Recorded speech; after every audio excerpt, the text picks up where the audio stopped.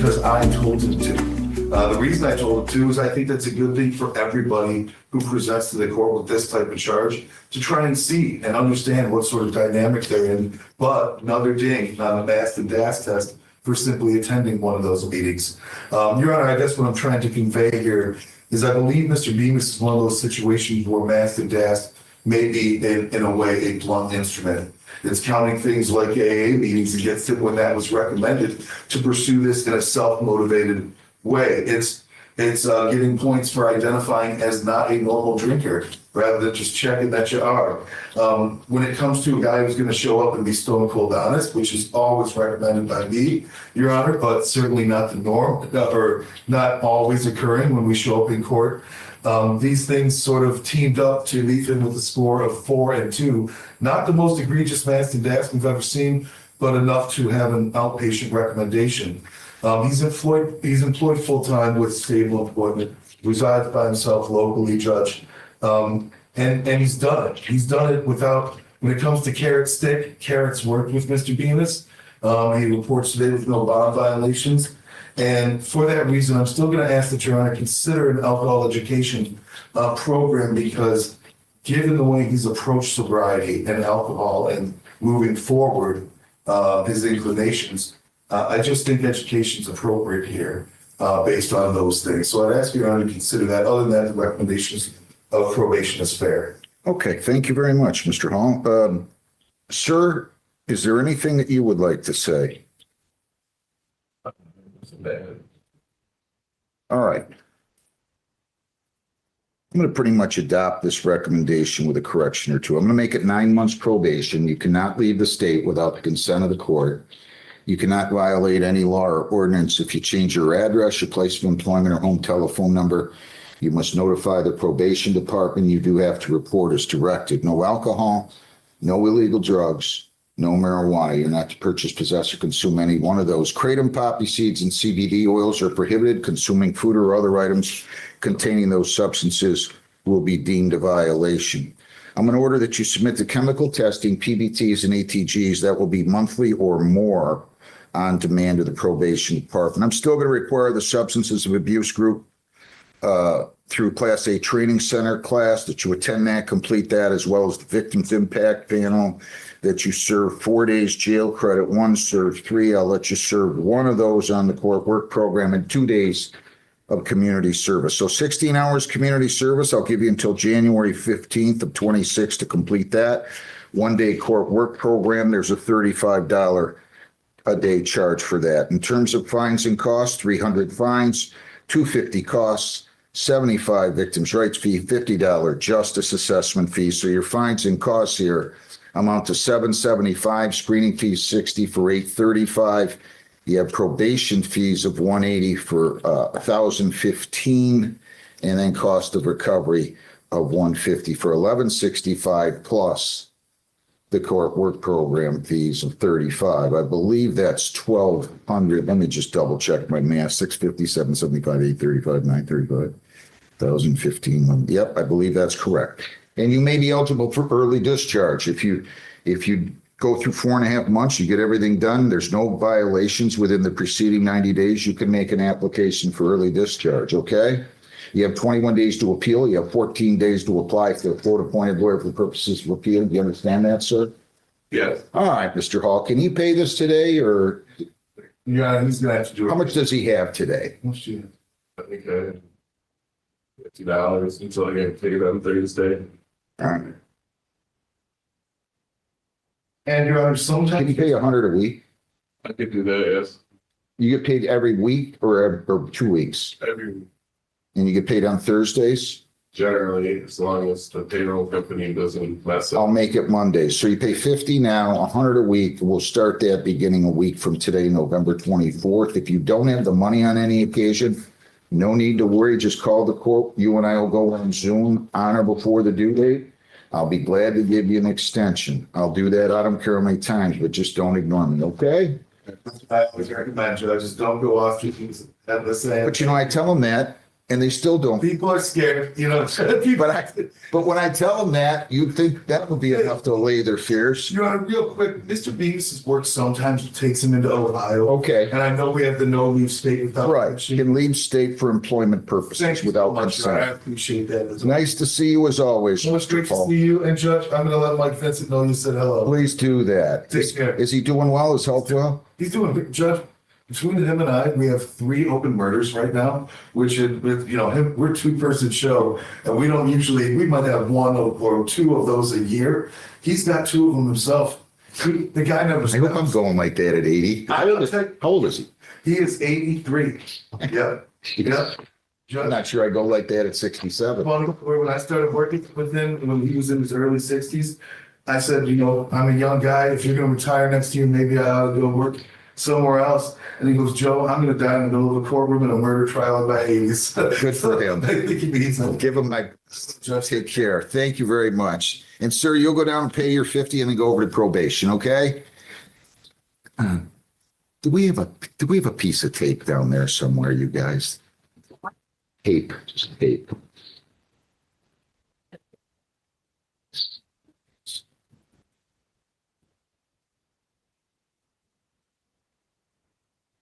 All right. Okay, now we get to go to civil, right? All the fun stuff? Yes, Judge, Capital One and LVNV are the 2 cases that are ready right now. LVNV versus Zakaria? Correct. LVNV versus Chris Zakaria. 2503419. Good morning, everybody. Good morning, Your Honor. Good morning, Your Alexander Honor. Sarhan, P77252 on behalf of plaintiff. And Matthew Langston, P79838, appearing on behalf of the defendant, Christopher Zakaria. I did not receive any response to the motion. You don't have a response, correct, counsel? No, Your Honor. The defense is willing to stipulate to the claims in the motion for summary disposition. All right. Would you proceed, Mr. Sarhan? You can just go ahead and, I mean, I read your motion. I don't think there's any question but that you're entitled to summary disposition.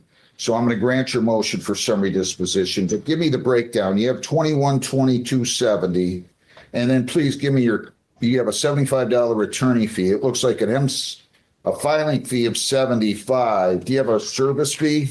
Yes, Your Honor. Just regarding cost, $75 filing, $34.04 service, $20 motion fee for a total of $129.04, plus the $75 attorney's fees. And damages of $2,122.70.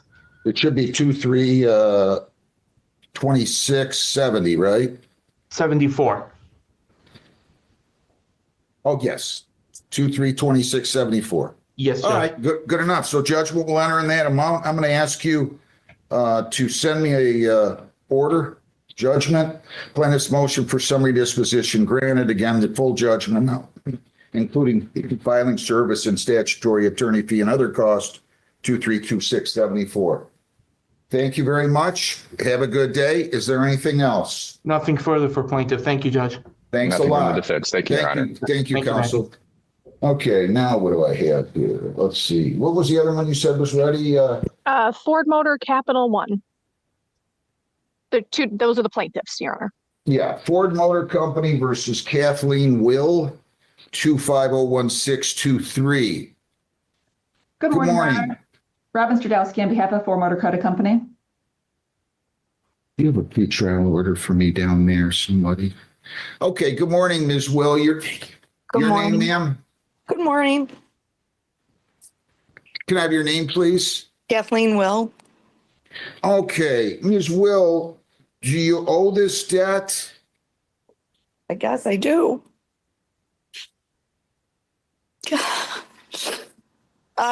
Honor, I was on the loan with Mark Maher, who works for Gordon Ford. He passed away. I don't recall leasing the vehicle. So, I mean, if I owe the debt, I owe the debt, but my name's on it. But I don't recall physically signing for the car. Mark was number one, Gorno Ford. Mark did a lot of what Mark wanted to do. So he thought he was helping me, I think. I don't know, by putting my name on this. My daughter had passed away. I was grieving. I have my 12-year-old granddaughter that I now am raising. He thought that he would help so that I could lease a vehicle. There was a lot going on at that time as well with they could lease multiple vehicles and then turn them in, and then there was the profit. And I enjoyed the vehicle, though. I'm being honest with you. I mean, it was Mark's car, but it was a lovely, lovely car. Well, here's what I'm suggesting to you. Yeah. I'm sorry you're going through all that. It's God just thinks I'm tough or something. I don't know. Yeah. Yeah. Life belts us in the mouth sometimes, doesn't Oh yeah. it? Yep. If you, Okay. Ms. Radowski, if you, what I'm thinking here, you can do one of two things. You guys could go into a breakout room. You could either do a conditional dismissal with a payment plan, or you can do a judgment with a payment plan.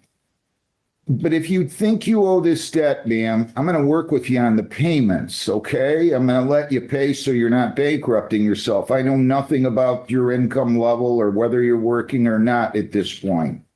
But I think it best if you and plaintiff's counsel go into a breakout room and you talk about this and you see if you can resolve the case.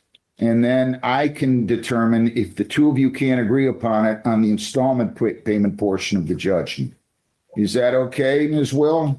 Your Honor, I'm going to be really honest with you. The only income I have at this moment, because I was retired, because Mark was working, and we had been 10 years together, is I have a $760 a month.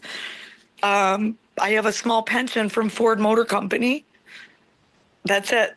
That's all I have. I get out of bed every day because I have a 12-year-old, but I own a home. I mean, if they have to put a lien on my house, I guess that's what I have to do. Let's not get to that.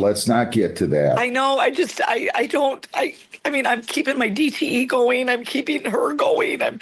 We have food stamps now. I have Medicaid now. It's like, All right, listen, I've always found this lawyer to be reasonable. I'm going to put you two in a breakout room. okay. You guys talk and you see what aspects you can resolve. I mean, based on what she said, I don't know how you're going to collect, but we could work out some kind of a monthly plan, okay? You guys take your time, and then you come back in front of me when you're done, okay? Thank you. All right, thank you. Thank you. Good luck. Capital One versus Charles M. Stews, 2501645. Good morning, counsel. How are you? Your Honor. Good morning, Your Honor. Matthew Kuipers on behalf of plaintiffs.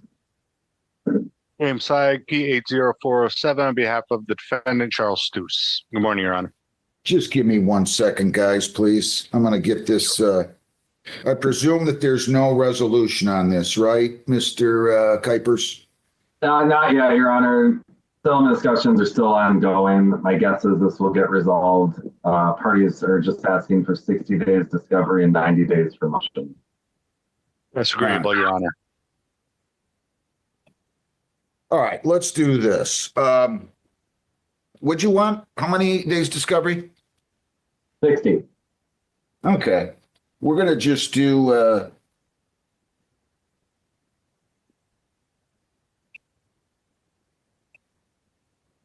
January 21 will be discovery cutoff. No ADR. All motions have to be heard, filed and heard not later than 20 days before the trial date. I'm trusting nobody demanded a jury here, correct? Correct. Correct. All right. And I'm going to put down 1/2 hour for trial. You do have to file your witness list no later than December the 21st, okay? You don't have to file a trial brief. If you choose to, you have to file it and exchange it not later than 7 days before the trial date. I'm going to give you a trial date right now. Jen, we can go to, let's see. Why don't we put it at the end of February? February 24th, Early March. early is good. March. Okay. Yeah. Early March, we can do the 10th of March, March 10th at 10:30. 10:30. Okay, guys? And I will send this out to you. Is there anything else, Mr. Sayek, or Mr. Kuipers, that you need to bring up, gentlemen? No, Your Honor. Nothing for defendant, Your Honor. Thank you. Have a good day, gentlemen. Thank you very much. Thank you, Thank you, Judge. Judge.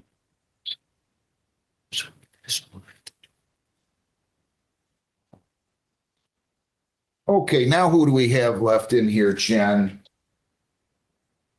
Judge, I have Zeal Credit Union in Curtis, but they're still in a Curtis Shops LLC, but they're still in a breakout room. They've not come out yet. Okay. Is there That was anything? a judgment against Garnishee, and the Garnishee is present. I see.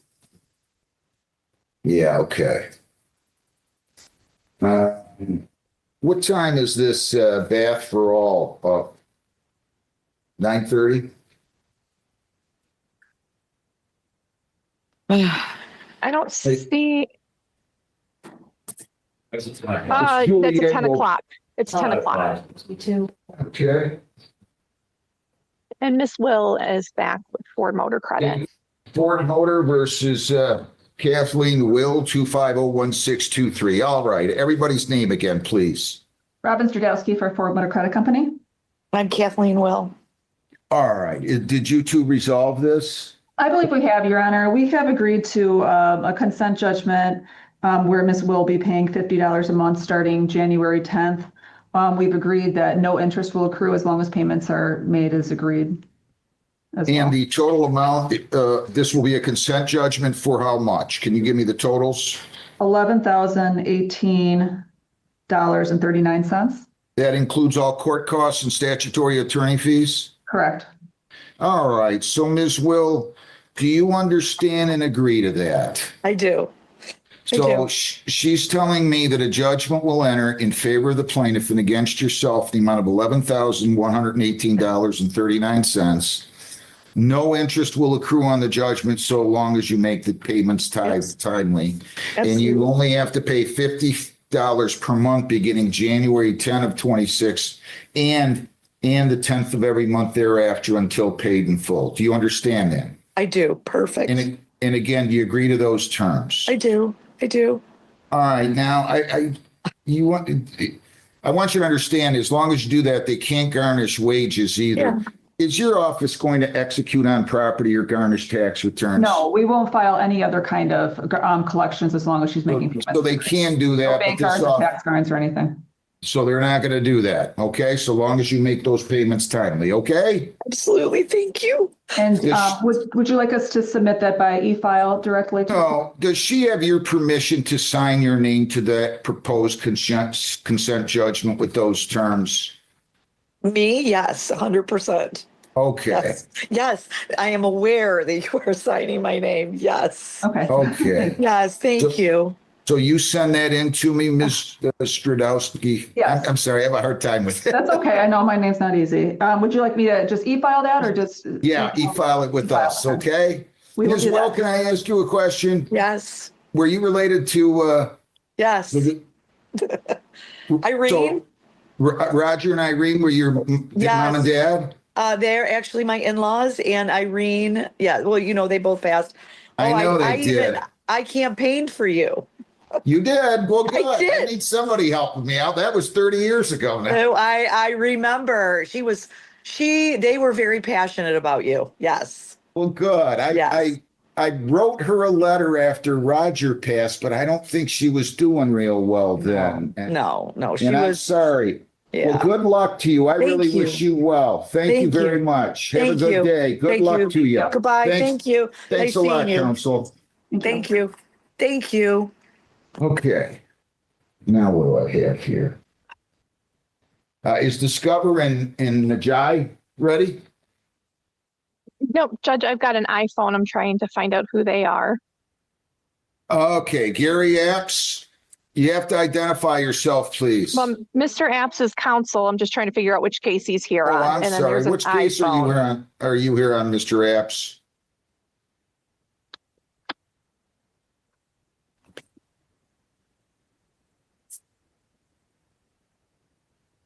Sir, what is your name with the iPhone? You have to identify yourself on your screen there. What's your name, please? Yeah, first name is Mamadou Jai. Okay, so you're here on Discover Bank. Do I have the lawyer? Do I have the lawyer on Discover Bank? Yes, I do, Jen? Your Honor. They've obviously not spoken yet, but, Okay, so. and the parties are out on Zeal Credit Union. If you want to, I can put the Discover Bank case in a breakout room. Yeah, just give me 1 second. I got papers all over the place here. All right. Let's take Zeal Credit Union versus Christian Zidzanicki and Curtis Shops LLC, 2303193. Gentlemen, your appearance, please. Your Honor, good morning. Christopher Sosson, spelled Sossong, P59383, appearing on behalf of the plaintiff. And sir, your name? Good morning, Your Honor. Curtis Smith, appearing on behalf of Curtis Shops LLC. So they garnished wages on you, and November 3rd, I adjourned this to today because the service did not appear appropriate. And something I see often with writs of garnishment against corporations. But at any rate, have the two of you talked and tried to resolve something here? We have, Your Honor, yes. Mr. Smith is the member of Curtis Shops LLC, which is the non-compliant garnishee against whom plaintiff is seeking entry of default judgment. I did have the opportunity to speak with Mr. Smith, and Mr. Smith remains prepared to provide, to comply with the writ, and to, one, complete and file a garnishee disclosure. Two, to produce all garnishee calculation worksheets to date, if the individual is employed with him or has been employed with him for a period of time after the writ was served. Three, provide and produce payment for all past due withholdings, if any were required. And then four, file any final statement of periodic garnishment, if applicable and appropriate, if the individual is no longer employed. So respectfully, I would give the agent of this entity the opportunity to produce that information and comply. I would ask the court respectfully for an adjournment of today's hearing to give the agent an opportunity to comply with the writ. If the court does so adjourn and the agent complies, then plaintiff would withdraw its request for entry of default judgment. If the garnishee does not, then plaintiff could move forward and ask the court to entertain entry of the default judgment. Makes sense to me, Mr. Smith. Do you want to agree to those terms? Yes. So you kind of got lucky because, how do I say this nicely? I'm a stickler on these service of writs of garnishment on corporations. They have to be done a certain way, and I find the overwhelming majority of time they're not done correctly. That's why I adjourned it. We're going to go ahead and do this. I'll adjourn it. How much time do you think you'll need to get all that paperwork in order? Your Honor, I would ask the court, I know the court's addressing Mr. Smith, but I would ask for 45 days. I think that would give him a fair opportunity. That's fair. Give me my first civil day in January, the second week of January, Jennifer, please. Yes, Your Honor, that would be the 13th. January 13th at 8:30. Now, it'll become more complicated if you don't comply, Mr. Smith, because honestly, I cannot really let a person represent a corporation, and that's what Curtis Shops appears to be. It's an LLC. So As long as you're compliant, I can just call you the case in 7 weeks or thereabouts. And if you've complied and he's satisfied, he's going to go ahead and dismiss any motion for entry of a default judgment against the garnishee defendant, in this case, Curtis Shops LLC. If you don't comply, now I have to have you have a lawyer and all that fun stuff, and we don't want to go through that, okay? Sounds like a good deal to me. All right. But you guys are going to work harder at making sure your writs of garnishment are served properly, right, Mr. Sawson? Absolutely, Your Honor. I don't know why lawyers don't do that. I marvel about it. Anyway, that's it. Enough said. Have a good day. We'll see you guys in January. Thank you very much. Thank you, Mr. Smith. Your Honor, I do have one additional hearing with Your Honor. What case? That, Your Honor, is Consumers Credit Union versus Ryan Puma. I'll take that. Consumers Credit Union versus Ryan Puma, 116-1047. Good morning, Christopher Sossin, appearing on behalf of the plaintiff. Your Honor, this is also a hearing that's been set by the court for entry of default judgment against the garnishee defendant for its non-compliance with a writ of garnishment that was served on the garnishee. You guys didn't serve this right either, did you? Apologies to jump in. Am I okay to jump off as well? Yeah, you're all right. You're good to go. Okay. I just want to make sure. You too. Thank you very much. You didn't serve this one right either, did you? Yes, Your Honor. Well, in reviewing the proof of service, I do see that it was delivered left with an individual. That could be an individual. That could be an individual in charge of the LLC at the registered office or not. So I certainly agree with the court. It's unclear from the proof of service. Like the previous case that the court called, I would respectfully request and ask the court for an adjournment to give plaintiff an opportunity to serve the agent or the member of this LLC. No problem. How much time do you want? I'd ask the court for 45 days as well. All right, we'll set it on January 13th too, Jennifer. Yes. And I'll set that at 8:30 as well. Thank you so much, Your Honor. Have a good day, Mr. Sossin. If I don't see you, enjoy your holiday there, okay? Thanks. I wish the same to you as well. Take care. Thanks. Okay. There's a case ready here. You have one ready, Mr. Burden? Discover Bank is their bet. Yes, I do, Your Honor. Okay. Discover Bank versus Najai. Yes. 2501866. Mr. Najai, your name. Yeah, Mamadou Jai. Good morning, Your Honor. For the record, William Sloan representing plaintiff. Good morning, Mr. Saloon. This is a pretrial. Have you two talked? We have, Your Honor. We haven't been able to come to an agreement. We're quite a bit apart as far as, working on a payment plan. Defendant doesn't dispute the debt. I don't think he does, but matter of trying to get it, resolved. Do you agree that you owe the amount prayed for in the complaint, Mr. Najai? Yeah, well, the amount was, he said the court charges and all that. It was 39 something, close to 42, but he said it was 57 and change. And I says I can make a $50 payment. He said that's too low. Slow down. Wait. Okay. I'm just asking, in his complaint, he's asking for $54.93.84 plus his statutory attorney fee and his filing fee and his service fee and his motion fees. I'm just asking, do you agree? What did you come up with as a total, Mr. Saloon? All right, so, but you can't agree on a payment plan, Mr. Saloon? Correct, Your Honor. We're How about if I just do that now? How about if you two enter into a proposed consent judgment for 571183?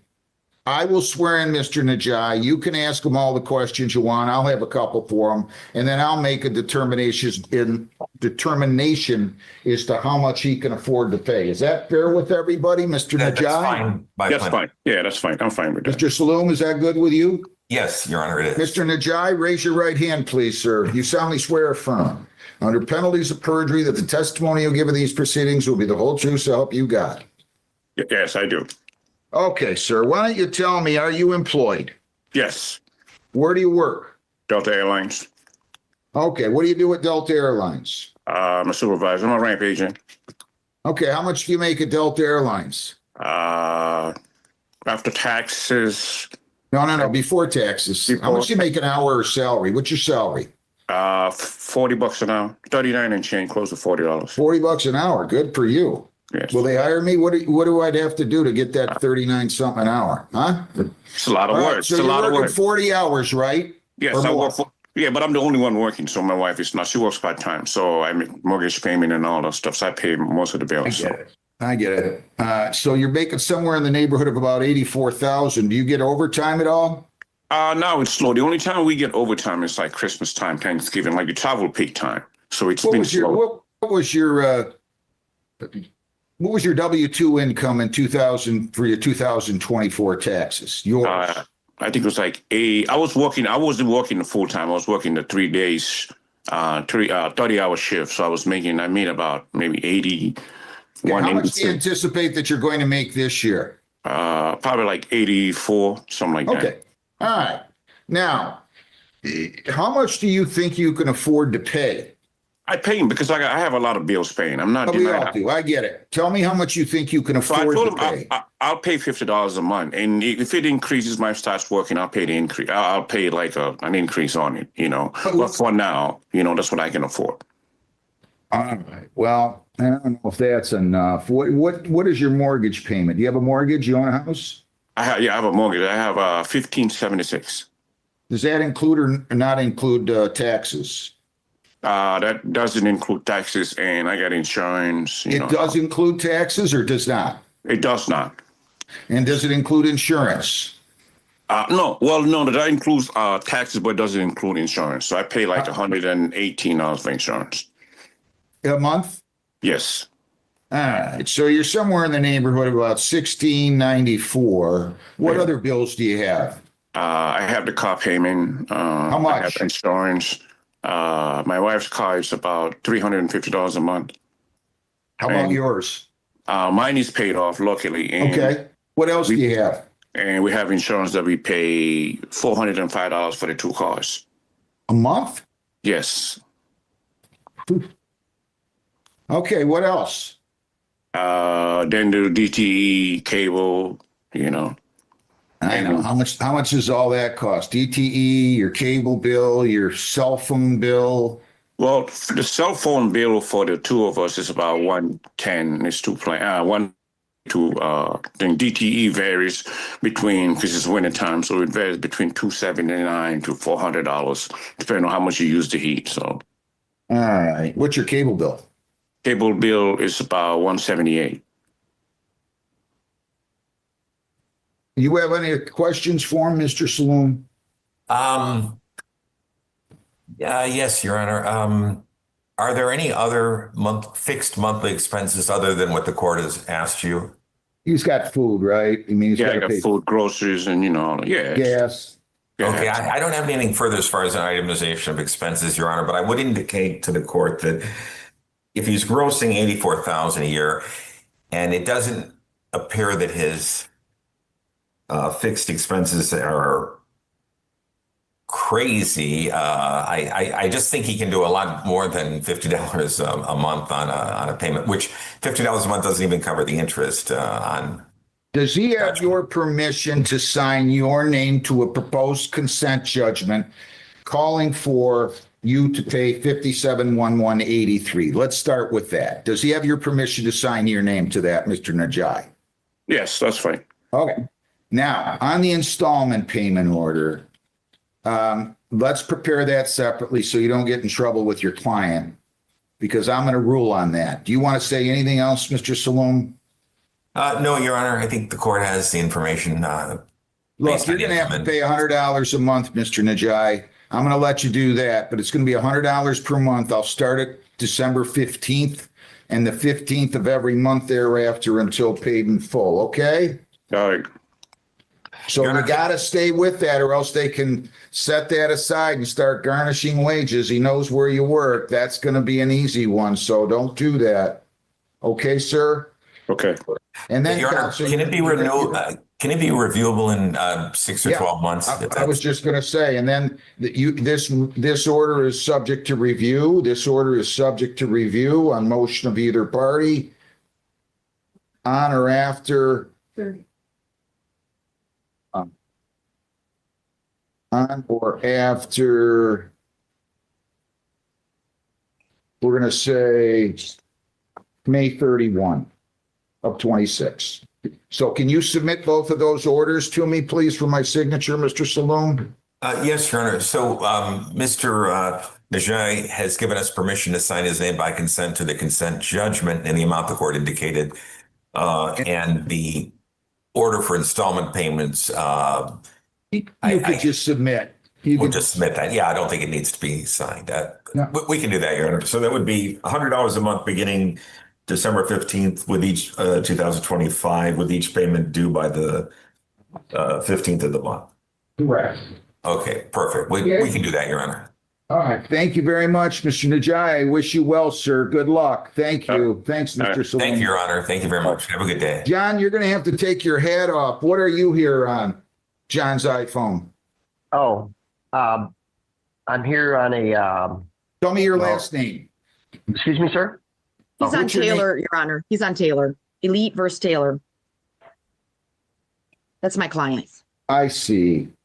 Okay. My apologies. That's all right. There's nothing to apologize about. Are you a Bank of America, Mr. Barta? Yes, Your Honor. Bank of America versus Keith Nickrand. And then I'm going to come to that Elite millwork case.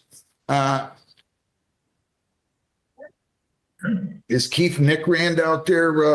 Mr. Apps is representing. Good morning, Yes, Your Your Honor. Honor. Good morning, Mr. Your Honor. Apps. Gary Apps subbing for Attorney Horowitz for the purposes of the pretrial, and I did speak with the opposing counsel. Sorry, losing my voice.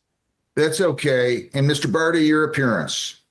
Good morning, Your Honor. Cezanne Barta, P65425 on behalf of Bank of America. I did speak to Mr. Apps. We have a lot of cases together.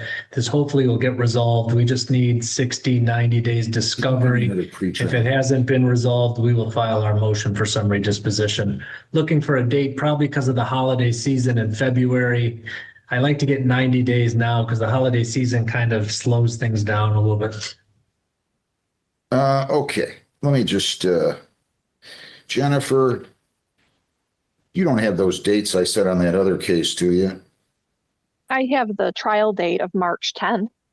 Yeah, we're going to set it for trial on March the 10th of 26 at 10:30 in the morning. I don't remember do you have any pre-trial order by chance? The one. What's that? Get to talk. That's the stuff that's gonna go down. Yeah, that pre-trial was an IBM now. Yeah. Just give me 1 second, guys.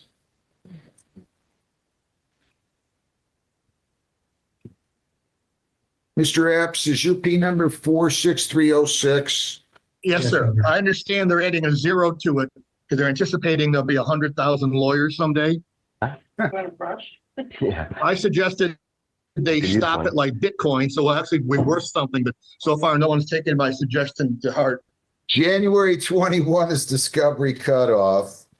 Nobody demanded a jury, no ADR. Witness lists are due on December the 21st. And we'll set the case for trial on March the 10th of 26. I'm putting down 1/2 hour. And you don't have to file a trial brief. If you choose to, it has to be filed and exchanged not later than 7 days before the trial date. No motions on the date of trial. All motions for summary have to be filed and heard not later than 20 days before the trial date. Does that cover everything, gentlemen? Mr. Barta? Yes, Your Honor. I just need a time on March 10th, 2026 for that trial. 10:30 in the morning. 10:30 in the morning. Sounds great. Everything Thank is you. fine. Thank you, gentlemen. Good Have a good holiday day. season. Same to you. Thank you very much. Good. Okay. Okay, so this one's going to stay together.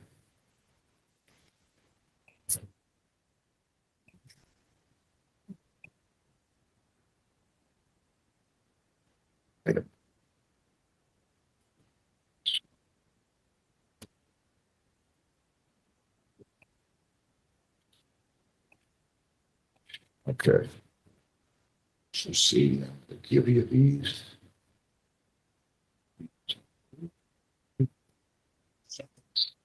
All right. Are we ready on elite millwork? Let me take this one gentleman real quick. Come on up here, Mr. Phillips. John James Phillips, 25B 149520, 25F 244944. Your name? John Phillips. Okay. You're getting some tickets. Yeah. How much do you have today?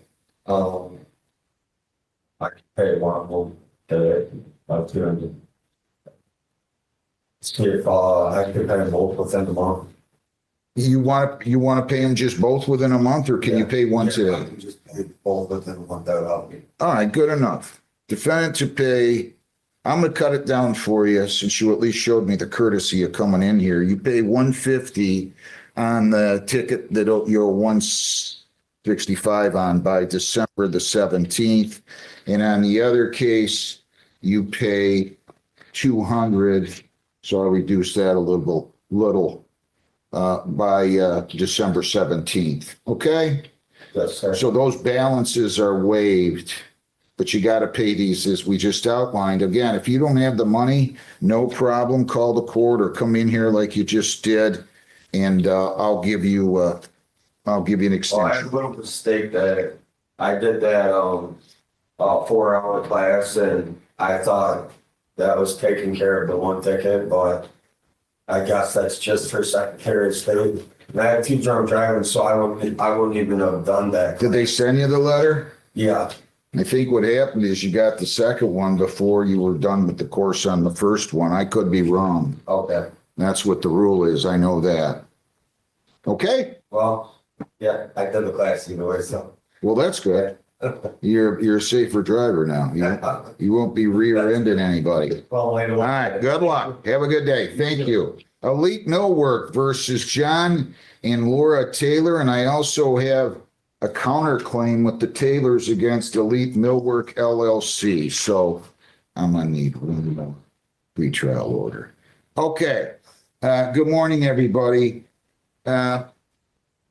Who is here for who? You have the defendants, Ms. Beard? Yes, Your Honor. Okay. Could I have your appearance, please? Deanna Beard on behalf of defendants P67626. And my client is appearing by Zoom, Your Honor. And counsel, your appearance? My name is Ryan Thomas. I'm appearing on behalf of Elite Millwork, P number 88699. Good enough. What's this case about here, folks? Your Honor, I think we're going to actually reach a settlement in this matter. We've already discussed it, and we're just waiting for approval. So I think we're going to end up settling this. If not, I'm going to have to do a motion to remove to circuit court, obviously, because our damages exceed the district court damages. Okay. But I think we're going to settle before we even need to do that. What do you guys want me to do? You want me to just to give you an adjournment for a couple weeks? You think you'll resolve it before then? Yes, that's Yes, exactly Your what we're asking for, Your Honor. All right, good enough. So I'll just adjourn the pretrial then. And we'll set this for, how about if I give you, so it was just filed in August. How about the second or third week of December, Jennifer? December 15th. Is that good with everybody? That works for us, Your Honor. As long as it's in the morning, Your Honor. How about 8:30?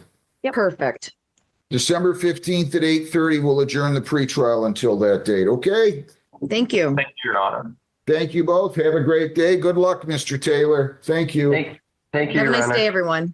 Nice day. All right, Chris Hancock versus Robert Sawyer, 2504075. Chris Hancock. Good morning, sir. Your name?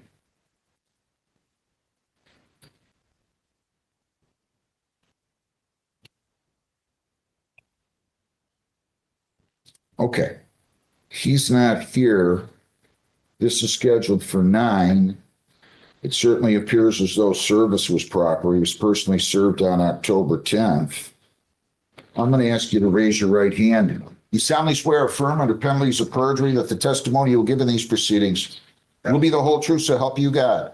Yes. Jennifer, can you print out a small claims judgment on this one? Yes, Judge, I'm sorry. I thought I had, but I will get another one right down to No you. worries.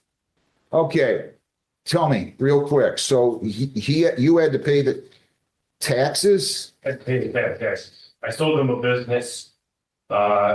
These were personal property taxes or real estate Taxes. Yeah, so they're not, these have nothing to do with ownership of the building in any way, right? He was buying it out of land contract. I see. Okay, and the land contract provided for him to pay the taxes and he didn't, and you paid them, is this the exact figure, 693,650? That's correct. He did the tax bills. Okay.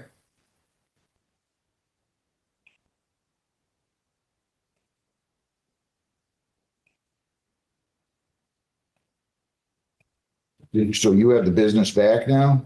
I didn't give it back. Do a lot of process and have resold it since.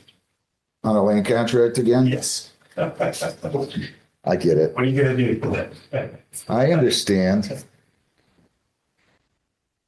That was always good when you had it over there. So you got a filing fee of 70. You have a service fee of 61.50, correct? Or are there any other out of pocket that you have?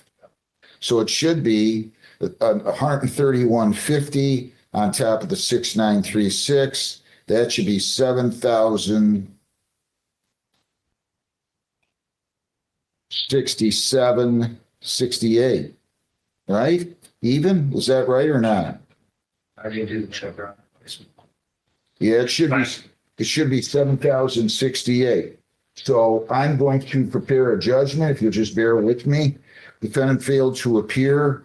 Default judgment is entered in favor of the plaintiff and against the defendant.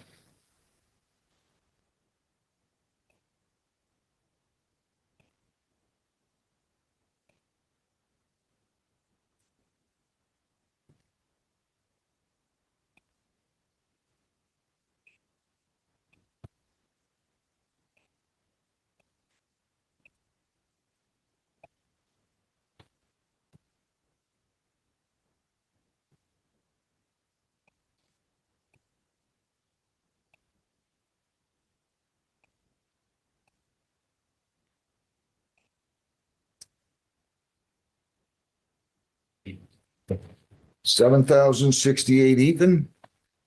I've signed the judgment. You can go right down the hall. They will give you a copy of the judgment, okay? Thank you.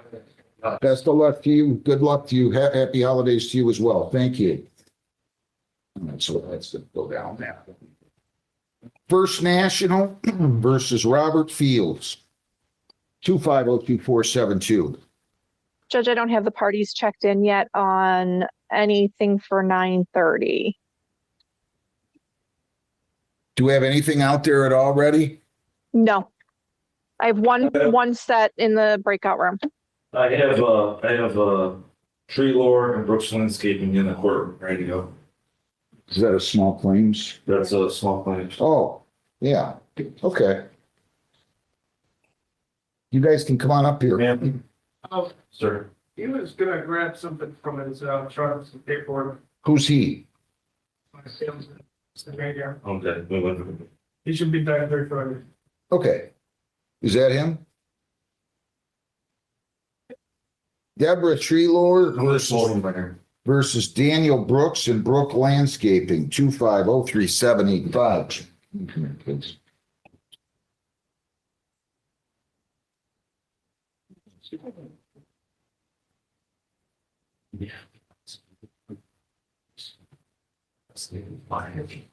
All right. Okay, no, be bashful here. Ma'am, come on up to the podium. There you go.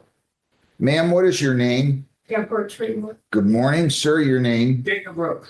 And sir, your name? Dustin Manier. Dustin, can you spell your last name? Manier. And are you employed by Brooks Landscaping? Yes. Is it Brook Landscaping or Brooks? What it is? Okay. All right, good enough. So I have Daniel Brooks, Dustin Manier, and I have Ms. Treelor, and I want to advise all of you of some rights right now.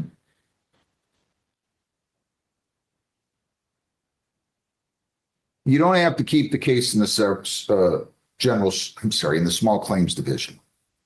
You can ask me to remove the case, in which case I will. If you proceed in the small claims division, you're giving up certain rights. You don't have to give up those rights. You're giving up the right to appeal my decision, as awful as you might think it to be. You're giving up the right to hire a lawyer. You're giving up the right to have a jury trial. And to the extent that you're entitled to a plaintiff, you're giving up the right to seek in excess of $7,000. Do you understand everything I just said, Ms. Treelor? Yes, I do. And you're here on behalf, Mr. Daniel Brooks. You're the principal, I presume, of Brooks Landscaping? Yes, Your Honor. Do you understand everything I just said? You don't have to give up those rights. If you tell me, Judge, I want to preserve those rights, I'll remove it to the general civil division. You can appeal my decision. If you don't like it, you can hire a lawyer, demand a trial by jury. And again, to the extent that you might be entitled to a plaintiff, you could seek in excess of $7,000. Do you understand that? Yes. Sir? Yes. Do you wish to waive those rights, ma'am? No, You want to have the case removed? no, I want it right here. I guess I do want to waive my rights. Okay, so you I'm waive. nervous. Well, I don't want you to be nervous. There's no reason to be nervous. I bite, but not that bad. Do you want to give up your rights? Yes, sir. All right. Raise your right hands, everybody. You solemnly swear or affirm under penalties of perjury that the testimony will give in these proceedings will be the whole truth, so help you God. Ms. Treelor? Do. Mr. Brooks? Yes. Mr. Banier? Yes.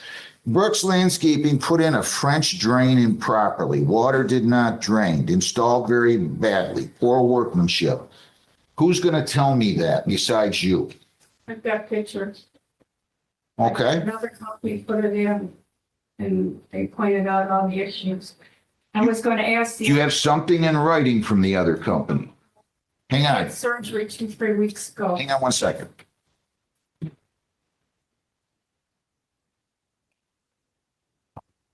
Do you agree that you put it in for them? No. Somebody else did it? You heard her say that, right? Here, said that. Ma'am, you really need to have somebody come in from the other company to explain it to me. You're not an ex. Can it be rescheduled then? Yeah, I'll He reschedule. had surgery 2-3 weeks ago on his throat. He probably can't even talk. Oh, I see. I'm sorry. He did. Okay. Yeah, I don't have a problem with that. So we're going to pick a date that's convenient for everybody. What's the name of the company that did the work?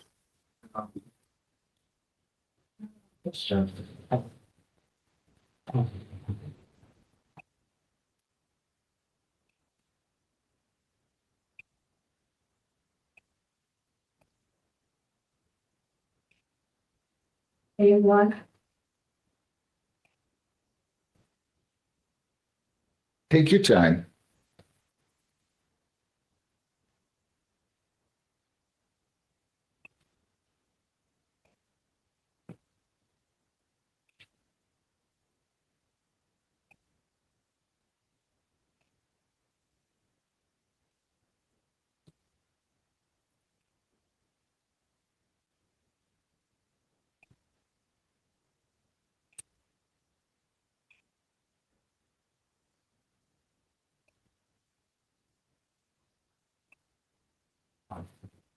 First choice home improvement. Residential home improvement. First choice residential home improvement. Just a first choice home improvement. Okay. It says residential home improvement. All right. How long do you want me to adjourn this? Do you have any indication as to when he'll be available? I'm hoping it'll be like 6 to 8 weeks. All right. Let's set this one for the second week of January, Jennifer. Now, let me be clear about something. Go ahead, give me the date. I'm sorry.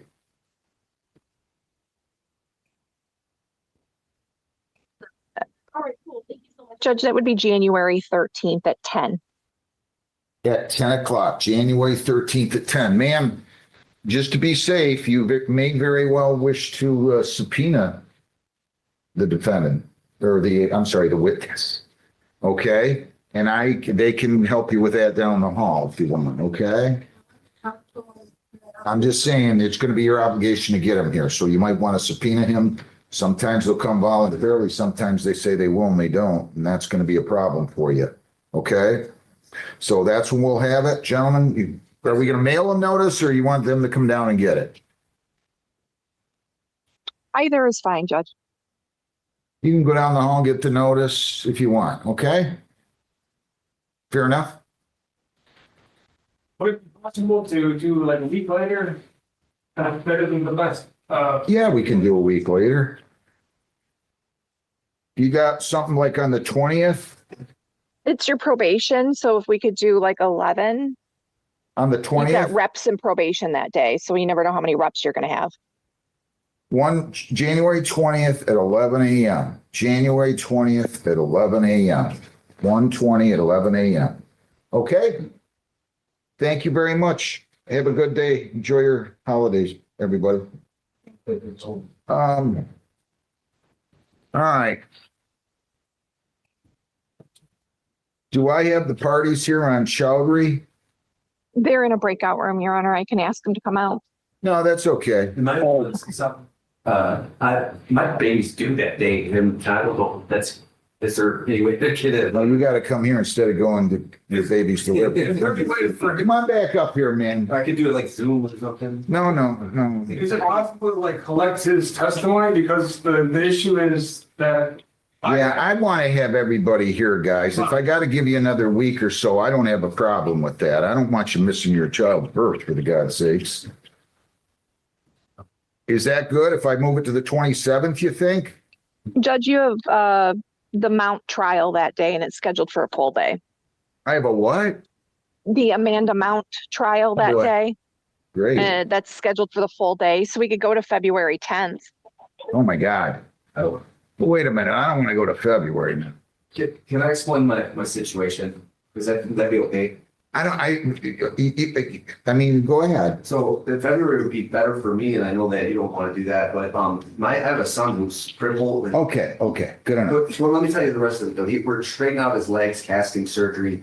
He has to get surgery. He's going to be in casts while mom's postpartum. I have to take care of the whole family, and the due date's late January. So if we did it in February, that would give me a chance to get this under control. No That's problem. okay. Am I going to go on report on that, aren't I, or not? Jen, or not? Yeah. I'm sorry. I don't Judge, did even you know. want that date? No, I'm just asking this. Do I have to go on report on these small claims? How long do I have? No, to get you them? shouldn't. Good. Okay. What do you want? February what? 10th? Yeah. Is that good? Yeah. Okay. No problem. I appreciate it. Look, so we're gonna make it February 10. Is that what we're doing, or is that the date? Yes, that Your you Honor, come- February 10th at 10:30. Good? Yes. Okay. Hey, good luck to you. Appreciate that. I'll see you, everybody, here February the 10th at 10:30. I've changed this so many times. Why don't you go down and go down there and they'll get you the hard copy notice so nobody makes a mistake on that, okay? Okay. Thank you. Is anybody, okay, so Chowdhury, they're here. How about Wardzick and priority waste? They're in the breakout room, Your Honor. Hello. I'm gonna wait for your lawyer, sir. You have a lawyer, so I'm Okay, gonna wait for your lawyer, okay? Okay. Okay, Mr. Evanchek, you and Mr. Dillon? So this is Mr. Chaudhry. Yeah, No. I know you are, but I'm looking for the defense lawyers. Mr. Dillon here? yeah, he was. Well, there's no attorney. I think he's just representing himself for the time being. Representing himself. Yeah, I know it's a corporation, Your Honor. I know he's supposed to have an attorney, but ideally, given the facts of the Mr. case. Dillon's a lawyer. Oh, okay. I didn't know there was somebody on behalf of him or on behalf of the defendant here. Is Mr. Dillon here, Jennifer? Judge, he logged out. He's logging back right now. Okay. I didn't see an appearance come through. Was there one filed? No, I mean, he filed an answer to complaint. That's an appearance. He filed the defendant's answer to complaint. When? Judge, I don't have an appearance. I have one, October 14th at 24. Priority waste, Judge? Yeah. Oh, jeez. No, this is Chowdhury. Oh, jeez. No worries. My mistake. I'm sorry. That's okay. Sure, the court has more than one file before it today. I got a million of them in here, and some are going to be exhausting. All right, let me call this case Tanver Chowdhury versus Car City Complete LLC 2504462 GZ. Car City Complete. You have to start your video and state your name.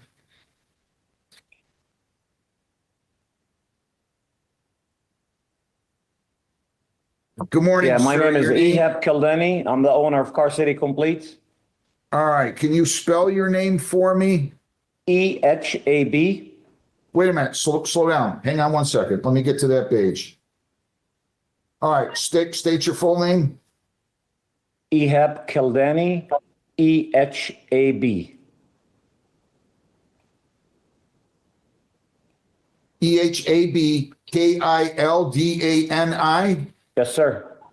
Wow, I got that. Good for me. Now, what is your position with Car City Complete? I'm the owner. Okay, so I can't let you appear for Car City Complete. I hate to tell you, I can't let you do that. You're a corporation, and this is a claim and delivery action. You're going to have to hire a lawyer. Your Honor, if I may. Yeah. Let me get my appearance on the record. John Ivanchek on behalf of the plaintiff moving party. I did discuss this discuss exactly what the court is discussing with the defendant. In lieu of moving forward today, if we could just get a return date for sometime mid-December, and hopefully the parties can work everything out rather than going through needless and expensive litigation.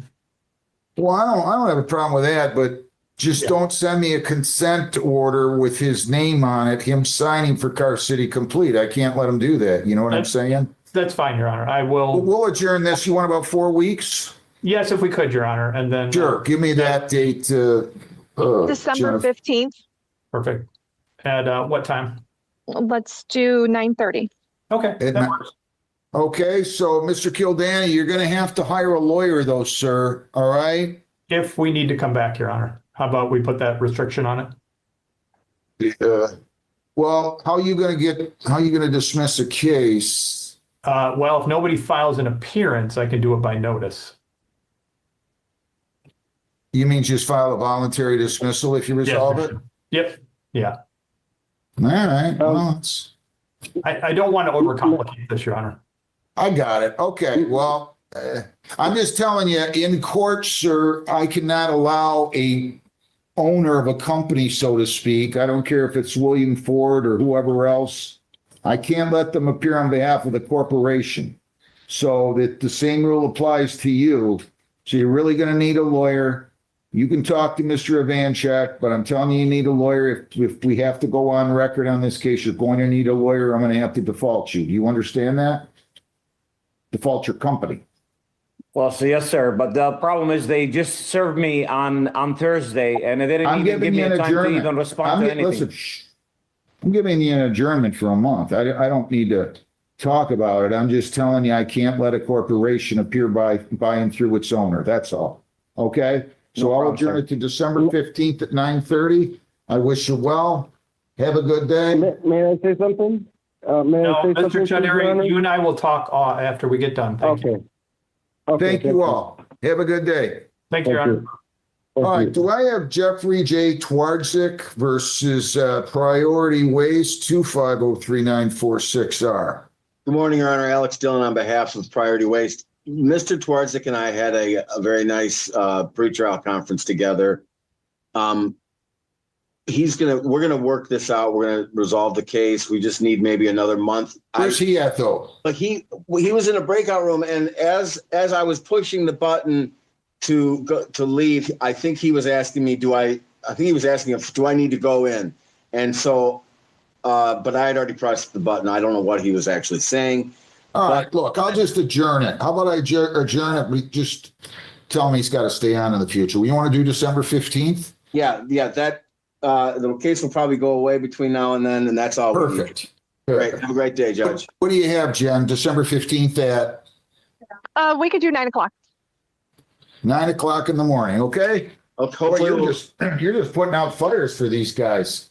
well, you know what, Judge? We're the Groseal Township hauler, and they've offered to pay $500 of it. So God bless America. Have a good day. Thank you. Too. Bye now. All right, I am taking a 5-minute. What are you here on? She's on at 10 o'clock. Oh, okay. Did you do First National?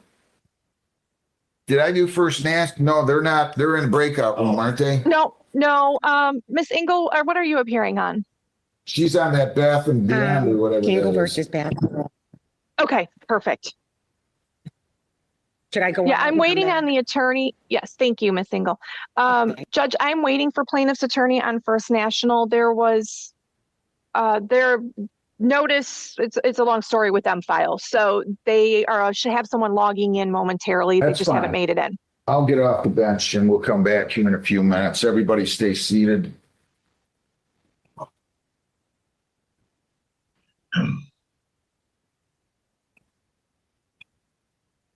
Excuse me, Jenna, you're the court reporter? I'm the civil clerk. I'm sorry. Okay, I'm in Paw Paw. I've got a 10 o'clock in-person hearing I got to go to. This is a simple pretrial. Apparently, Yeah, you're going to Mr. get Kim just logged in. It should be just a moment. As soon as Judge Okay, is I back don't want to in, rush okay? you, but I got to be in the actual courtroom across the hall in 12 minutes. Yeah, no Thank you. problem. It should just be a couple minutes. I'm sure he's just taking a 5-minute break here. Yeah. And Mr. Kim just logged in, so we'll be ready to go. Yeah, I'm just going to do the standard pretrial like the last one. Okay.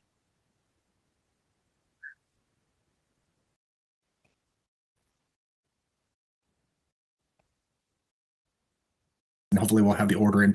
Go to that session. All right.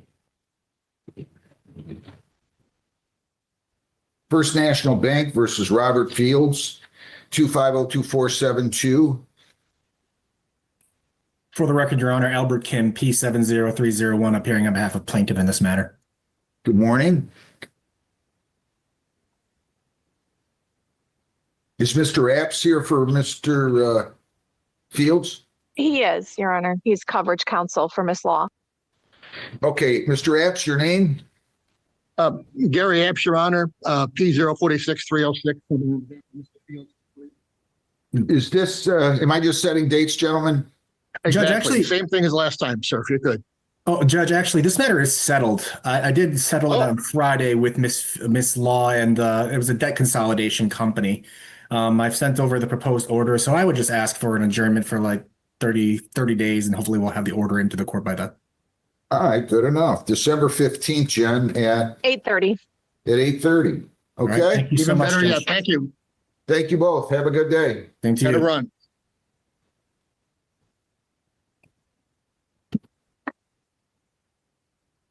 Do I have the lawyers ready on, Judge, we have them ready on Capital One and Buquette at 10 o'clock. well, I have a lot of these today, huh? Capital One versus David G. Boscott, 2501643. You have a pretrial order. Thank you, Your Honor. Daniel Best, P58501 on behalf of Capital One. Your Honor, this matter has been resolved. Mr. Feldheim and I are just trying to paper it. We had thought a conditional dismissal might be the way to go, but at this point in time, Mr. Feldheim has the settlement funds of $6,109 in his trust account. And so we were just working through to just do a dismissal with prejudice. Mr. Feldheim, your name, sir? Stuart Feldheim, Your Honor. Good morning. 309-7. Good morning. All right. Do you want me to just adjourn this for you guys for a month and you can get everything resolved and send it in? That works for me. That would be great. December 15th at what time, Jennifer, again, 10th? We can do 8:30, Your Honor, if it's just 8:30, for review. okay? And hopefully I'll have everything before then. You guys have a great Thanksgiving. Thank you. You too, Your Honor. Your Honor, you too. Thanks. Okay, do I have, how about GTSC Warehouse versus Christopher Anthony Adkins? Judge, I have plaintiff's attorney here, but not defendant. Say that again? Defendant is not present, but plaintiff's attorney is. Okay, this is 2404976, so I can call this. It was scheduled for 10. It's now, oh no, it's not yet. I'm gonna have to wait a few minutes on that. It's only 10:02, right? Yeah, so tell them I'm gonna have to wait. Do we have the parties ready on Tory Parker and LVNV? Corey Parker's in court. Okay. Do And we I don't have LVN? plaintiff's counsel for LVNV yet, but I do have Gwendolyn Collin that I'm trying, if I can get her to unmute to see if what she's appearing on. Miss Gwendolyn Cologne, or can you start your video and tell us what you're here on, please?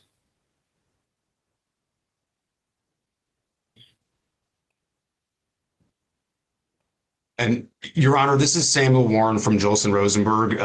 Ms. Kalan is the agent of Bath for All. Oh, thank you. The attorney for Bath for All today. Thank you. I see. Okay, good enough. Good enough.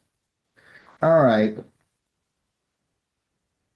So who's here for Bath for All? Who's Mr. Warren?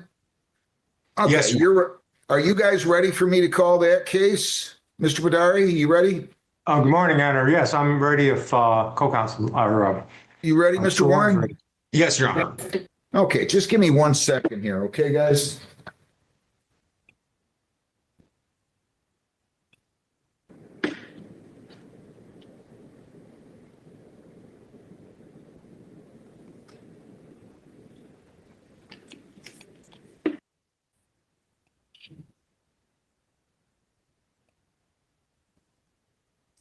All right, Julie Engel versus Bath for All LC DBA BFA LLC contractor and consultant, file number 2503653GC. Okay, gentlemen, your appearances, please. Good morning, Your Honor. R. Thomas Badari on behalf of the plaintiff, Ms. Engel. Good morning, Your Honor. Samuel Warren on behalf of Bath for All. All right. And Ms. Engel, your name? Julie Engel.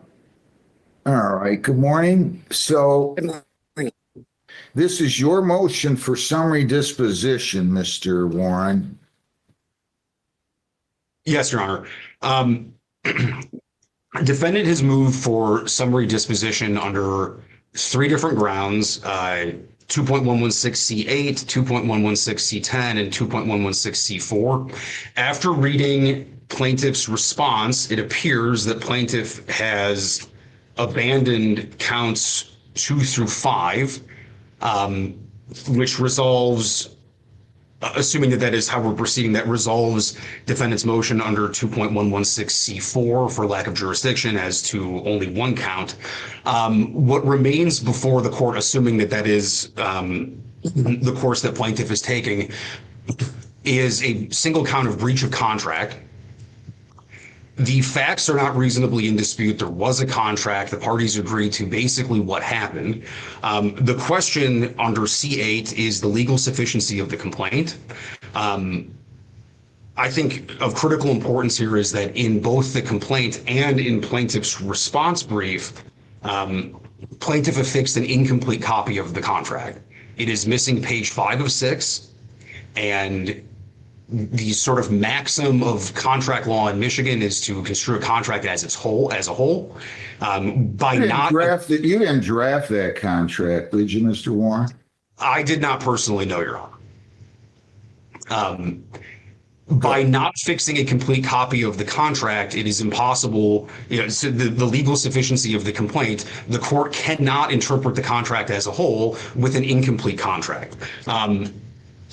Additionally, according to plaintiff's own recitation of the facts, and her misinterpretation of the contract, she did not comply with the requirements under her own interpretation of the contract to get a refund of the deposit is labeled as non-refundable throughout the contract.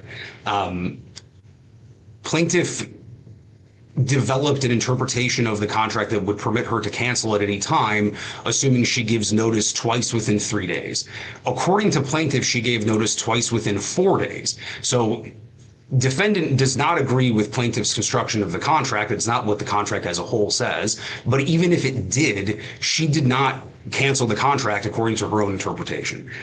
As such, plaintiff, not defendant, is actually the breaching party. So under C8, again, according to the documents that plaintiff affixed and her own interpretation, she is not entitled to relief here, and the complaint is insufficient. You read this contract. You argue in your notice, I think, in your motion, that the plaintiff had 3 business days to cancel the contract from the date that it was entered into. Am I understanding you correctly? Yes, Your Honor. Okay, now wait a second. You're gonna have to talk. I mean, whoever drafted this contract couldn't have been a lawyer. Could not have been a lawyer. That's why I asked. I didn't want to embarrass you. And probably somebody from the company in the back room was putting together a contract. So I don't even know what this means. I do not even know what this means. I mean, it certainly doesn't mean that she only had until January 23rd to cancel the contract. You got to tell me how I'm supposed to read this. And as the drafter, right, the language, now this is the bad news for you, but I don't know what the good news is for them yet. I'm just telling you how I'm thinking right now, gentlemen. All language here has to be resolved in favor of the buyer as the party that did not draft the contract. I can't understand this contract. I don't know what this means. Maybe one of you can explain it to me. I mean, I sat and read this 3 times, and I still don't know what it means. Buyer may cancel this transaction at any time prior to midnight of the 3rd business day following receipt by seller of your cancellation notice. Now, what in the world does that mean, Mr. Warren? I don't know what that means. Your Honor, I did not draft this contract. I know. I asked you that purposely because I didn't want you to have to notify your malpractice carrier. I appreciate that, Your Honor. Again, taking the contract as a whole, plaintiff's interpretation would permit plaintiff to cancel the contract after complete performance and be entitled to a complete refund. That cannot be what the contract says. It isn't what the contract says. But I think in terms of bad news for me, but good news for the court is, according to plaintiff gave notice on January 29th and again on February 4th. So even if the court was to adopt the 3-day period that plaintiff urges, plaintiff did not give notice twice in 3 days. Yeah, well, this is just ridiculous language here. I mean, Mr. Badari, I want you to tell me something, because I read these. I totally disagree with Mr. Warren's interpretation of the contract. But then again, it appears to me, and you can correct me if you think I'm wrong on any of this, sir. I want to hear from you. I really do. The parties entered into a contract on January 20 of 25. Do we all agree with that? That's when Ms. Engel signed and the representative signed for the defendant. Do we all agree that that's when the parties entered into the contract? I think that's Yes, correct, Your Honor. Okay. And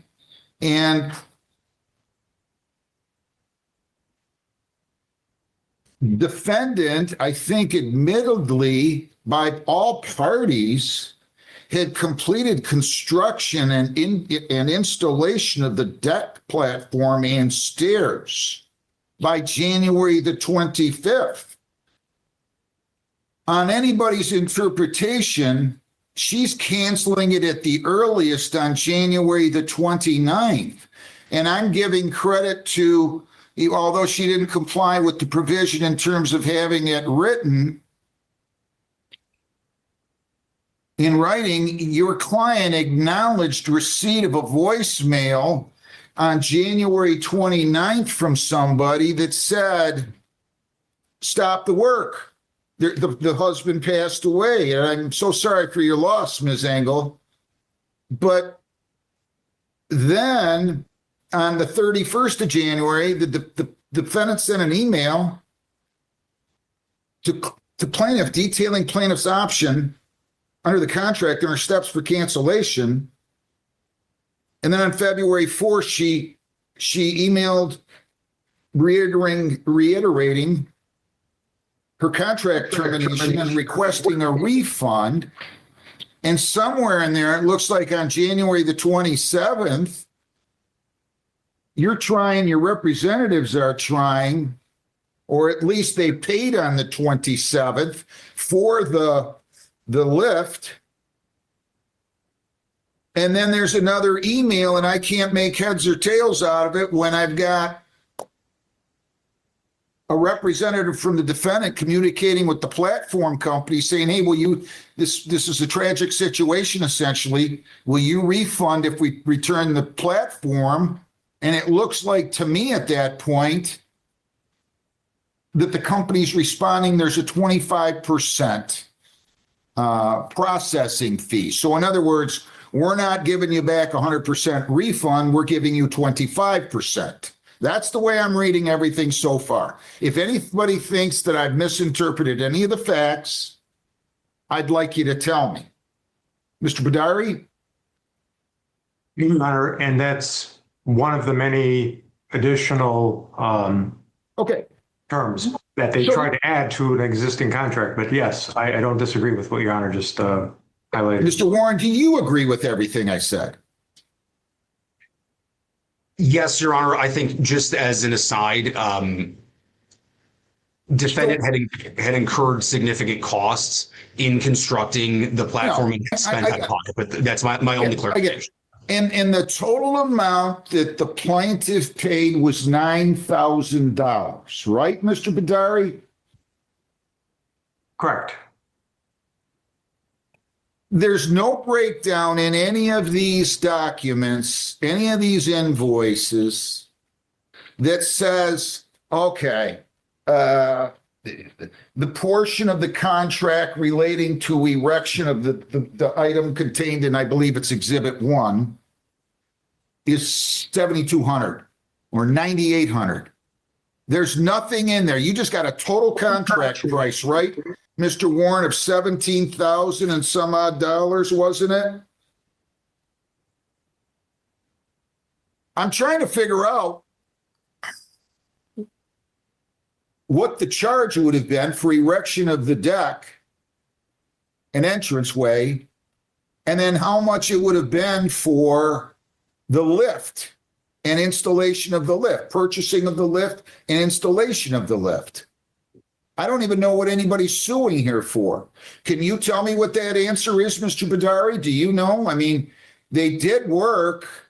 They took a deposit of $9,000. They'd already completed the work. Why don't they get to keep the whole $9,000? There's no counterclaim, right, Mr. Warren?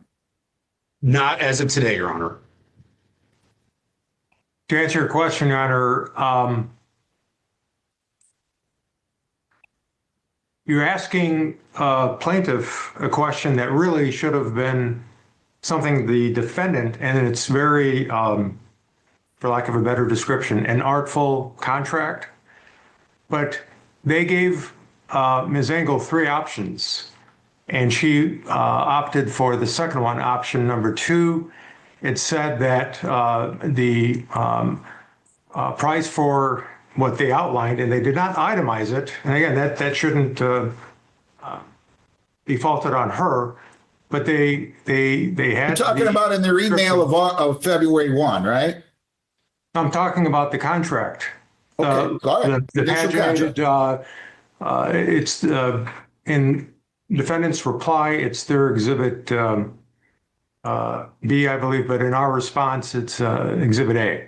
But it's page 2 of the contract. And by the way, I don't have a 5th page. I provided the contract that Ms. Engel had been given. But anyway, I think there's enough here to have the terms as she agreed, which was option 2. And if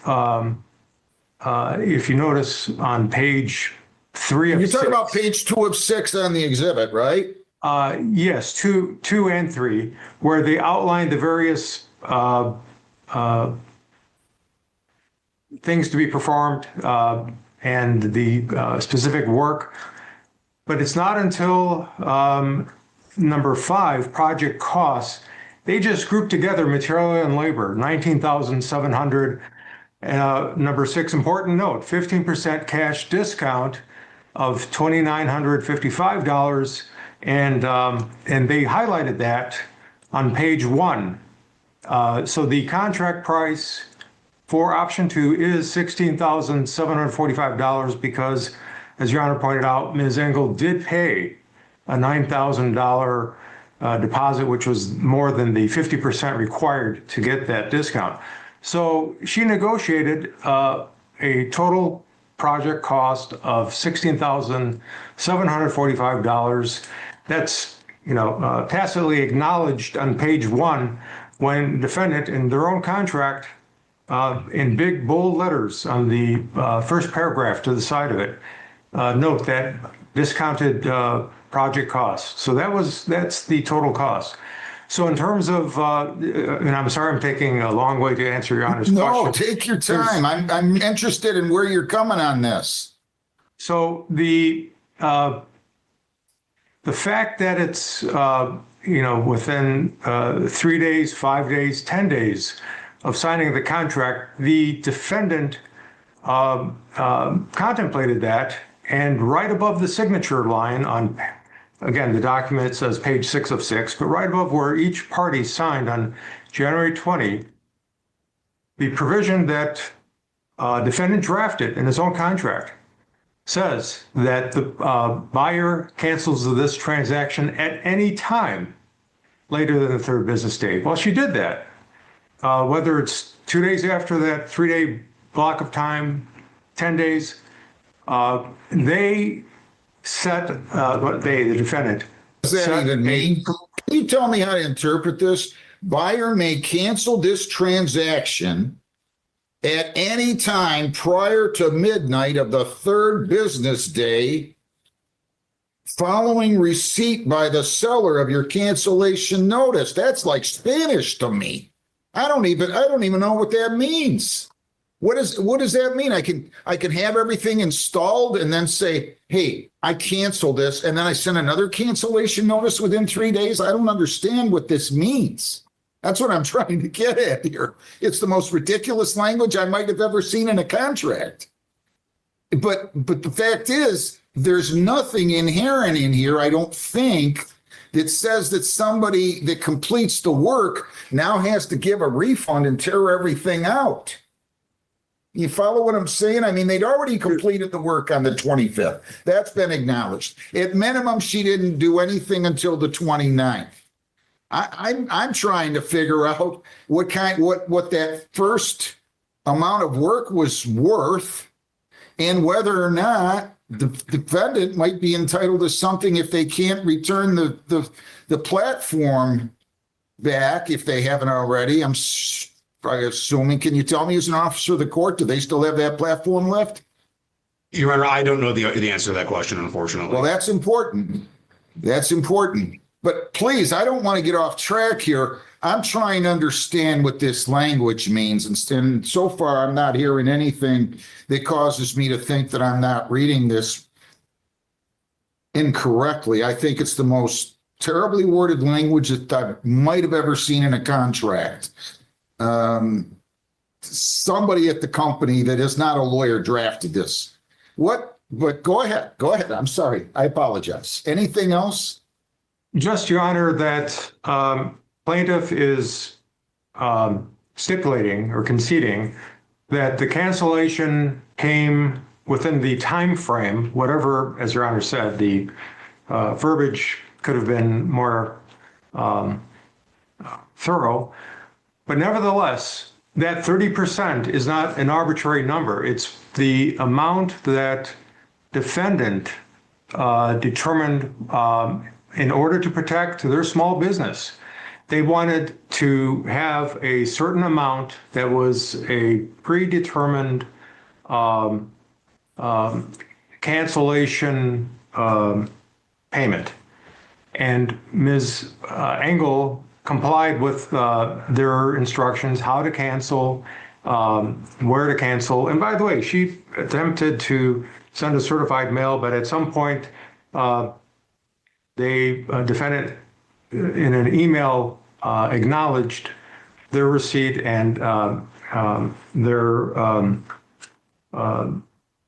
cancellation of the contract. They agreed that the contract should be canceled.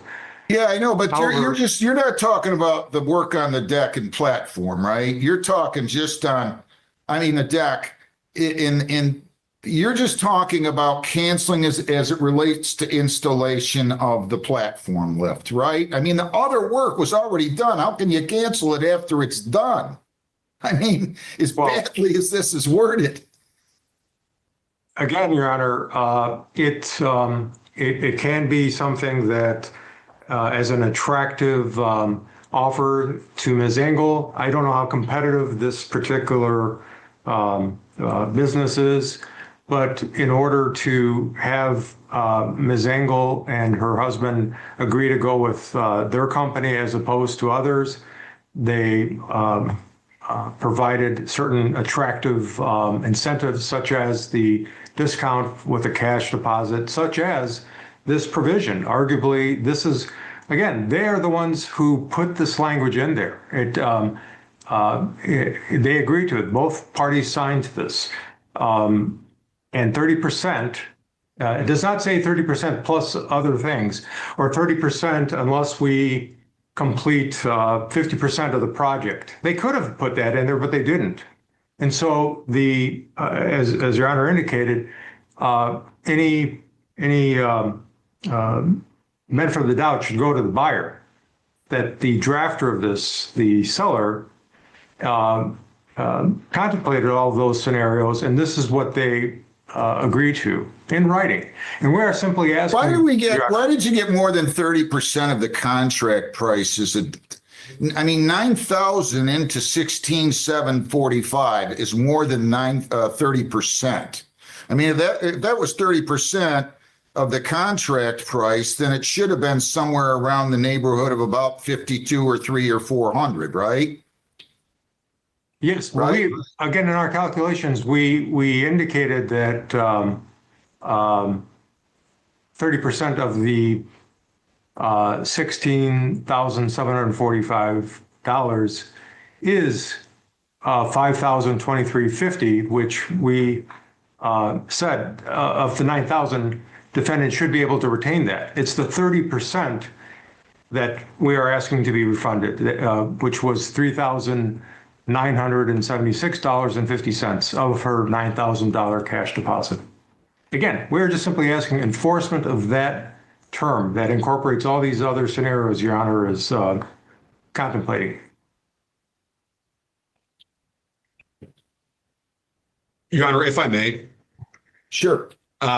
If we look at it's Exhibit 1 to defendant's motion for summary disposition. Give me 1 second. Yes, Your Honor.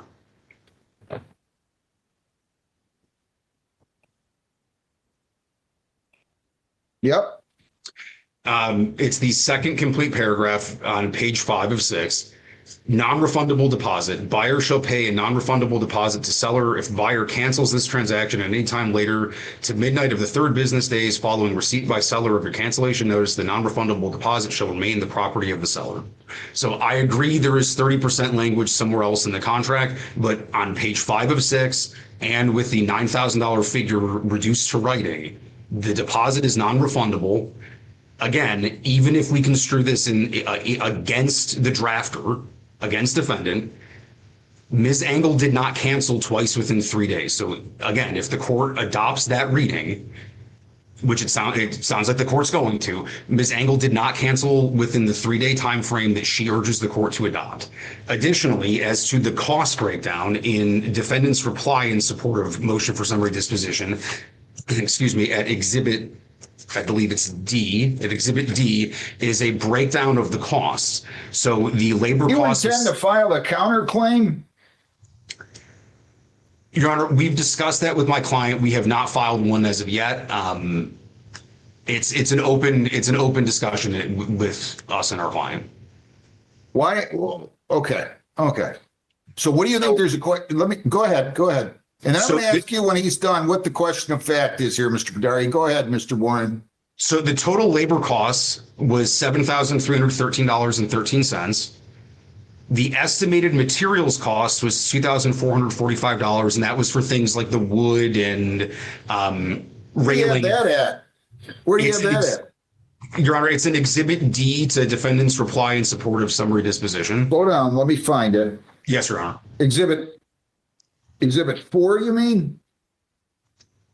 No. Your exhibits were labeled by number, I think, on your motion. This is in defendant's reply in support, filed on November 10th. Okay.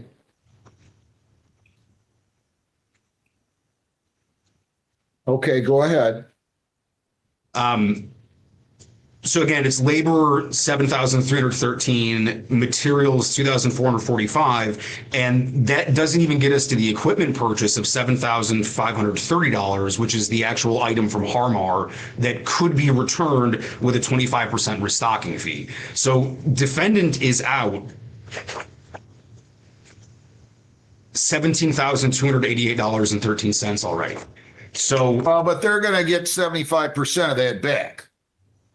Of the platform left, which would bring the cost today to $14,585.63. So plaintiff has defendant partially performed and very nearly completed performance under the contract. Plaintiff paid $9,000 on a $16,745 contract. Defendant has not been benefited here. Defendant is out a significant sum of money. Plaintiff at least got part of the bargain. And to the court's point, there isn't an issue of fact left. The issue is, how do we interpret the contract? And again, if the court adopts plaintiff's proposed interpretation of the contract, plaintiff did not perform the cancellation in the way that she urges the court to adopt. So even if the contract says exactly what she says, she didn't comply with the terms of the contract, which gets us back to who breached first. The answer is plaintiff, and as the breaching party, she's not entitled to the money. So the contract says it's non-refundable. Assuming the court adopts the cancel twice in 3 days formulation, she canceled twice in 4 days.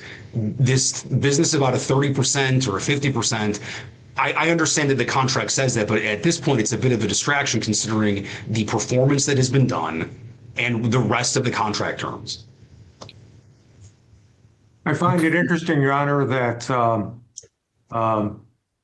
defense counsel understands the contract says that, but yet he doesn't want Your Honor to enforce the terms of the clear words of the contract. He wants you to introduce parole evidence and modify this contract, which is clear on its face.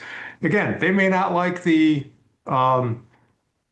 outcome of it, but they're the ones who drafted it. They're the ones who have to abide by it. And that's all we're asking your honor to enforce is a contract that they drafted that's clear on its face as to the 30%. I agree, the timing of 3 days, midnight and all that, when that clock starts to run and when are you late, we are conceding or stipulating that plaintiff did not do it within the 3 days. Therefore, the 30% forfeiture or amount to offset costs and so forth that was built in and predetermined by the drafter of this document. This is what they said they would live by. This is the terms that they created. They don't like it, but they should not have included it and they should have put in something else, which they are now asking them to introduce and to enforce. Ms. Engel was never provided this itemized breakdown of labor and so forth. This is something that they've created and it's not dated or it's not, there's no indication they sent it to Ms. Engel. That's because it never was.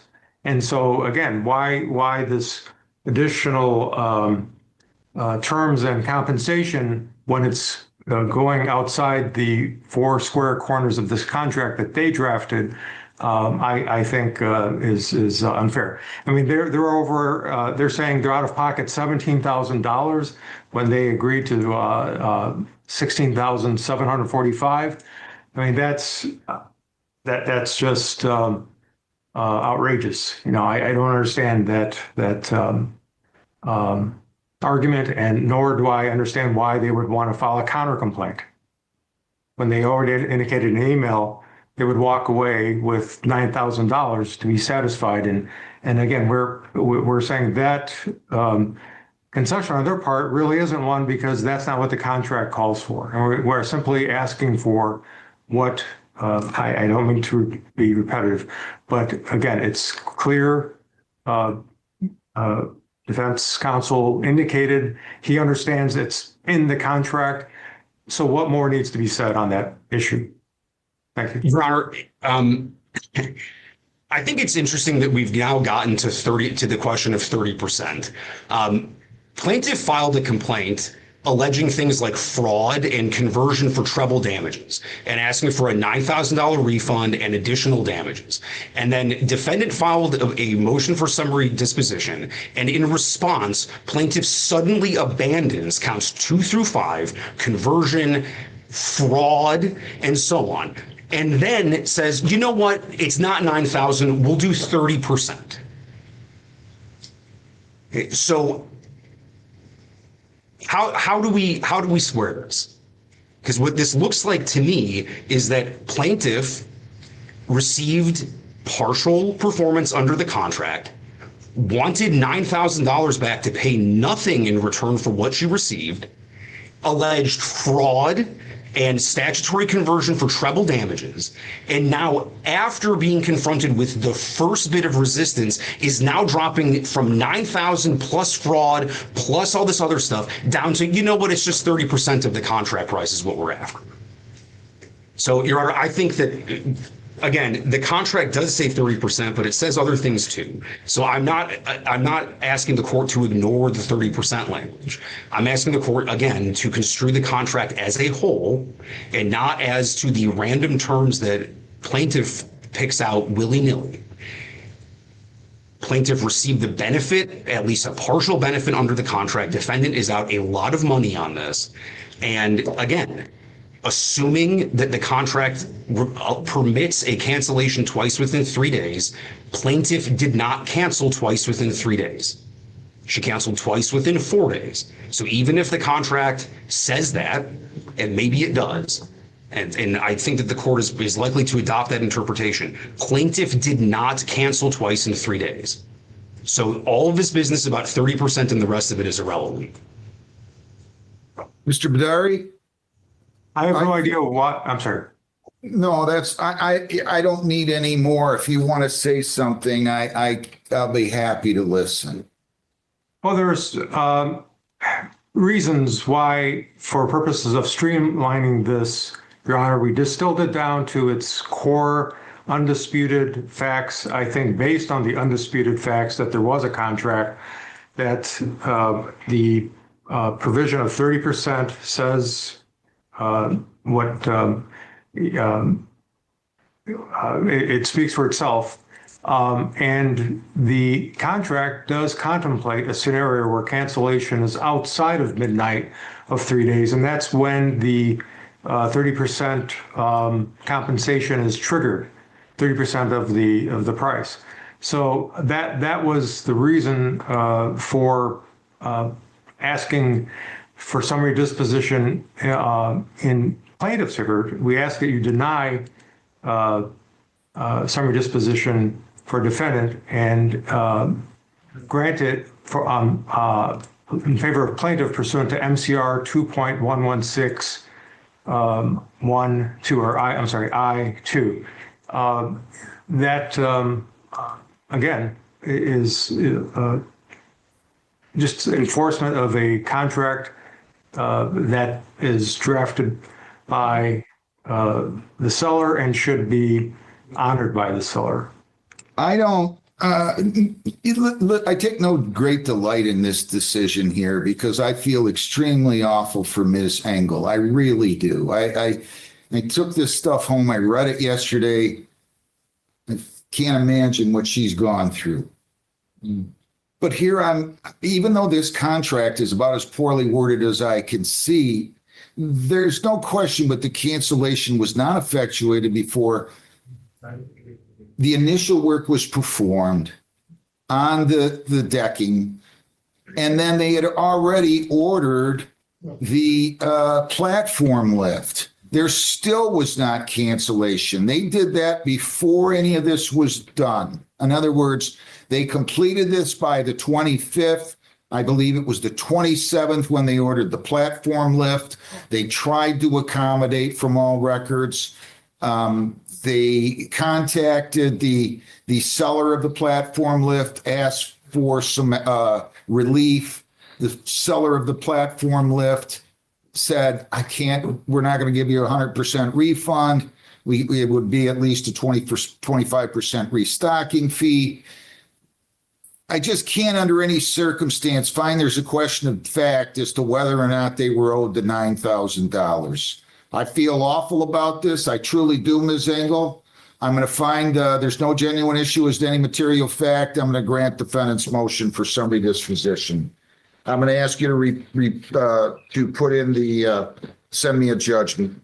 Sorry, Mr. Godari. You did a nice job. Good job for you too, Mr. Warren. Thank you both. Good luck, man. Really, I'm sorry about this, and I feel badly for you. Thank you. Thank you, Your Honor. Are we ready on amount? Sure. Your Honor, we still have 2 at 10 o'clock too. What do we have at 10 o'clock again? We have GTSC Warehouse and Adkins.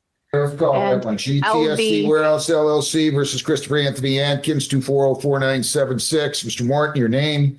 Your Honor, for the record, Attorney Ian Morton, P67892 on behalf of the plaintiff GTSC. Is Mr. Adkins here? He has not appeared, Your Honor. All right. What do you guys want on this, counsel? Your Honor, the simple breakdown is this. This was a case in which we were granted judgment after a motion for summary hearing, which the defendant did appear back on the 16th of July. He then filed bankruptcy, which stayed the action. And since that point, the bankruptcy has now been dismissed, which we did include documentation to show as such in our motion for filing. We are now asking under motion, and under the court rule under 3105J2, that we be granted execution on our judgment and asking for 28 days from the date of the order from today. Motion granted. I read your motion. You can prepare the order appropriately. Thank you. Defendant, Thank you, Your Honor. to appear. Okay, now.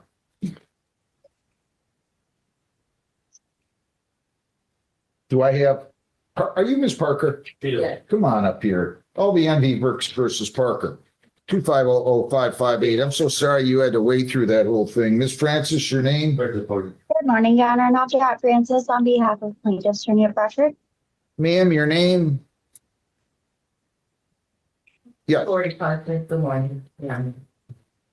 Okay, I didn't read this response yet. Did you read her response? She wants me to grant her motions, her objection to garnishment. You want to tell me why, ma'am? Yes, Your Honor, because this, what they're garnishing from is a workers' comp payment. And from my understanding, according to Michigan law, they're not supposed to garnish workers' comp SSI. Was this from a bank account or is this from a your wages with your employer? No, so I was injured years back and this, I've been going through the court case, so I finally got a payment and I deposited, I had to open an account because they sent. What do you have to say, Ms. Francis? Judge, she did file a handwritten request. However, she didn't attach any bank statements to prove her arguments. So we would request at least 3 months worth of bank statements to show that what she's arguing would be a valid argument. Do you understand that? Well, this was open specifically for this, and as soon as Okay, but I need, what they're saying to me is they need to have some documentation and proof. So I can adjourn this and you're to provide them with 1 1/4 of bank statements to verify your argument here. So the only thing I have, I went to the bank and they gave. They're gonna have to do better than that. I don't even know what that is, but it's only 1 sheet of paper. Well, it's certainly the check that was deposited. It says who it's from, the date that it was deposited, and this is all that I have because I didn't have an account. You didn't have an account. What do you mean you didn't have an account? So they sent this in a check and to. Let me see what you have there. And if you, this.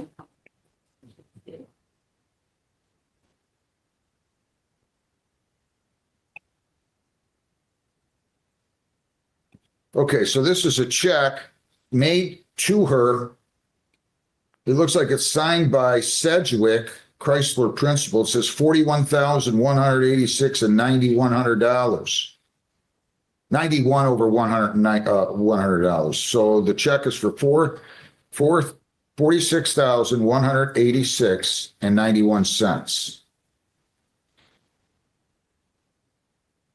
Judge, the only amount the bank withheld is $2,859.63. So I don't really see where those amounts are lining up. We would request the bank statement. How much is the judgment for? The judgment is currently for $2,901.78. $2,901.78? Yes. So I believe they withheld almost all of the judgment amount. Well, but that could be with interest or whatever else you guys were claiming, right? Actually, they did withhold the This exact. is a big check. It probably was. Are you saying this was some kind of redemption on a case? Yes. I mean, it's not a weekly fee here or anything. Well, that, Your Honor, that is because it took 7 years to get it. That's 1 year worth of wages. It's for the medical expenses. I'm still being treated now. I haven't been released to go back to work, and this is supposed to cover me for all of. You tell me what you want her to have. This looks legitimate, though. I'm going to hand it back to you. We're going to make a copy of this, Jennifer, for the file, please. So you're going to take that down. I'd like to make a cut. You tell me what you want me to have her provide. Some bank statements, Judge. I don't know if that's the check that went into this account that was garnished or what exactly was in that account that was garnished. Listen, is this the check that went into the account that was garnished? Yes. Is there any other? There has to be some other activity in that account. There's no activity. You had zero? Zero. Then get something from the bank, a statement from them telling us that. There are no other transactions other than the deposit of this check. Yes. Something on letterhead from the bank, signed by somebody in the position of authority there, okay? we'll adjourn this.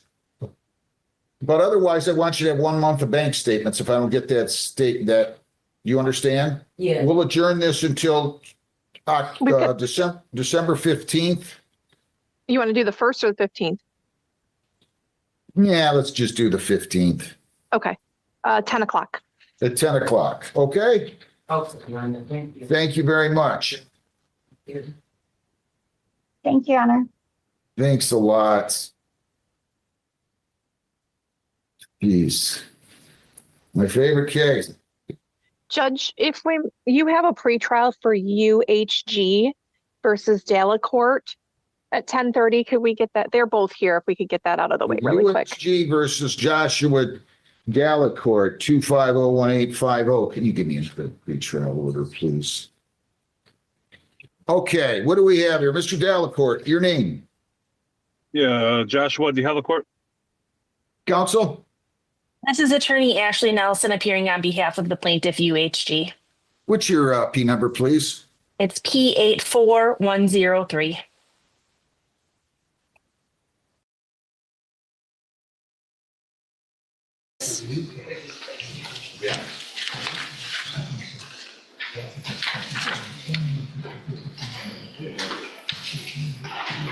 So, Mr. Ramirez, in cause number 25 DCCR 1362, that is the aggravated assault with a deadly weapon. And if there was not already a condition of your bond that you not have contact with the complaining witness, which I believe there probably was, then I am imposing that condition now. I understand she's out there. Y'all need to figure out different places to live, different things to do until your case is resolved. Do you understand? That means no contact in person. It also means no communication. If she wants to discuss with the assistant district attorney or the district attorney an affidavit of non-prosecution or things like that, she needs to do that separate of you. You need to still go get an attorney. She already did talk to the district. Okay. January the 8th, she starts the class. She's going through the options class. Okay. That's not, she told me that this court date was supposed to be. Well, nothing gets dismissed until she completes that class. Okay, and so what they do is she goes through that class. If she still feels that that is what she wants to do, she will let them know that, and then that happens after the class. Okay, so I'm here for you. I had a good job, and with this case pending. The case is, there's nothing I can do about the case pending. So your case is pending until it's resolved one way or the other. If that's, I understand. And it's also the time of the year where things go a little slower, like the options class isn't being offered till January and things like that. None of that changes what I'm going to set as your bond condition, which is the no contact order with her. Okay. You need to, I'm going to reset your case to give you some time to see if you can get someone hired. If you get a lawyer hired before the next court date, bring the reset notice that you get today. They'll tell you what to do. If you're unable to hire someone, you need to talk to at least 3 lawyers and then bring me who you're talking to and we'll discuss your options.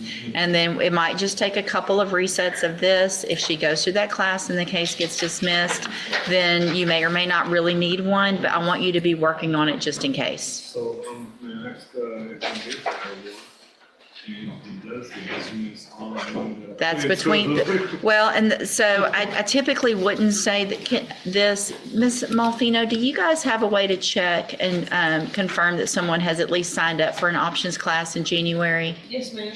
What's the It's, what's her name? Patricia Zamora. Patricia Zamora on a January 8th. If you'll just double check that for me. Okay, have a seat again. Okay. And it's in the bond conditions that there was no contact with her name. Okay. It says it in the Just thing. saying, So well, I'll- okay, I'm gonna hold on to this for a second.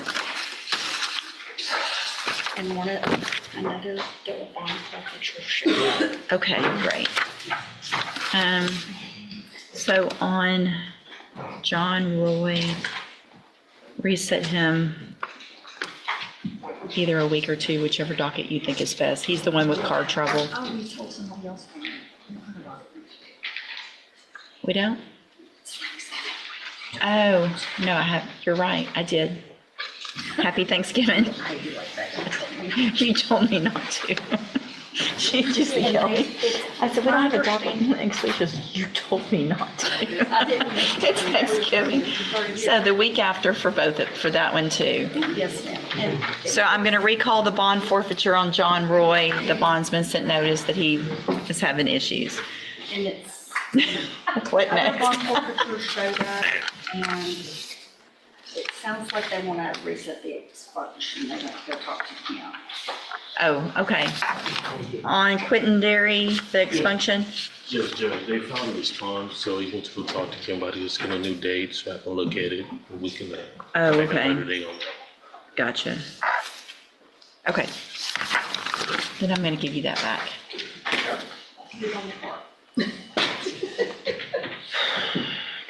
What am I doing? Who just showed up? Who you got over there?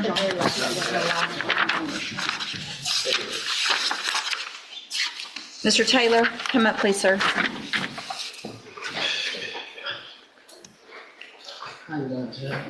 Good morning. Give me just a second, sir. You are John Tat Taylor? Yes, ma'am.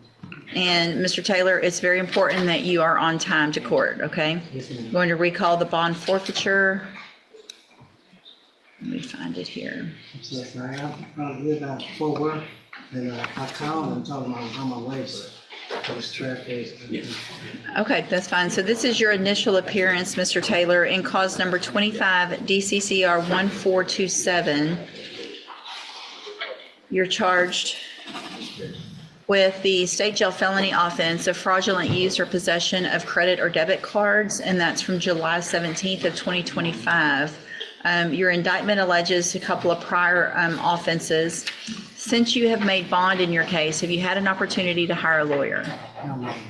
So what I'm going to do, Mr. Taylor, is reset your case for about 30 days or so to give you some time to try to get a lawyer hired. If you get someone hired before the next court date, just bring the reset notice that you get today to that lawyer and they'll tell you what you need to do.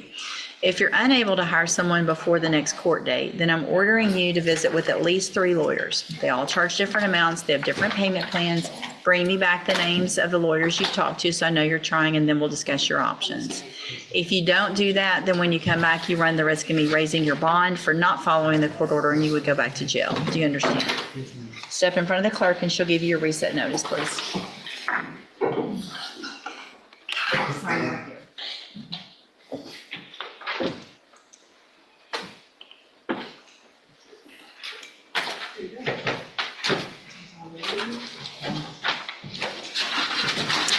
Okay, where am I? Is Mr. Comerford here? Your Honor, there's an attorney here for him. We've been discussing cases with. I think he's talking about. Thank you. Get his name, I'm sorry. Okay, that's okay. Thank you, Mr. Nichols.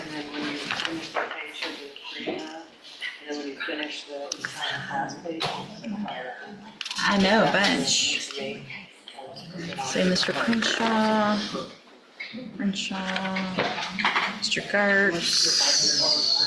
He just walked in. Ms. Hawkins? Ms. Hawkins? Oh, good morning. Okay, I'll hold it and I'll take care of it when it's ready. Mr. Johnson? Good morning, sir. On Dontrell Scott? Yes, Judge. How are you doing? Very well. We have been discussing this. Let's get him up here just a second. Let me find the right docket too. I'm going back and forth this morning. Good morning, sir. You're Dontrell Scott? Yes, ma'am. And this is 25 DCCR 0504. Mr. Scott's charged with official oppression. And what is the announcement? Judge, the state and I have been discussing this in depth. I'm going to be applying for a pretrial diversion for Mr. Scott. Okay.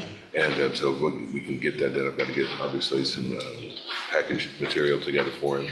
And then I'll be writing that letter and make an application. So let's do maybe 45, 60-ish since we've got the holidays. If you'll get that filed quickly, I know that'll take them a little bit also with the different things coming up. Mr. Scott, any issues, Mr. Smith?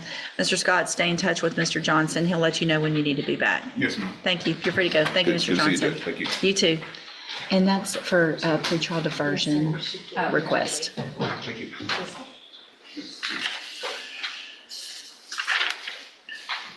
Mr. Brian Lane? Mr. Paget on Catherine Castillo. Judge, on Mr. Lane's case, I believe he's signing up right now. Thank you. Ms. Castillo, come forward, please. Good morning, Your Honor. Good morning, how are you? Doing well, thank you. Good seeing you. You too. Right here. Let me see some of that. And let's see, or is going just on the DWI? Yes, Your Honor. Okay. I'll take it. That's all right. If you'll just email, make sure you get that emailed. It should be. The attachment. Sarah's email. Okay.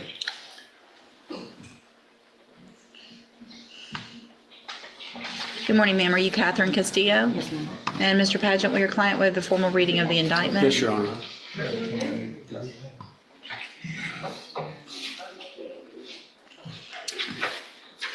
Ms. Castillo, in cause number 24, DCCR 2458, you're charged with a third-degree felony offense of driving while intoxicated, third or more, from October 10th of 2024.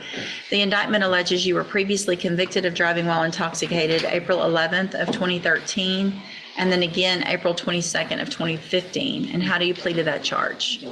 And are those prior convictions true? Yes.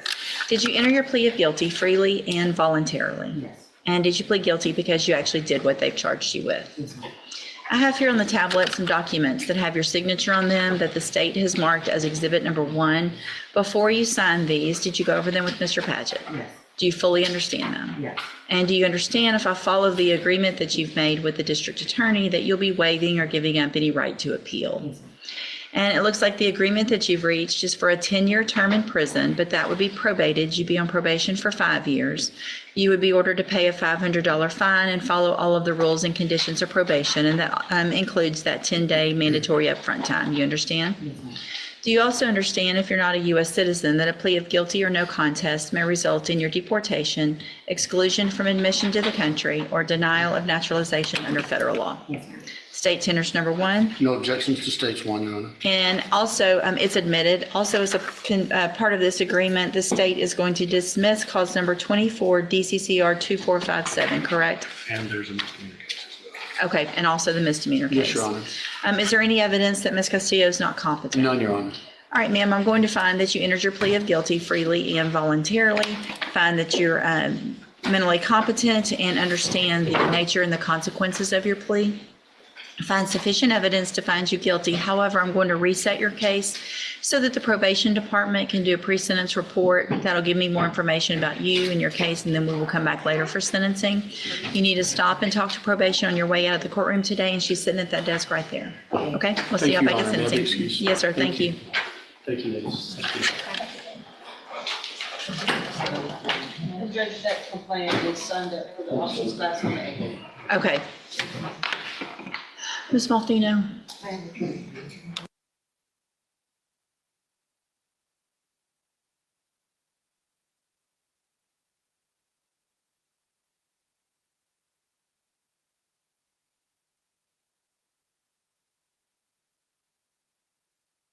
At some point, it looks like your case will probably be disposed of without the necessity of you hiring an attorney. It probably isn't a bad idea for you to start looking at least. And obviously, I understand that you guys, it looks like you're trying to work things out, but you're going to have to not do that for some short amount of time. Okay, I've been going through issues, the illnesses and everything, and then I took in her son on myself because the problem that I have. And I'm the provider of the house. And she don't have a job. She's a full-time mother. And I'm the one that pays for all the bills, all the food, everything. So here's the thing. It's a second-degree felony. All I know is what you're charged with is serious.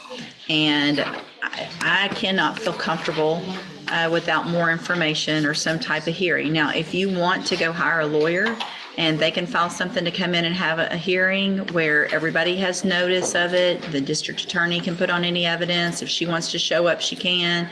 Then we'll discuss it at that point. But the only way to get that done is going to be probably to get, let me see, who's his court appointed? Who's his court appointed?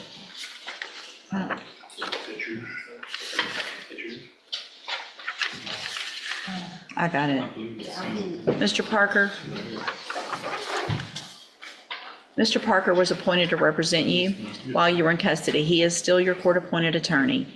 Talk to him about all of these issues.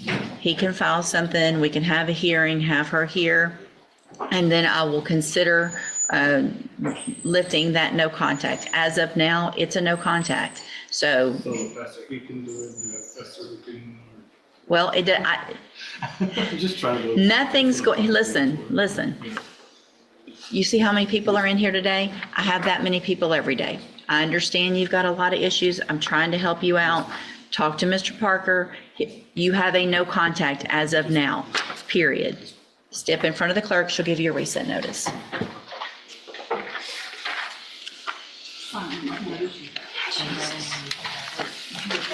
Where was it? Mr. Rojas, you've got Janisha Leonard. Looks like there's 3 cases.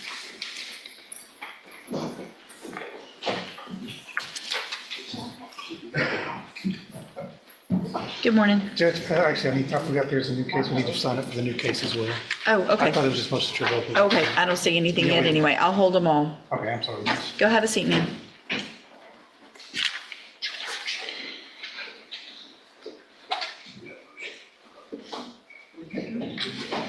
What was it? The keeping one off. Oh, He said, what did you do? Elijah Riley, Mr. Rojas?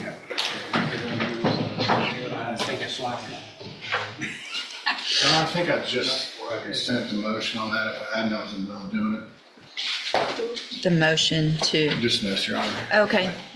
Boy, everybody's getting they're lining them up today. You got like 3 coming from me today. I see. All right, so And you're Judge, I'll just Elijah put on the Riley? record while we're here, last time we were in court, I received a sworn statement from an eyewitness to this incident that refuted what was essentially the official narrative of what happened. Without that testimony, the state cannot prove any of the elements of this case. That's why I'm dismissing.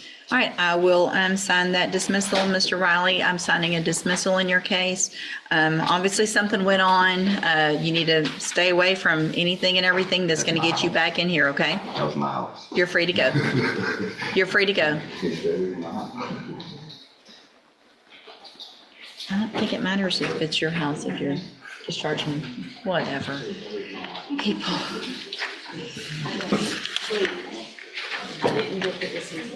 Okay, I'll send it.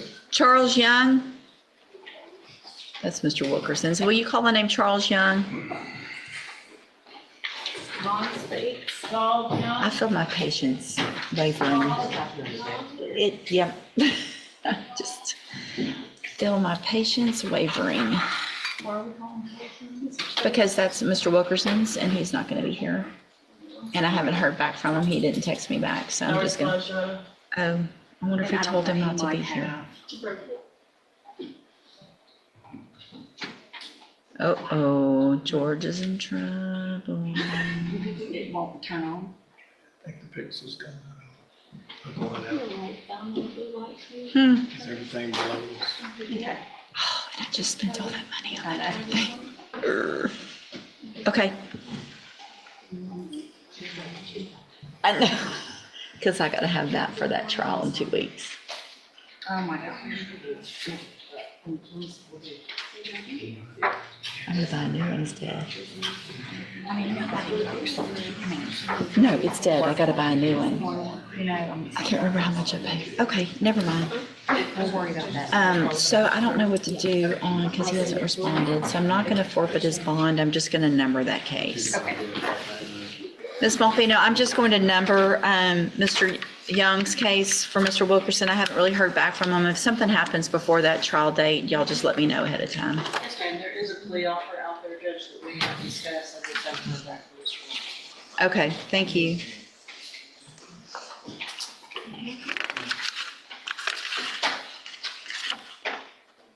And that's why we have pre-trials, because we don't have a docket next week. How about that for me? How about that for me being on top of things? Is Mr. Burbank? I go back through what I've got here, Mr.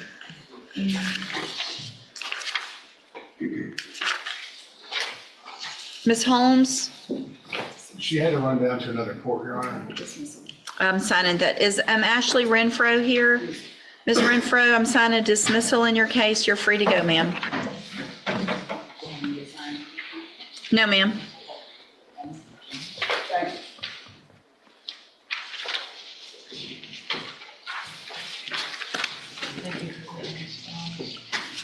Let's see, Ms. Hawkins on Devin Spites. I'm ready on that plea.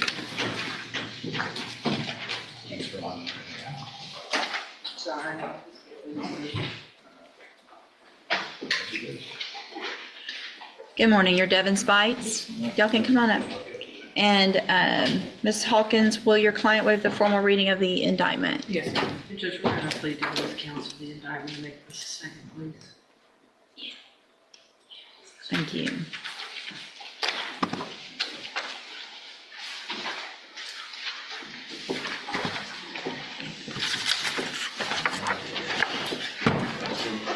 Mr. Spites, in cause number 25 DCCR 0023, you're charged with a third-degree felony offense of theft of property from September 14th of 2024.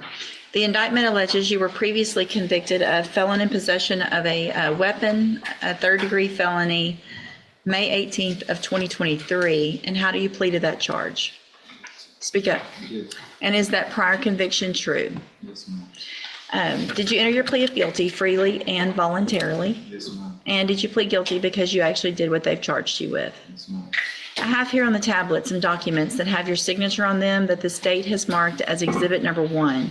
Before you signed these, did you go over them with Ms. Hawkins? Yes, ma'am. And do you fully understand them? Yes, ma'am. And do you understand, if I follow the agreement that you've made with the district attorney, that you will be waiving or giving up any right to appeal? Yes, ma'am. And it looks like the agreement that you've reached is for a 5-year deferred probation, $500 fine, and there would be restitution that would be determined between now and when we came back for sentencing. Is that your understanding? Do you also understand that if you're not a U.S. citizen, a plea of guilty or no contest may result in your deportation, exclusion from admission to the country, or denial of naturalization under federal law? State tenders number 1. No objection. It's admitted. Is there any evidence that Mr. Spites is not competent? No, Your Honor. All right, sir, I'm going to find that you entered your plea of guilty freely and voluntarily, find that you are mentally competent and understand the nature and the consequences of your plea, find sufficient evidence to find you guilty. However, I'm going to reset your case so that the probation department can do a pre-sentence report. That'll give me more information about you, your case, and then we'll come back later for sentencing. You need to stop and talk to probation on your way out of the courtroom today, and she's sitting at that desk right over there. All right, thank you. See y'all back at sentencing. Ms. Holmes, I signed the dismissal in Ms. Renfro's case and told her she could go. Yes, ma'am, I saw her. Thank you. Thank you.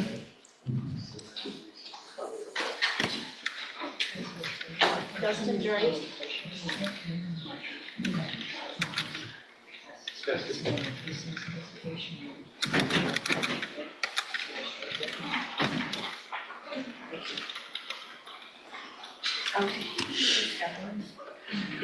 Oh, Ms. Hawkins, did you get your discovery done? I need the discovery certification. If you'll get that signed, and there's an attachment that you'll need to email from that shows what you saw on the portal. Okay. If you'll just print that out or just email it to the clerk, but get your client to sign that today and not so that I can sign it. Okay. Thank you, ma'am.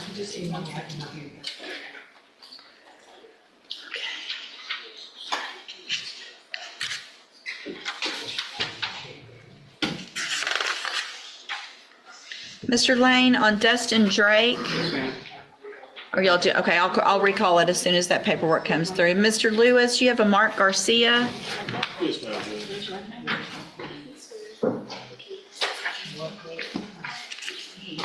Morning, again. Judge. I haven't seen him, so Okay. Yeah.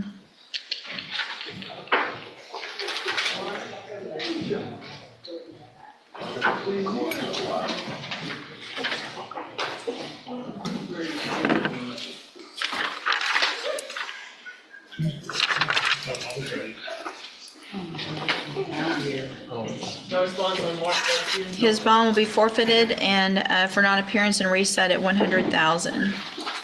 And then you've got Sarah Henderson. Judge, it's gonna be a restitution paid on that one, and she's taking care of that now. Okay, Okay, so she's. for a dismissal? Yes, ma'am. Okay, I'll hold it and I'll sign that as soon as it comes through. All right, Thank you. Mr. Lane, I'm ready on Dustin Drake. Yes, ma'am.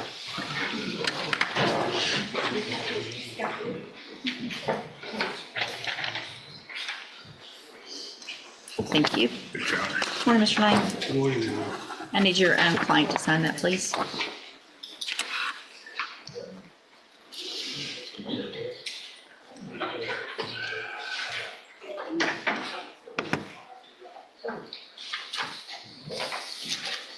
And are we going just on the counts for the DWI, or are we going on? Just count one. Just for the DWI, Your Honor.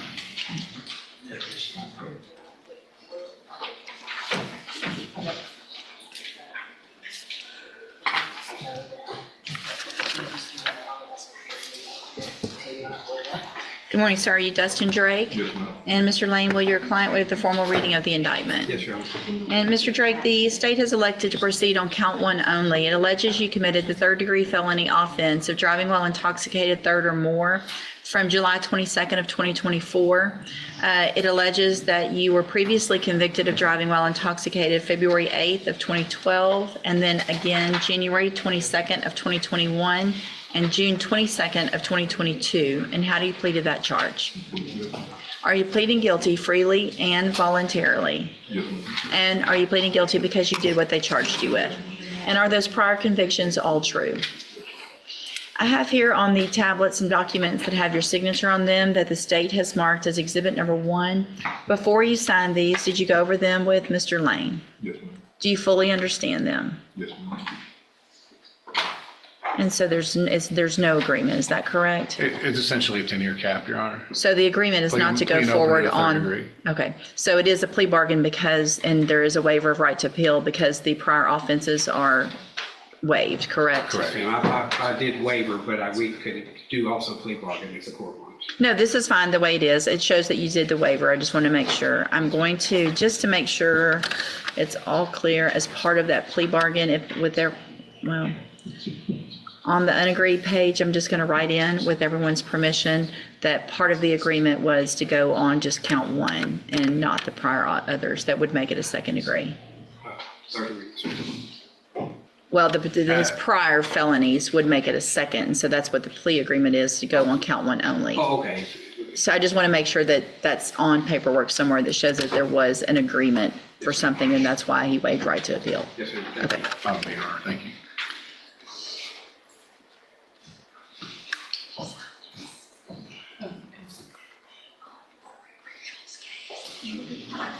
No, it's just complete as a lesser included. It's not. Okay, and so there's no agreement with regard to, other than the fact that they're going on count 1 only. And so in effect, that means that it is up to me to sentence you in the range of punishment for that third degree felony, which is between 2 years and 10 years, you understand? And as long as I do that, then you'll be waiving or giving up any right to appeal. Do you also understand, if you're not a U.S. citizen, that a plea of guilty or no contest may result in your deportation, exclusion from admission to the country, or denial of naturalization under federal law? And I want to make sure you understand you have an absolute right to have a jury come in and determine 2 things. The first would be to determine if you're guilty or not, and then if they find you guilty, you could leave your punishment up to them. By going forward this way, you're waiving that and leaving it up to me, and is that what you want to do? All right, state tenders number 1. No objection. It's admitted. Is there any evidence that Mr. Drake is not competent? No. All right, sir, I'm going to find that you entered your plea of guilty freely and voluntarily, find that you're mentally competent and understand the nature and the consequences of your plea, find sufficient evidence to find you guilty. However, I'm going to reset your case so that the probation department can do a pre-sentence report. That'll give me more information about you, your case, and then we'll come back later for sentencing. Anything that you think is important for me to know, be sure and get that information to Mr. Lane. He will present it to me on your behalf when we come back. On your way out of the courtroom today, you need to stop and talk to the probation department, and she's sitting at that desk right back there. Okay? Thank you. Is that mine? Well, I was just going to ask if we could get, he has a full hip replacement Monday, and I think it's going to be about a 6-week recovery. We're at least 6 weeks out, so if you want to do it January 26th. So, okay, thank you. All right, be sure you stop and talk to probation.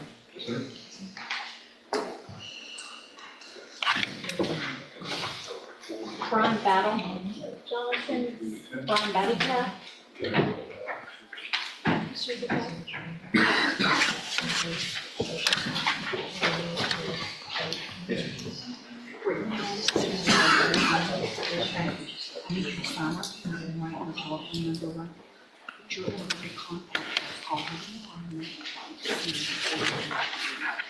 Mr. Parker, you have Jimmy Hart. I'm signing a dismissal in that case right now. Is Mr. Hart here?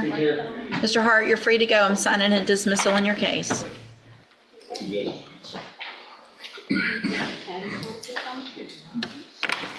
Hillary Lawrence, Mr. Parker, that's a sentencing.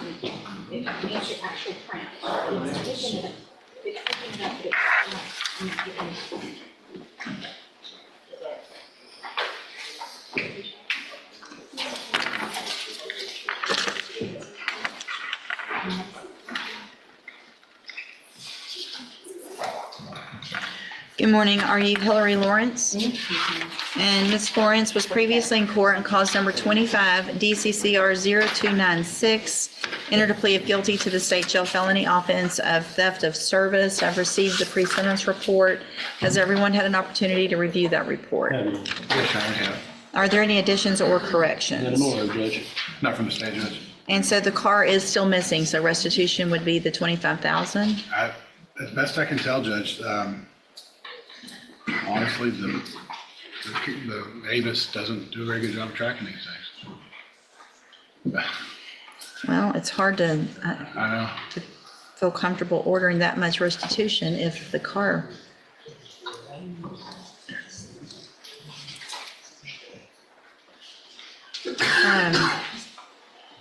Ms. Lawrence, you don't have any idea, do you, if the car ever got returned or what happened to the car?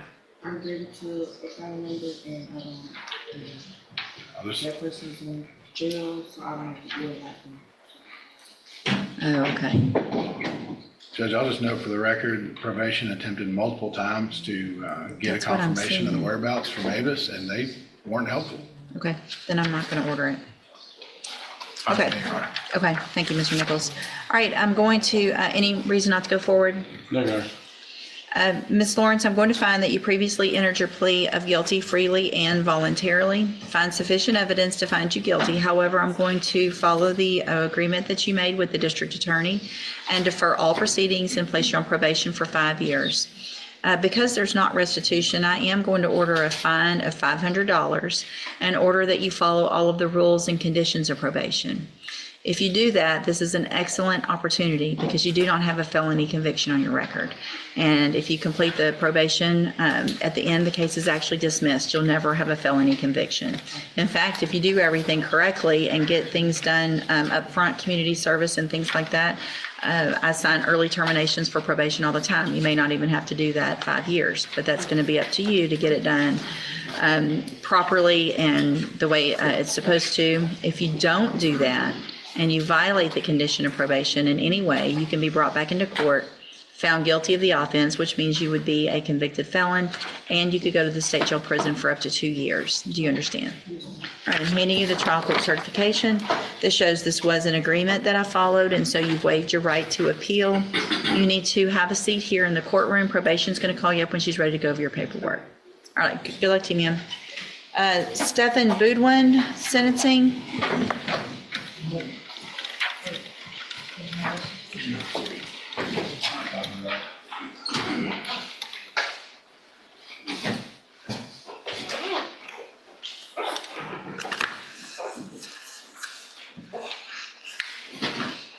Good morning. Are you Stephen Boudwin? Yes, ma'am. And Mr. Boudwin was previously in court, entered a plea of guilty to the third-degree felony offense of lesser included offense of attempted robbery. I've received the pre-sentence report. Has everyone had an opportunity to review the report?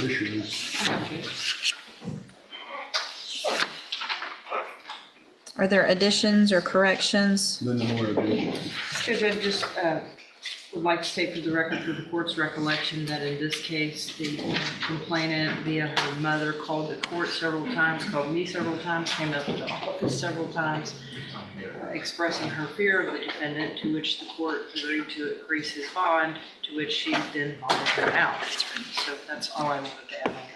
Okay. All right, then I'm going to find that you entered your plea of guilty freely and voluntarily. Find that you're mentally competent, understood that plea. Going to find sufficient evidence to find you guilty. However, I'm going to follow the agreement and defer all proceedings and place you on probation for 3 years. You're ordered to pay the $250 fine and to follow all of the rules and conditions of probation. It is a condition of your probation that you have no contact or communication with Janiyah Lewis. We've gone through this. She cannot give you permission at this point to violate that condition that I've placed on your probation. So whatever the relationship is, at this point, it's over. If there's some options later, you talk to your probation officer and you guys are trying to work things out, there's certain ways you can do that appropriately and through probation. And then I would consider lifting that no contact, but not until then. So she can't say it's okay, come over, because then if something happens, y'all get an argument, she calls, you're going to prison, not her. You understand? All right, so if you do everything you're supposed to on this probation, it's an excellent opportunity because you don't have the felony conviction on your record. At the end of the probation period, if you successfully complete it, the case is actually dismissed. You'll never have the felony conviction. The other side of that is if you violate any condition of probation, you can be brought back into court, you could be found guilty, and you could be sentenced anywhere in the range of punishment, which is up to 10 years. Do you understand? All right, I'm handing you the trial court certification that shows this was an agreement that I followed, and so you've waived your right to appeal.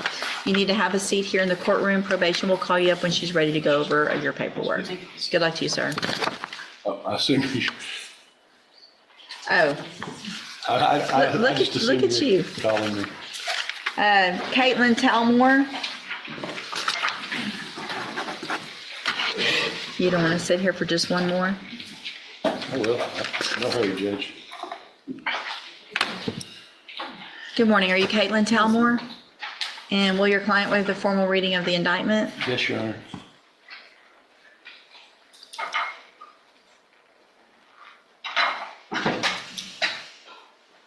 Ms. Talmore, in cause number 25, DCCR 0595, you're charged with the third-degree felony offense of evading arrest or detention with the use of a vehicle from April 4th of 2025. And how do you plead to that charge? Are you pleading guilty freely and voluntarily? And are you pleading guilty because you did what they've charged you with?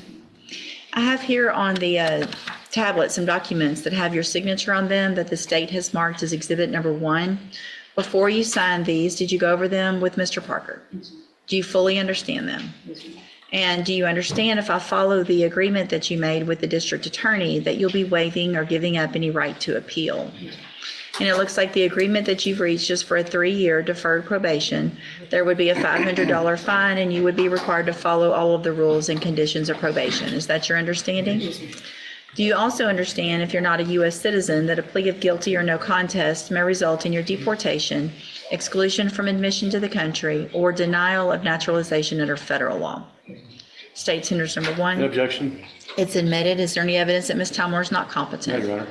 All right, ma'am, I'm going to find that you entered your plea of guilty freely and voluntarily. Find that you're mentally competent and understand the nature and the consequences of your plea. Find sufficient evidence to find you guilty. However, I'm going to reset your case for sentencing so that the probation department can do a pre-sentence report. That'll give me more information about you and your case, and then we'll come back later for sentencing. On your way out of the courtroom today, you need to stop and talk to probation, and she's sitting at that desk right there. All right, we'll see you back at sentencing. My little Aggie. I know, I saw it. I love when they get that just full face smile. She's getting now when she's just starting to smile. She finally gets to explain something. Oh, cute. All right, that's. I don't see. Is Charlie still working on Janisha Leonard? He had said something about paperwork, but that was already done, and he didn't see the new case, and I guess they're still working on that. I don't know. Okay. Let's go back to.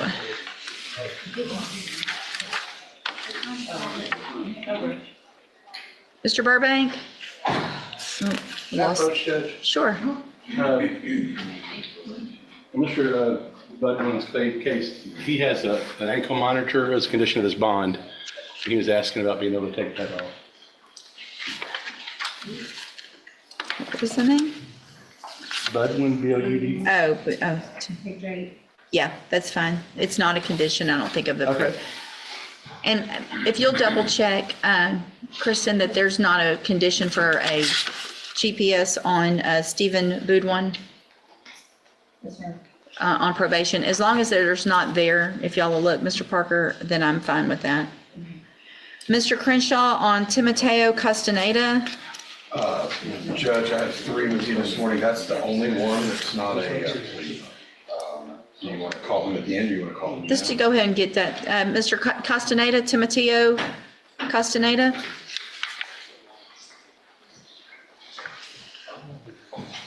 Good morning.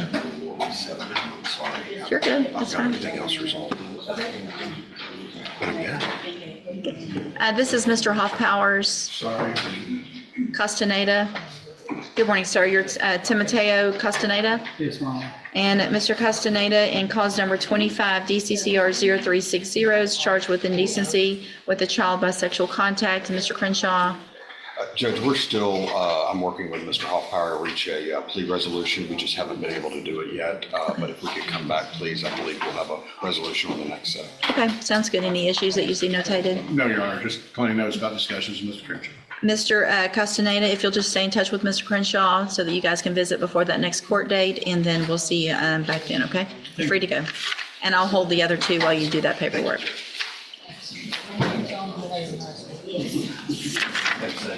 Mr. Gertz on near Benur. Morning. Morning, Judge. How are you? Good.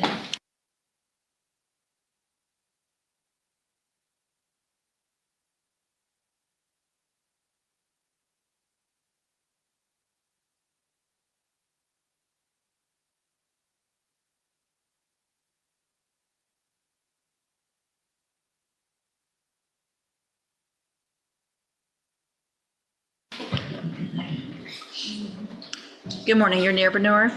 Yes, I am. And Mr. Benur's case is set for trial. This is 22-40828, Monday, the 1st of December. What is the announcement? Judge, we're ready. State ready. With regard to the issues that we began discussion of, and I gave some time for Mr. Gertz to be able to reach out with investigation on other complaining witnesses, has all that been taken care of? From our standpoint, Judge, we've had no ability to get anyone to speak with us. Okay. So that's their choice, Sure. obviously, but we've made the effort to have that done. So what I need to do then is prior to that Monday, make a ruling. We probably need just a little bit of time for them to. I think one of the challenges I have, Judges, I'd like to, what we had, just my recollection is what we had last time was essentially a proffer by an investigator, just proffering what other people said. Right. But I don't feel like we have the details, sort of police report level details from any of these allegations, if you will, so I guess I just feels like that would be discoverable, whatever the state has in their possession about these interviews. Have there been any? There are no written statements, Judge. We made, in fact, I don't know that we were even under an obligation to give as much detail as we gave. We gave him notice of these witnesses that they exist and the nature of what their testimony might be. But the short answer, Your Honor, is there's been no written statements. And have they talked with just investigators, or have they talked with detectives from other agencies, or just within your office? Just within our office, Okay. to the extent that I'm aware of, Judge. Okay, so there aren't any police reports or anything like Not that? that I'm aware of.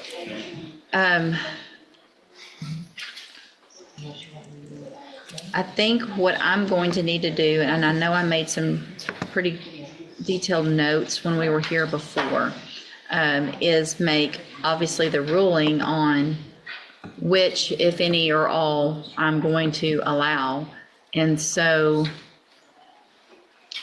there's my notes, look at that. I don't know that I need, if there is no other.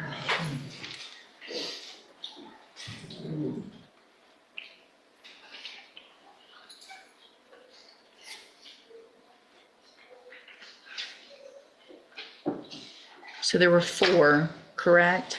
We used initials. We had an initial of SM, which was a 2000 case, tummy tuck. There was some pretty detailed information that was given on that one. There was MN, which was a 1992 sinus issue with some other issues that came to light that time. And then we had a TK that I think had become now a TR from 2022. Also some details about that one. And then an RD from 2015 was a tummy tuck.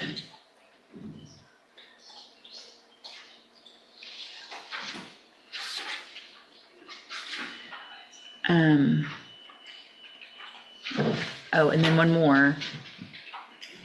But that one hadn't been contacted back. In RL, is there any notation that that one is, so, okay. We have not had any subsequent contact with RA. All right. So, if there is no other, if there aren't any other police reports and the, do you want time early one day this week to actually have an argument hearing? Do y'all just want me to make my decision based on what I have? I think it'd probably be better to do it written by submission and let the court rule on it next week sometime. Okay. I don't have anything additional to add. I'm okay with the court just making a ruling. Is that your firm? The answer is yes. I'm okay with the court just making a ruling without any additional argument. Just make sure it's all completely off.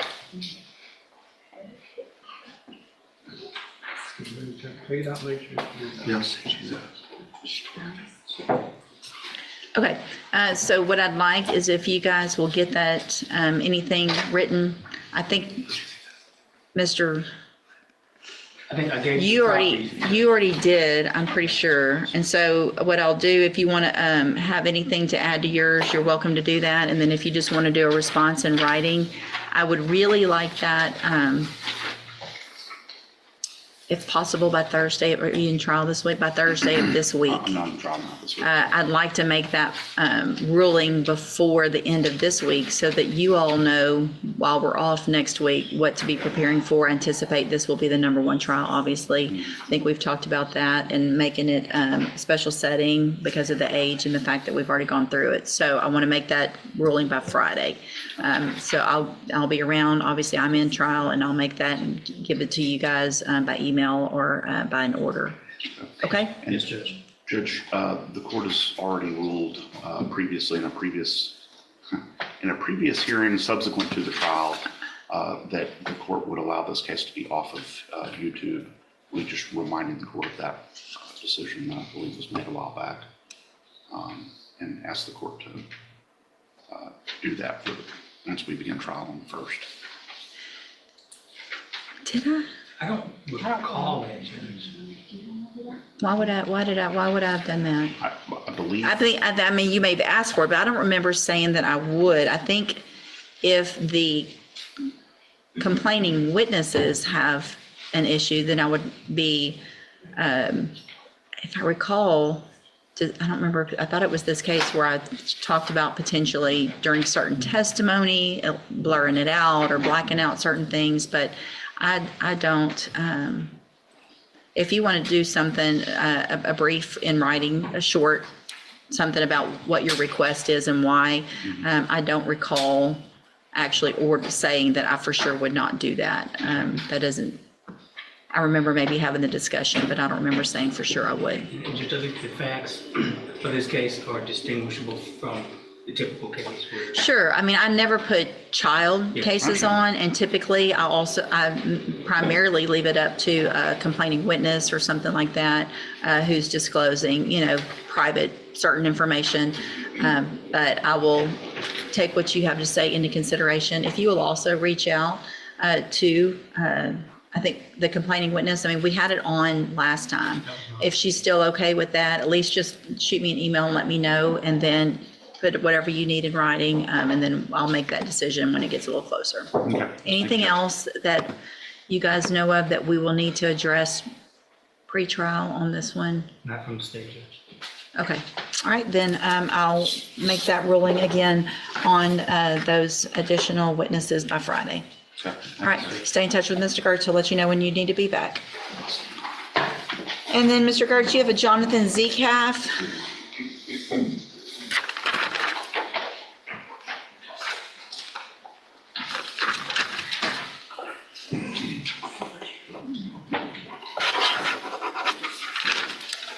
All right, so you're Jonathan Zcaff, and this is 24 DCCR 2348. Mr. Zcaff's case is set for trial also to begin with jury selection on December the 1st. Announcement. It's pleading to a lesser included. Oh, it's right here. Gotcha. Hold on. Hold on. I need to look at too many things. DW a second. Okay. Let me get that pulled up.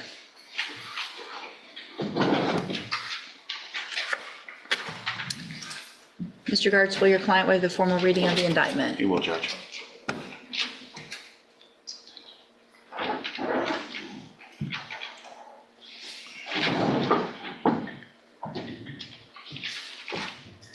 Mr. Gilvan. All right, Mr. Zcaff, the state has elected to proceed. So it would be on the April 10th, our date, and then just one prior. So it would be paragraph 1 and 2, correct? Yes. So it doesn't really count. Okay. So the state's elected to proceed on paragraph 1 and 2. It alleges that you committed the offense of driving while intoxicated April 10th of 2024. The indictment further alleges in paragraph 2 that you were previously convicted of driving while intoxicated January 16th of 2019. And how do you plead to that charge? And is that prior conviction true? Did you enter your plea of guilty and true freely and voluntarily? And because you did what they charged you with? I have here on the tablet some documents that have your signature on them that the state has marked as exhibit number 1. Before you signed these, did you go over them with Mr. Gertz? Do you fully understand them? And do you understand, if I follow the agreement that you've made with the district attorney, that you will be waiving or giving up any right to appeal? And it looks like the agreement is for a 1-year term in the Jefferson County Jail, but that would be probated for 2 years. You would be ordered to pay a $2,500 fine, follow all of the rules and conditions of probation. Also, part of that is that you would serve 10 days upfront time, and you would have the interlock device for that for the first year of your probation. Is that your understanding? I do want to make sure you understand that conditions of probation are up to me. If for some reason after that year, I feel like it would still be necessary for any reason, if there's been any hiccups or anything like that, it could still be ordered by me after that period, regardless of what you guys have agreed to. Do you understand? Okay. State tenders number 1. We have no objection, Judge. It's admitted. And sir, are you a U.S. citizen? Yes, And is there any evidence that Mr. Zcaff is not competent? no, Judge. So are y'all ready? Do I need to get a report? Are we? We're ready to proceed, Judge. All right, so I'm going, And then we have one caveat regarding the upfront time. that's what I was going to get to. So what's that? We're asking that the court allow him to do the 10 days on 5 successive weekends, starting on November 28th at 6 p.m., please.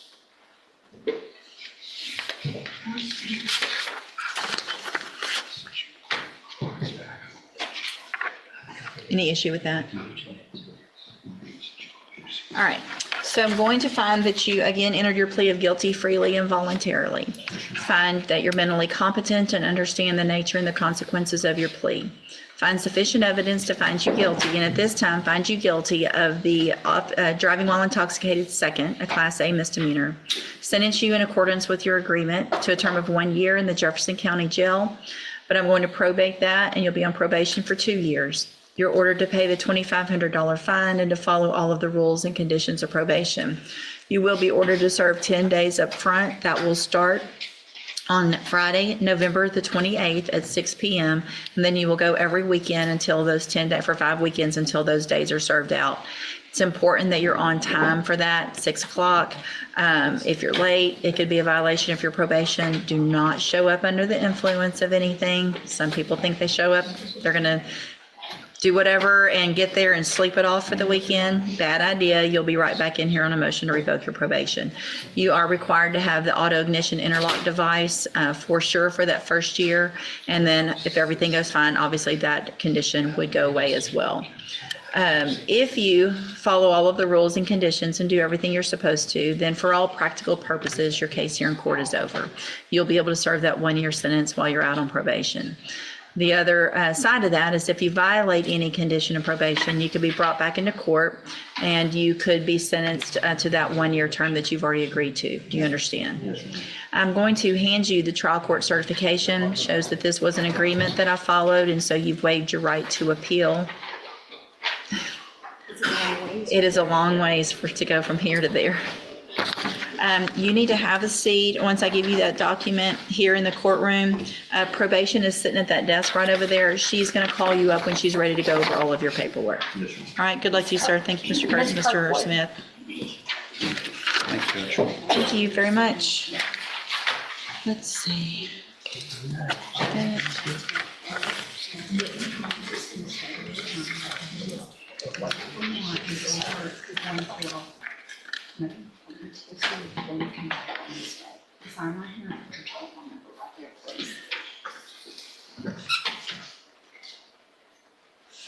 Mr. Lewis, y'all were, let's see, Sarah, y'all were working on Sarah Henderson? That's what I was waiting on to come back with the money.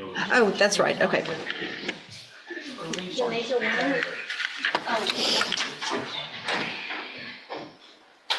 Mr. Rojas, what about Janisha Leonard?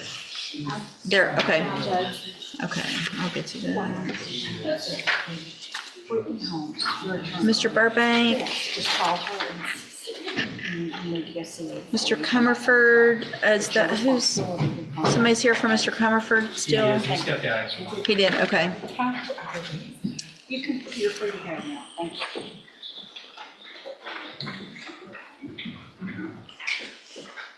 Mr. Crenshaw on Guillermo Galvin. Yes, Judge, we're ready.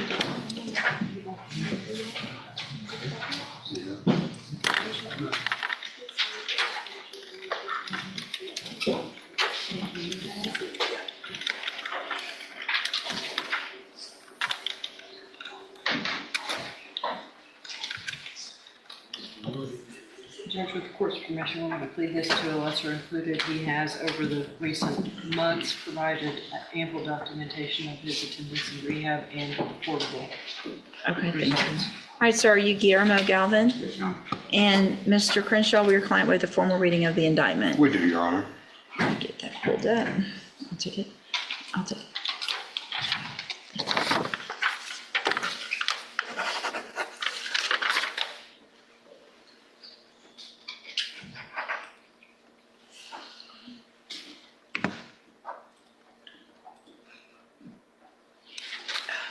I keep pulling it up the wrong way.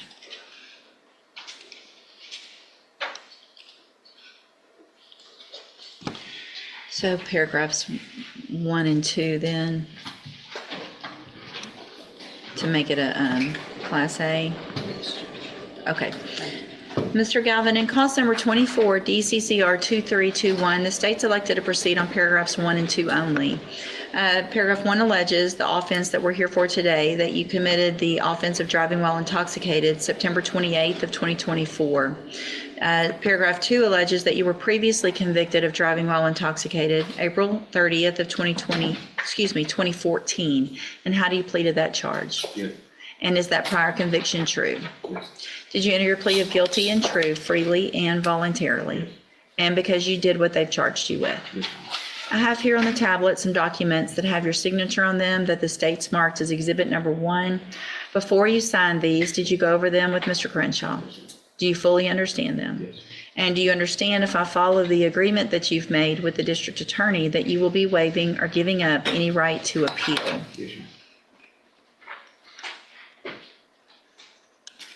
And it looks like the agreement that you've reached is for is it a 1-year term, I guess? Yes, Your Honor. With everyone's permission, I'll mark that through, put that on here. Please, thank you.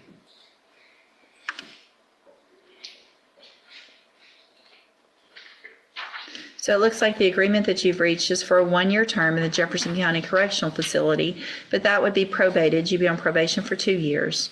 You would be ordered to pay a $4,000 fine, serve 1 weekend in jail, and follow all of the other rules and conditions of probation, also including having the auto ignition interlock device and a portable breath device. Is that your understanding? Yes, ma'am. Are both necessary while on probation, or can we just do interlock? We just need one. Yeah. Yeah. He's done well on the portable iPhone, just the interlock, whatever. I think the interlock is what I would prefer to have. All right, with everyone's permission, I'll mark through that on the paperwork. Thank you. So you would be required to have the auto ignition interlock device on any vehicle that you drive. Do you understand? And are you a U.S. citizen? Yes, ma'am. State tenders number 1. No objection? It's admitted any evidence that Mr. Galvin's not competent. No, Your Honor. All right, sir, I'm going to find that you entered your plea of guilty freely and voluntarily, find that you're mentally competent and you understand the nature and the consequences of that plea, find sufficient evidence to find you guilty, and at this time, find you guilty of driving while intoxicated. Second, sentence you in accordance with your agreement to a term of 1 year in the Jefferson County Correctional Facility, but I will probate that. You'll be on probation for 2 years. You're ordered to pay the $4,000 fine and to follow all of the rules and conditions of probation, including having the auto ignition interlock device on your vehicle. You will serve 1 weekend in jail. That will be the weekend beginning November the 28th. You'll be required to show up at the jail at 6:00 p.m. Don't be late. Don't show up under the influence of anything. Both of those things could be violations of your probation, and you'll be right back in here. Do you understand? If you do everything you're supposed to while you're on this probation, then for all practical purposes, your case here in court is over, and you'll be able to serve that term while you're out on probation. The other side of that, however, is if you violate any condition of probation, you could be brought back in and you would be facing that 1-year sentence that you've already agreed to. Do you understand? I'm handing you the trial court certification that shows this was an agreement that I followed, and so you've waived your right to appeal. You need to have a seat here in the courtroom. Probation, she's sitting at that desk right there. She will call you up when she's ready to go over your paperwork. All right, good luck to you, sir.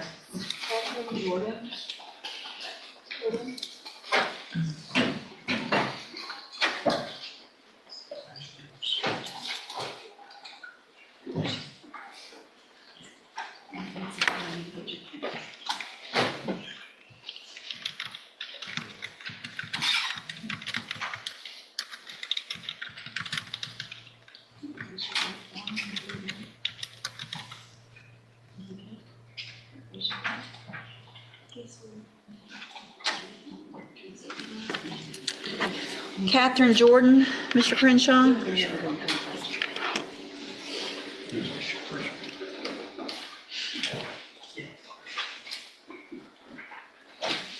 Good morning, ma'am. Are you Catherine Jordan? And Mr. Crenshaw, will your client waive the formal reading of the indictment? We do, Your Honor. Yeah, state would be proceeding on the lesser included state jail amount of $2,500 to $30,000 instead of what's the indictment. That is correct, Judge, and we're also prepared to waive a PSI. Okay. Your Honor, Do y'all? just for the court's benefit, just really briefly, the defendant has agreed to pay some $24,000 in restitution up front. Mr. Crenshaw has a cashier's check here in that amount for the complaint in this case. There are some other extenuating circumstances that has led the state to enter into this agreement, Judge. Okay. And if the court is inclined to waive a PSI, which the state's not opposed to, just in a full candor with the court, Judge, there is some past criminal history, but that has been some time ago, and I'm happy to go into more detail if the court wishes. If you're okay with it, Mr. Coleman, look, and especially with the fact that the victim will get payment, it looks like upfront. Yes, sir. And It's an that's in HOA. full, correct? Yes. And what was that amount? 24,000 is, Just to be clear, Judge, it's not the full amount of restitution that was claimed. I think the full amount was in the neighborhood of $36,000. Mr. Crenshaw has provided the state with some mitigating evidence in the form of some receipts that I don't question the veracity of, that would mitigate down the $36,000 figure to $24,000. Okay, thank you, thank you. All right, so will she waive the formal reading of the indictment as modified? Yes, Your Honor. Ms. Jordan, in cause number 25 DCCR 0440, the state has elected to proceed on the lesser included offense of misappropriation of fiduciary property between the amounts of $2,500 and $30,000. That's a state jail felony again. And that is from February 26th of 2025. And how do you plead to that charge? Are you pleading guilty freely and voluntarily? And are you pleading guilty because you did what they've charged you with? Speak up, please. Yes, ma'am. I have here on the tablet some documents that should have your signature on them that the state has marked as exhibit number 1. Before you sign these, did you go over them with Mr. Crenshaw? And do you fully understand them? And do you understand, if I follow the agreement that you've made with the district attorney, that you'll be waiving or giving up any right to appeal? And it looks like the agreement that you've reached is for a 2-year term in the state jail prison. That would be probated. You'd be on probation for 5 years. You've agreed to pay restitution, which it looks like is being paid today in the amount of $24,000. That you will serve 2 weekends in the Jefferson County Correctional Facility in December, the 5th through 7th and 12th through 14th, and follow all of the other rules and conditions of probation, including not being employed anywhere involved handling cash. Is that your understanding? And are you a U.S. citizen? Yes, ma'am. State tenders number 1. No objection. It's admitted. Any evidence that Ms. Jordan is not competent? No, Your Honor. All right, ma'am, I'm going to find that you entered your plea of guilty freely and voluntarily. Find that you're mentally competent and you understand the nature and the consequences of your plea. With everyone's agreement and with what Mr. Coleman has told me today, I am going to waive the pre-sentence report and find sufficient evidence to find you guilty, and at this time find you guilty of the state jail felony offense of well, is it theft or misappropriation? We're still going with the misappropriation Okay. on a lower value ladder. Gotcha. So misappropriation of fiduciary property, and sentence you in accordance with your agreement to a term of 2 years in the state jail prison. I'm going to follow the agreement and probate that. You'll be on probation for 5 years. You are ordered to follow all of the rules and conditions of probation. That includes paying the restitution today of $24,000. Not being employed involving any cash. You will serve 2 weekends in the Jefferson County Correctional Facility. That will start on, the first is December 5th. You, both of those, the second weekend is December the 12th. You are to be there at 6:00 p.m. It's important that you're on time. It's also very important that you're not under the influence of anything when you show up. If you do everything that you're supposed to while you're on this probation, then for all practical purposes, your case here in court is over, and you'll be able to serve that 2-year sentence while you're out on probation.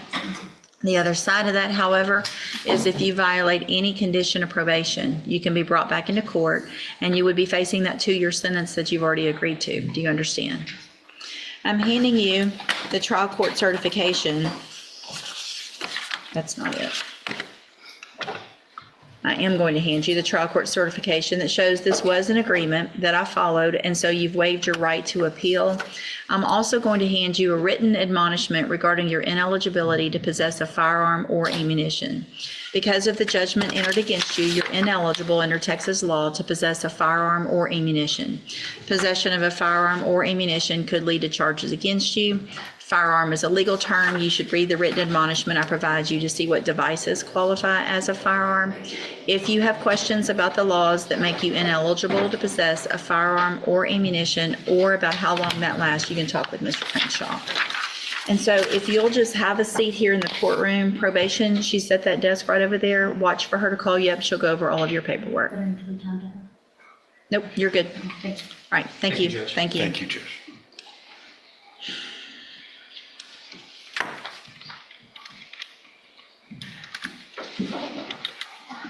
See you next week.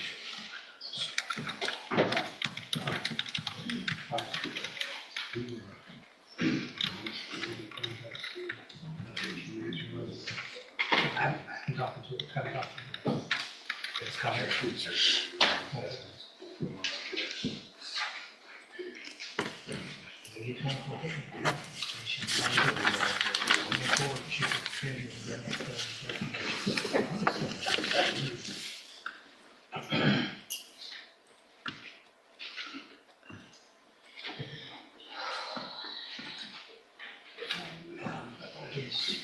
Oh, I knew I recognized that. It's the same office, it's just straight jail level.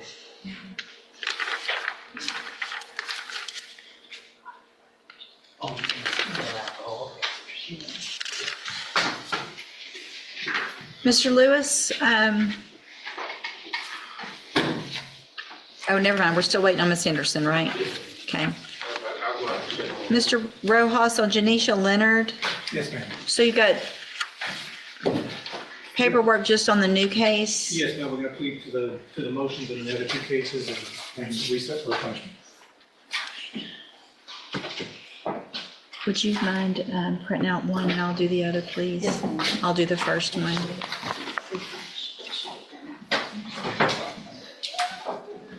I'll do the 19 case, if you'll do the 20. Give me just a second. You're Janisha Leonard? Yes, ma'am.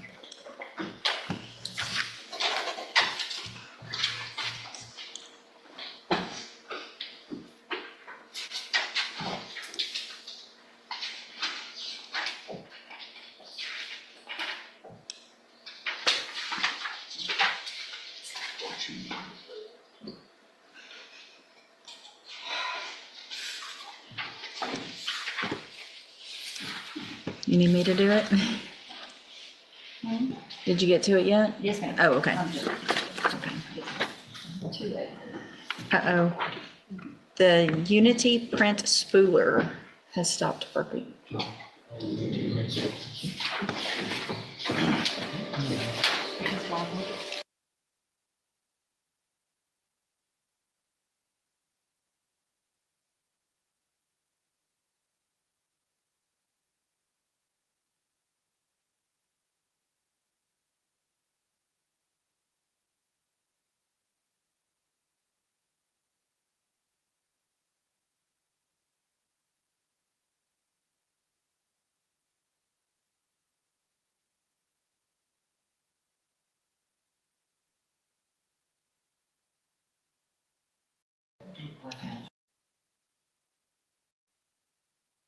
Felony offensive theft of property from August 24th of 2024, continuing through September 4th of 2020. That's not right. 23, we can't go. I think the dates are, It does appear to be off, Judge, I apologize. Let's see. I mean, do you want to just pick one? I don't think it, It should read August the 24th of 2023 through. okay. September 4th. I'd make a trial or a motion to be indicted. Any objection to that? What would the new date Change the first year to 2023. And they would both be in 2023, yes, ma'am. Correct. All right, let me, hold on a second, let me get that pulled up.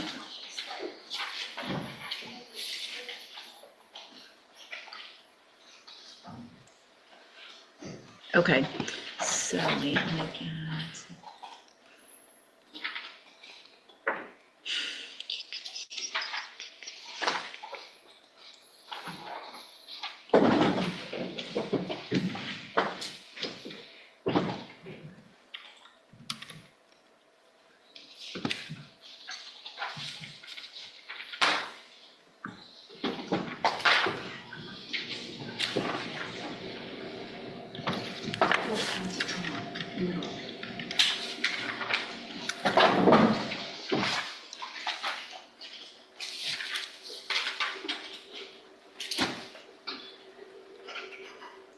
Sorry, y'all, give me just a second.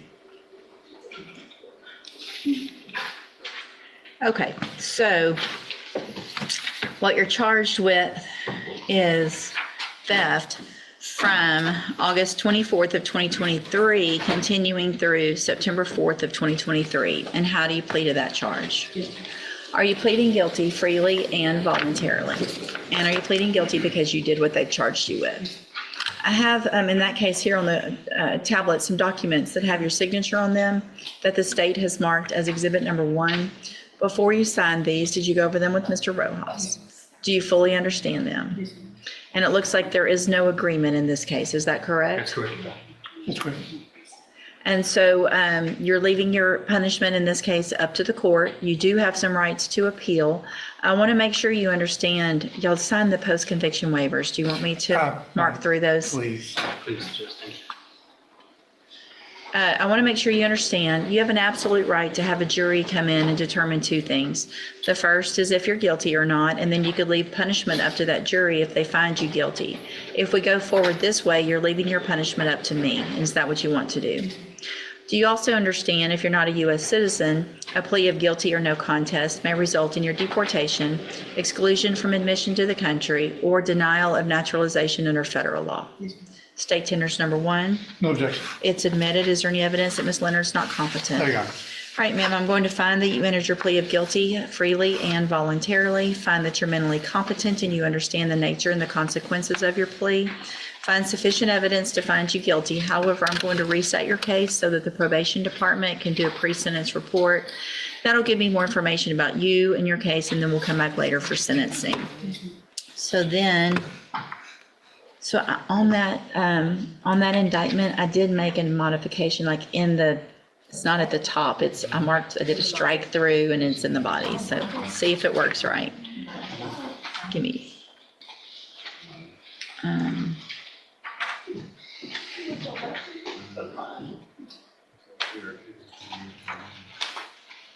I'm not sure if it's showing up well, but okay. And then we have cause numbers 19-33340 and 20-36095. And will your client waive the formal reading of those motions? She will, Your Honor. In each of these cases, I have motions to revoke your community supervision. It looks like both of them, well, in cause number 33340, you were placed on probation April 7th of 2021 for the offense of theft of property, a state jail felony. That was a 2-year sentence that was probated for 5 years. Is that correct? And then in that 36095 case, you were also placed on probation April 7th of 2021, and this one for theft of service, a state jail felony. That was also a 2-year sentence that was probated for 5 years. Is that correct? Each of these allege you violated your probation. Count 1 alleges that you committed that new offense of theft August 24th of 2023, the case that we just went through. And is that true or not true? Count 2 in each case alleges that you did not provide verification of performing the community service hours as required. And is that true or not true? And then count 3 in each case alleges that you are behind in your court-assessed fees and probably restitution in each of those cases. And is that true or not true? Did you enter your pleas of true to counts 1, 2, and 3 in each of these cases freely and voluntarily? And did you plead true to those counts because they're all actually true? All right, I'm going to find that you entered your pleas of true to counts 1, 2, and 3 freely and voluntarily in each case. Find sufficient evidence in each case to revoke your probation. However, I'm going to reset your cases and get the probation department to do an updated report. Again, that'll give me more information about you, your probations, what's going on, and then we will come back later for sentencing. And these are unagreed, correct? That's correct. Anything that you think is important for me to know, make sure you get that information to Mr. Rojas. He will present it to me on the next court case on your behalf. All right, you need her?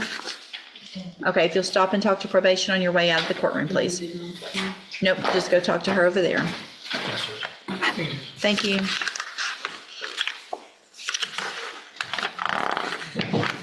Judge, on Mr. Lewis's case, you just had to be the restitution of his sentence. Thank you very much. So I will sign that dismissal in Sarah Henderson.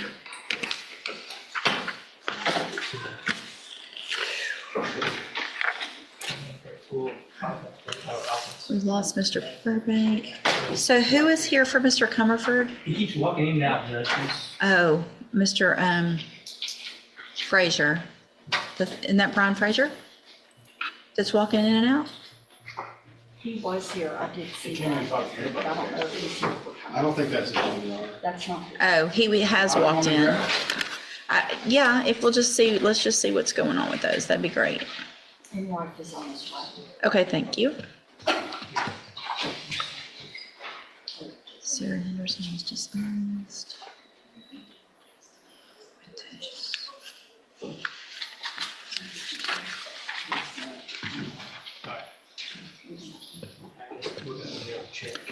Did we order those, end up ordering those TVs ourselves? Yes, ma'am. Okay, so we can go back and see.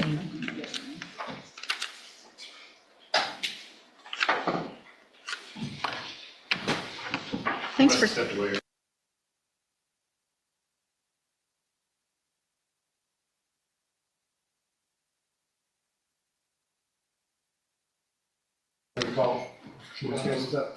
One more. Actually, she and I went to law school together. So. Very wonderful lady. And Seth, her husband, is just a wonderful man. So made the highest grade in the class. She first in our class. I tried to sit next to her. How'd that go? Everybody wanted to sit next to her. And nobody said it. Arius Wilson. Mr. Kimler has. Is that you? Yes, sir. Okay. Mr. Kimler said that he is running late this morning, but that he is ready. We're ready is his announcement. Ricky Turner. Ricky Turner? Is he in custody or in bond? Ricky Turner, 24 CR 2444. Ricky Turner, no answer. I asked the bailiff to call into the hall for Ricky Turner. I don't even see John West either. See, it's one, I don't remember. That's not Indian, so he should be. Okay, I really contact Charles. Oh, okay, you're right. Ma'am? No answer. There's no answer to the name Ricky Turner called here in the courtroom. No answer to that name being called into the hall. This is trial docket. Defendant's bond is revoked. A warrant is issued for his arrest. No bond. This is trial. Charles Johnson Jr. Charles Johnson Jr., is that you? Okay, John West is still your attorney, correct? What are you saying? Is that right? I need numbers. Yes, okay.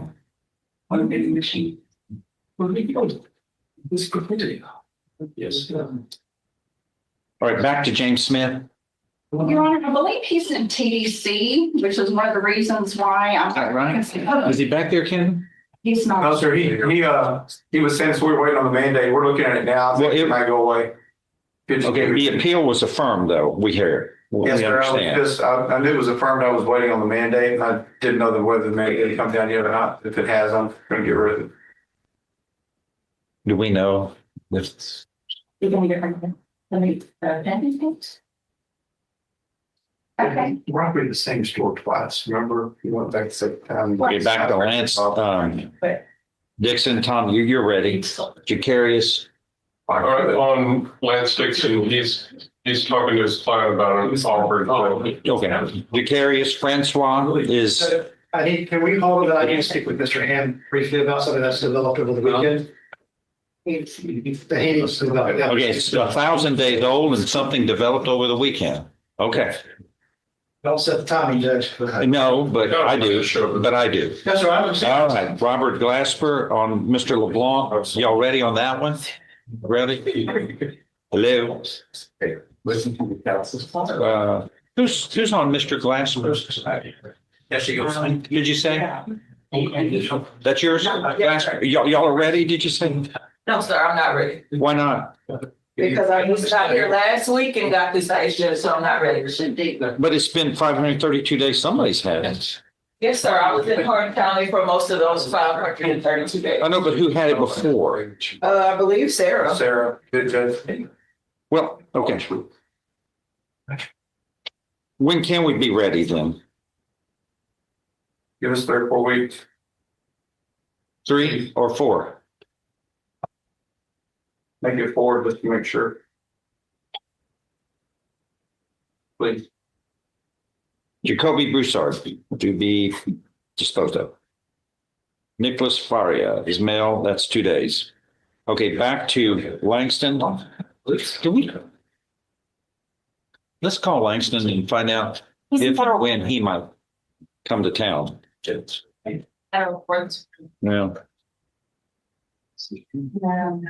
45 here. Charles Johnson.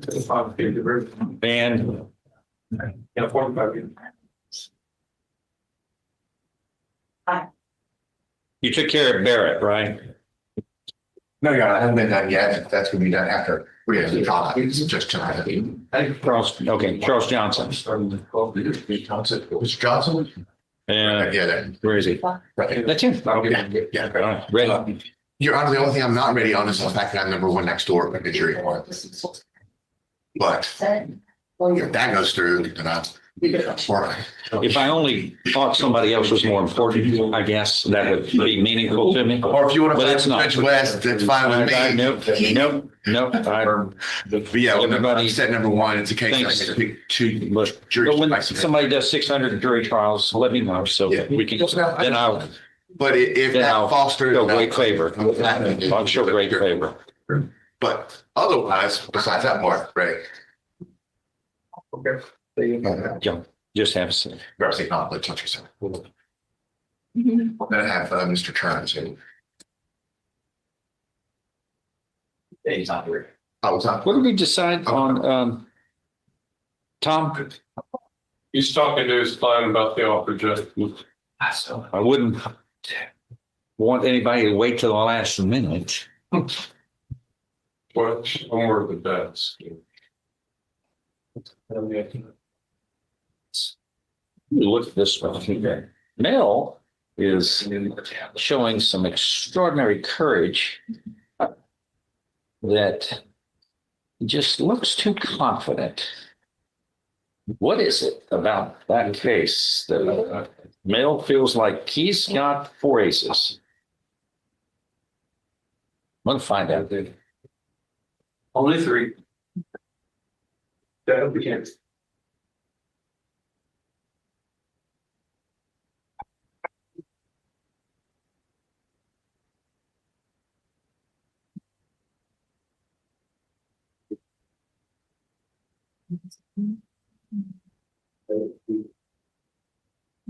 He said he was having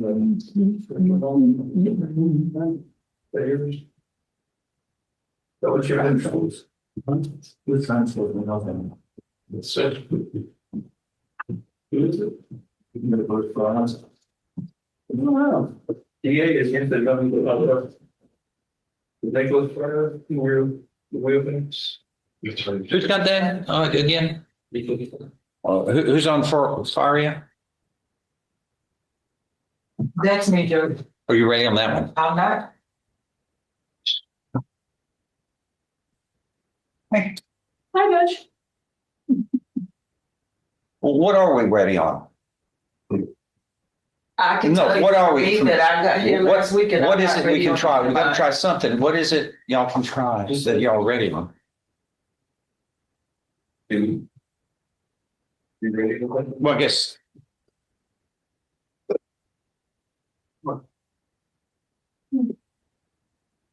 Francois? What are you doing on that? Sorry, Judge, I got to go on Francois. Francois? I think we're gonna work it out today, Judge. Well, do it this morning. I'm starting with it. We're working on it, Judge. Just hadn't had a chance to talk to Mr. Hammond. We're working it out. I think I'm about to do paperwork on it. Who's ready on what? Oh, that's right. You're just turning on here. Fixing. Those do. Still don't. I know, but it'll work out. If you don't know, they're. So. Who's got Sterling Booker again? Who's got Sterling Booker? I know. It says just EA. I don't know. Oh, then that one. But that's gonna be Kenesha. Judge, when she got here last week, she was here just a few days, not even a whole weekend, was in docket with us, so she hadn't had a chance to do anything. Daniel, y'all, what about Charles Johnson? We're ready, Your Honor. And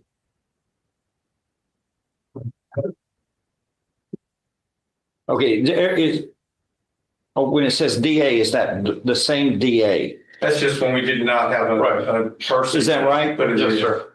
All the DAs signed this list. Okay, let's figure out what we're pleading and get those things done so we can figure out what's left. Okay, thanks. Thank you, Judge.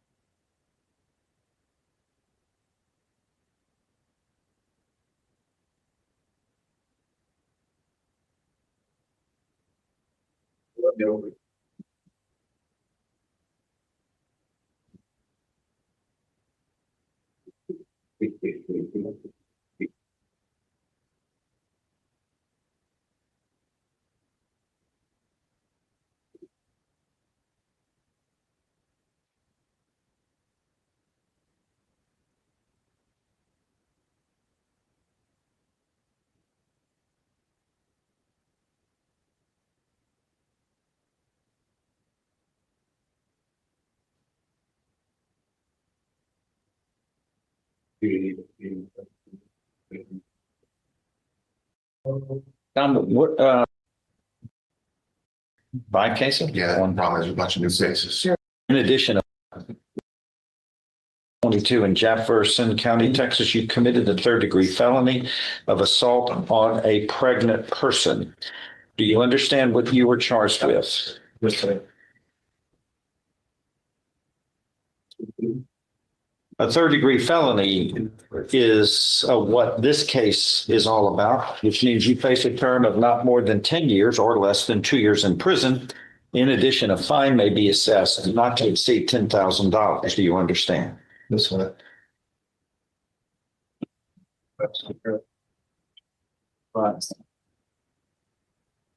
Agreement has been reached in your case where you would be pleading guilty placed on deferred or unadjudicated probation, which can be up to 10 years in length. And there would be terms and conditions of probation, which are normal and customary for this type of offense. Is that your understanding of the agreement? Yes, sir. If I follow this, you have no right of appeal of your case. Do you understand? Yes, sir. How do you plead to this charge, guilty or not guilty? Guilty. What do you say? Yeah.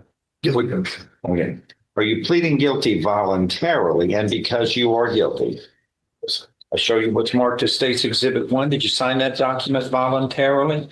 Understand it, discuss it with your attorney? Are the contents true and correct? Yes.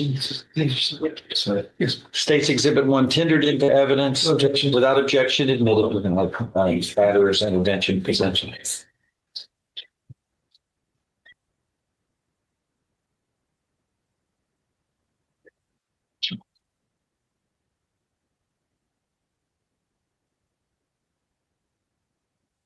How long was he in jail? Thanks. No. Thanks. Judge, he's Mr. Francois saying he was in jail for 5 months.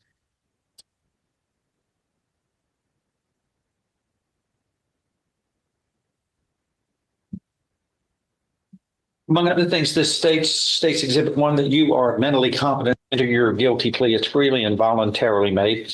You know what you've been charged with. The indictment's been read to you. You've read it. You were guilty of the crime charged as any lesser included offenses. You were giving up your rights to a jury trial and the rights to the appearance, confrontation, cross-examination of witnesses.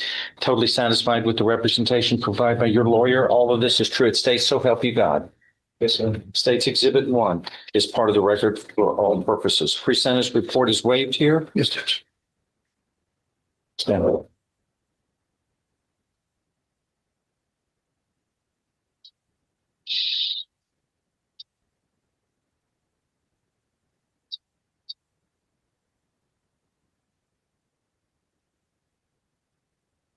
a record showing this in custody for 153 days on this. That's what she says.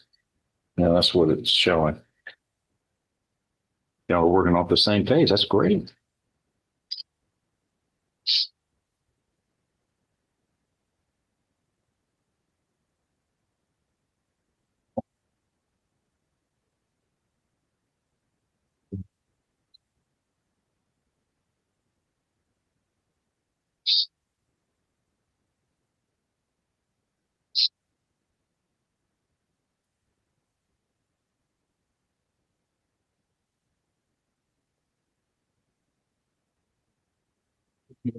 So, thank you. The test.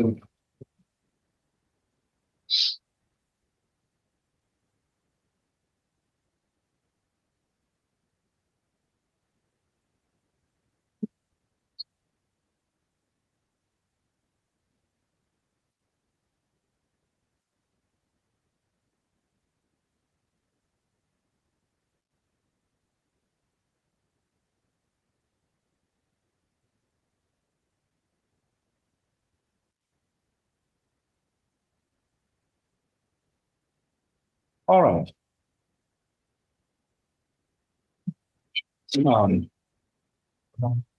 Anything further on this? No. I'm going to make the findings that,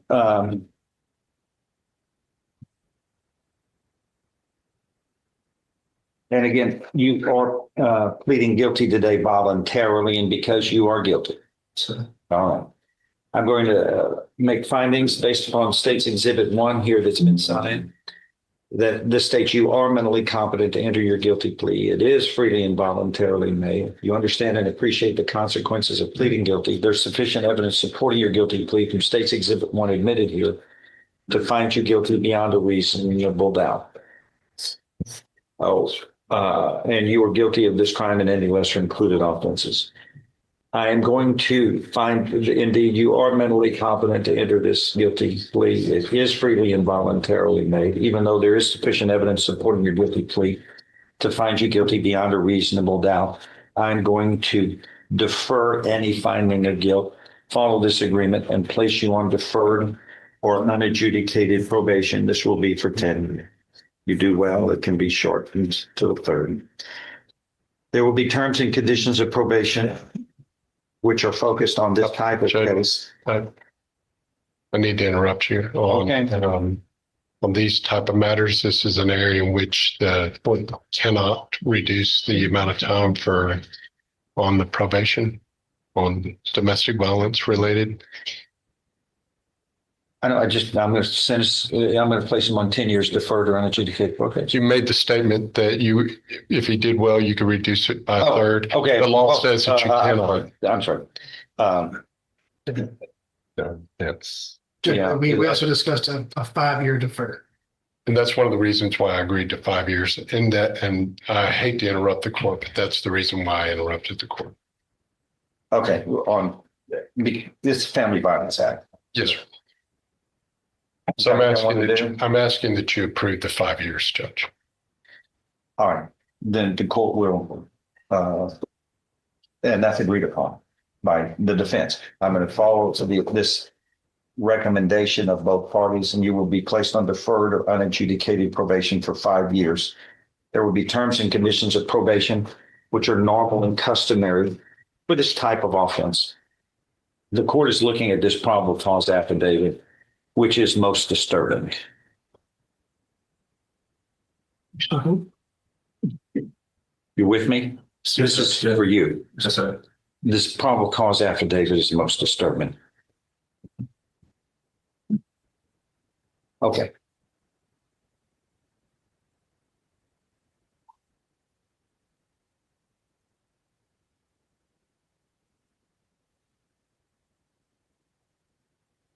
The victim here was 5 months pregnant with your child.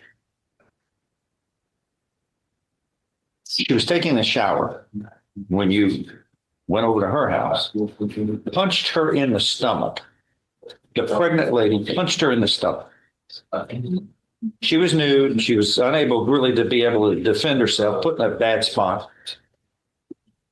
She says you also picked up a kitchen knife and stated you would kill her.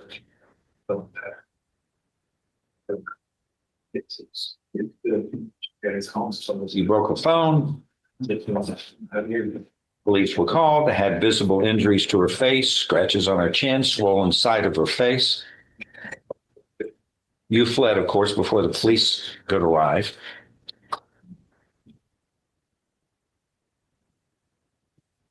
And then, since the incident had occurred, according to the probable cause affidavit, you subsequently called her threatening violent acts. What else could you have done wrong? I can't imagine really a more selfish act could be done than punching a pregnant woman in the stomach. Shame on him. Mr. Man, Mr. Gentleman. And it's your child, right? Yes, sir. Punching the mother of your child's stomach, 5 months pregnant. Well, it's about as low as it can get. You've got 153 days. I can sentence you up to 180 days as a condition of probation, and you're going to get all of that. You've still got 27 days to go. You're going to go back to jail. You're going to get every minute of jail that you can. Don't look at him. Look at me. I can sentence you as a term of probation to 180 days. You have 153 days credit. You're going to do 27 more. To the last second for this. Yeah. If I may, Mr. Francois has seen the error of his ways and he is currently enrolled. How does he take back punching a pregnant woman in the stomach? And he's seen the error of his ways. He has. How long did that take? I mean, I don't mean to be facetious, but this is clear to everybody on this planet that this is wrong. And I couldn't care less the way you think about this. Really? What are you upset about? That you're being held accountable to assaulting a pregnant woman? This upsets you? You find something unfair about this? Speak. Do you? Or do you think this is atonement for what a terrible error you did?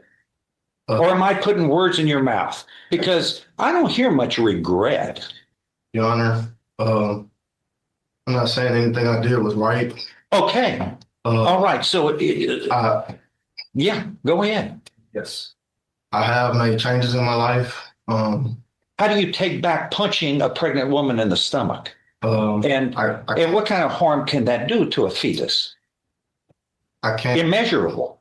No, you can't. But you can, by your actions, do better.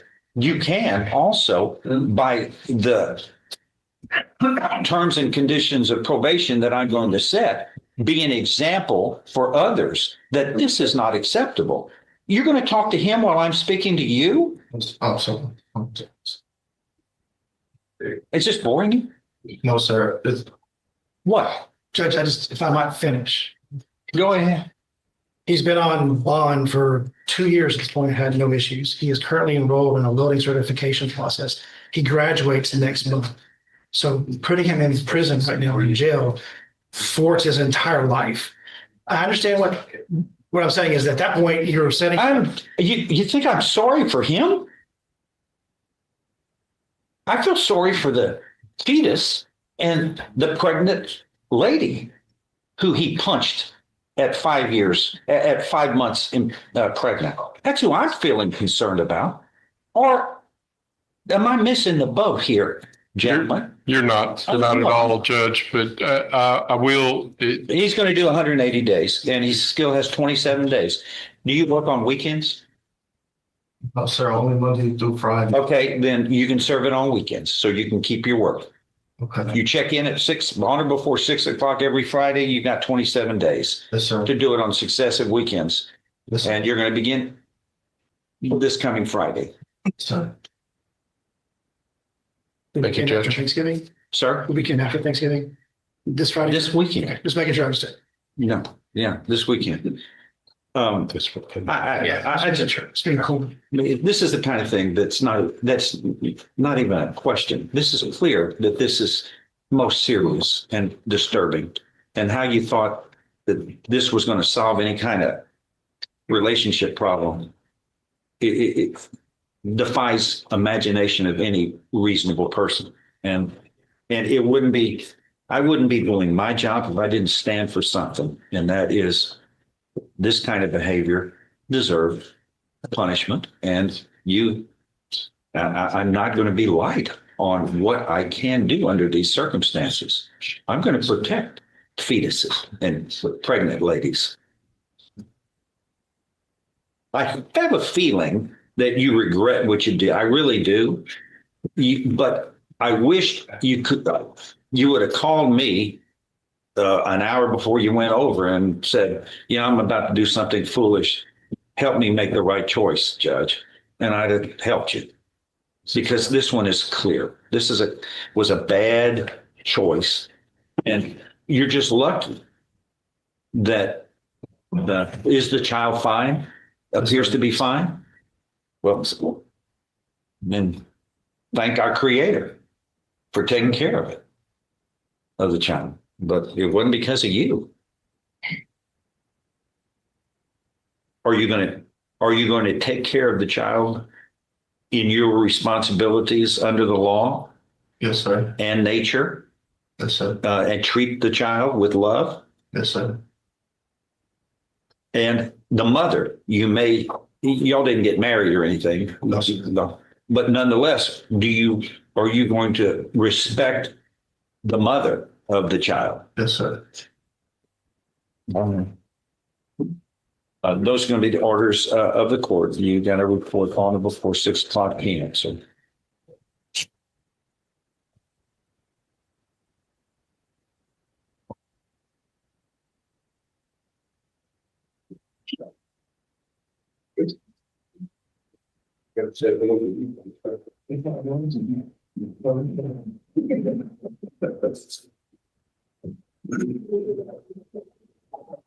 Lance Dixon?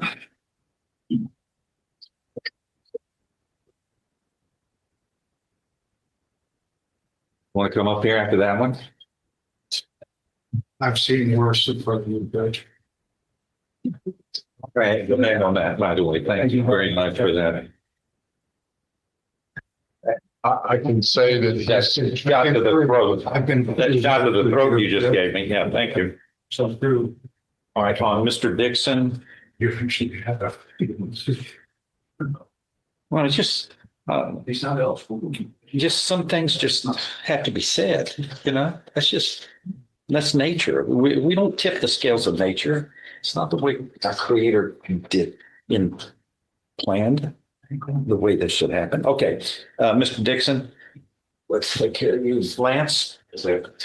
23-41449 is called the State of Texas versus Lance Shane Dixon, present with Mr. Burbank and his attorney and the state's attorney. Judge, I want to let you know that the plan here is to plead to a lesser included offense. That would be sexual assault of a child. It is detailed in. Is this a valid lesser included offense? Because I didn't. Okay, it has to be, since it's stated. Yeah, the very first as a paragraph. method of Yes, sir. committing the offense. Yes, sir. And it would be our intent. Is it under 22.011, the Texas Penal Code as alleged? Yes, sir, it is. Okay.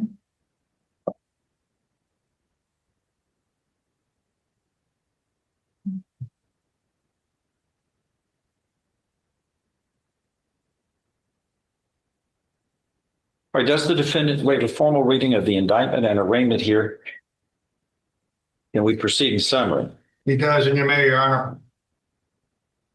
Well, y'all went and on or beyond, on the 2, 3, 6 paragraphs of methods of committing the offense, huh? Goes back into different time.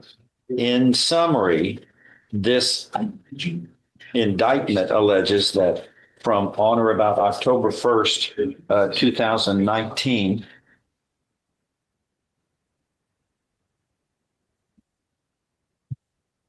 I keep getting the boxes that's trying to reboot and add and update things, and that's never shown before. And it's an odd looking one. Yes, sir. That from on or about October 1st, 2019 through on or about January 14th, 2020 in Jefferson County, Texas, committed the first-degree felony of continuous trafficking of persons. Do you understand what you're charged with here? Yeah. Among other allegations in this indictment, it states that you, in committing the offense of trafficking, that you knowingly trafficked a person younger than 18 years of age and caused the complainant to engage in or become a victim of conduct prohibited by Texas Penal Code Section 22.011, sexual assault.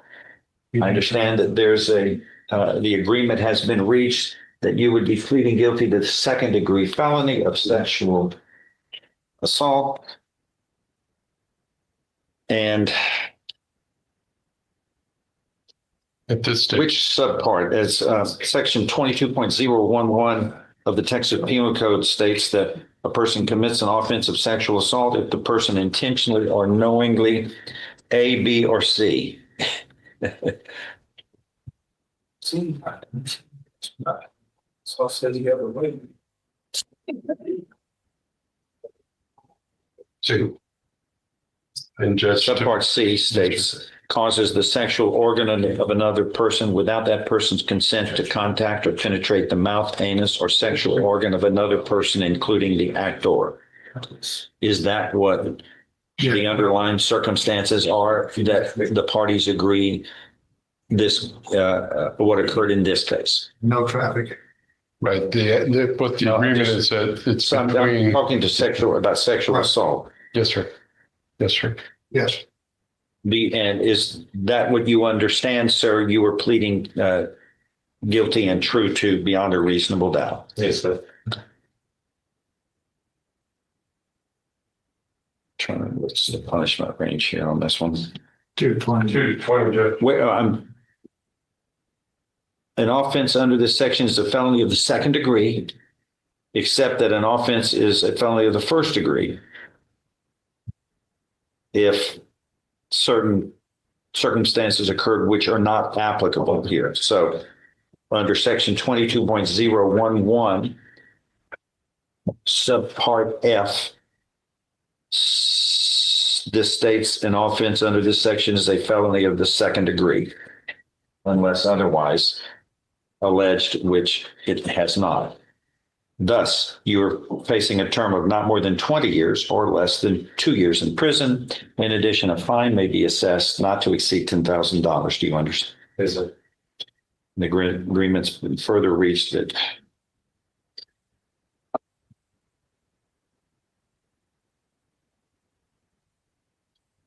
you would be, whatever sentence shall not exceed a cap of 10 years in prison. So you're looking at no less than 2, no more than 10 years confinement in prison. I guess you could be placed on deferred or unadjudicated probation as well as regular probation. Is that right? You can do right. I don't think you can do right here. You sure? And do On sexual assault, not aggravated sexual assault of a child. I'll check, Judge. We can't. Probation.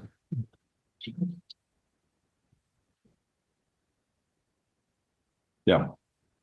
Listed under a 42A.054 that you're limited under A5. So you cannot provide regular probation. You can do deferred. Okay. You understand Yes, sir. your options? If I follow this, and this can be up to Again, the cap is up to 10 years in prison or probation. And so what we're going to do is have a pre-sentence report prepared, come back later, everybody adds information, and the court will make its final decision. If I follow this agreement, you have no right of appeal of your case. Do you understand? So how do you plead to this lesser included second-degree felony of sexual assault? Guilty or not guilty? Guilty. Are you pleading guilty voluntarily? That is on your own free will and because you are guilty? Yes, sir.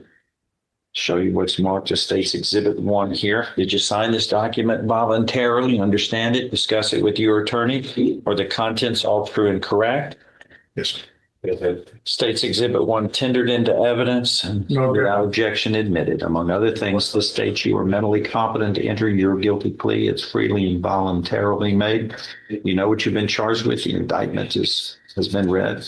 You've read it. You understand it fully. You were guilty of the crime charged in any lesser included offenses such as this sexual assault.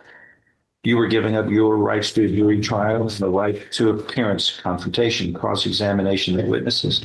You were totally satisfied with the representation provided by your lawyer. All true. So help you God. Yes, sir. State's Exhibit 1, part of the record for all purposes. We're going to order a pre-sentence report, return back. Judge, if you want to try to get this done before the end of the year. Do we? No, I have something. No. That First part in January? Okay. Middle of January, that's going to be fine. First and middle. 10th of after. Okay, I can do, January 12th. Good. Set for then. Okay.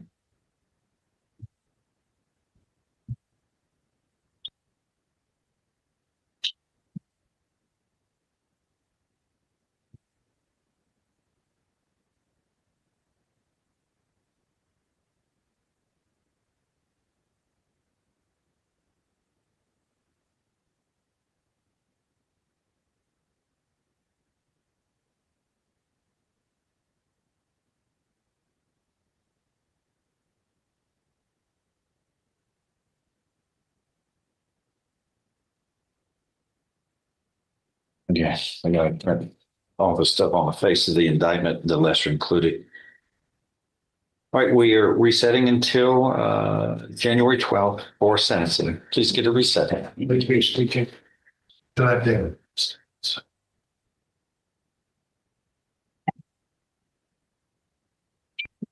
I'll just send your attorney to listen. Yeah. Here, thanks. It's this. And thank you. Oh.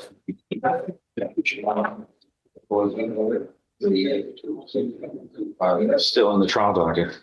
All right, who else? We got some other pleas, don't we? Yes. We did. That's most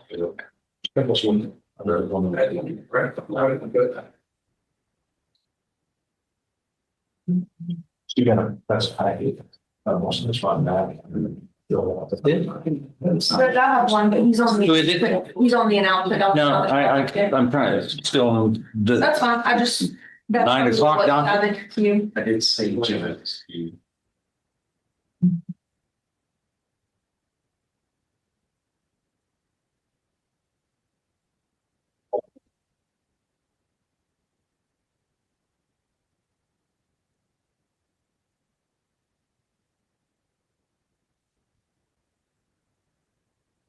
All right. Broussard, we're still, but Giles Cole hadn't showed up, but that's a plea, right? Everybody? Jacoby Broussard? It's Jimmy. Who? He left? He walked next to He did? Mr. Cole showed up, and then he left. Somebody say something to him? He get upset? No, we talked to, I'm just kidding. What are you working on something else?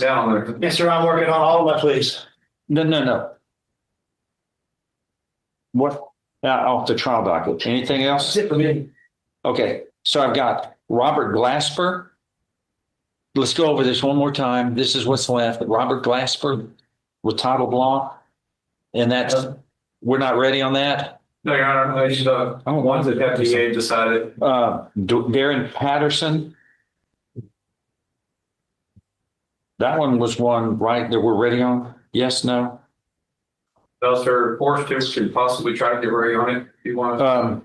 Okay, Nicholas Faria, not on that one either? What? Okay, hey, Dan, Charles Johnson. We're ready, Your Honor. Okay. Huh? What else? You got the one patch you had with those? Yeah. That is the one where Mr. West is set number one next door, but we are ready to work that out over there. Yeah, it's gonna work against us. It always does. No,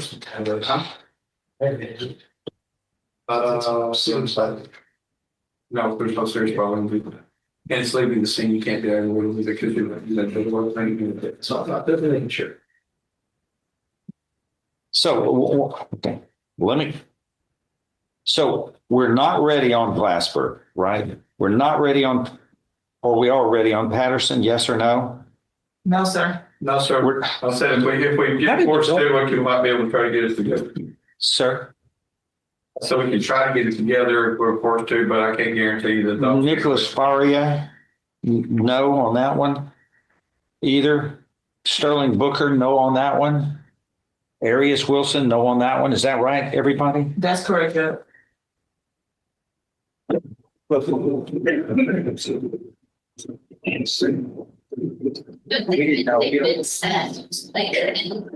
The A's talking rounds, they've been set for a while.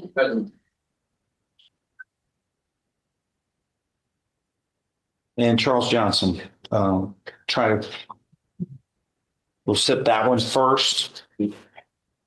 And is there any of those we could try to put together? Patterson, possibly make it number two, want to do more civil bills, if anybody's available. Sir? Patterson. All right. Since it's always awesome. That's Charles Johnson, 1, Patterson, 2.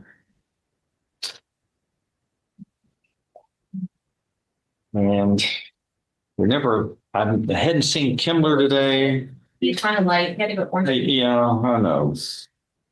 It was just painful. On Mel Shalander's case, is that possible for Faria, do you think? Is it possible at all on that? And to get, if we could start maybe in a couple of days? On who? On Faria? I wouldn't, I'm guessing that could be succinct. To your judge if it's DWI. It's not what they can do. You'll see if she's here. I don't know if she's still with us. Is you still on? What do you think? Flat would probably be the easier one, Your Honor. Yeah, I think Patterson and Glasper would be the two. Okay, ones. then we'll put Glasper third. But on Mr.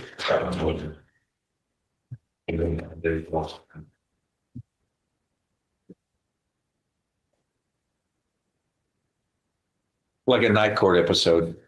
This is just like night court. All right. 1 is Johnson, 2 Patterson, 3 Glasper. But Mr. Shalander, let's get this specially set for Mel's case. When can we specially set this?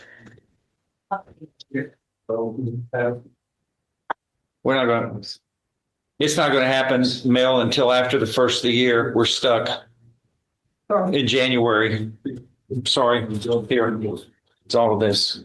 We do January 12th. January 12th, Mel, that's what we're going to put. Sorry.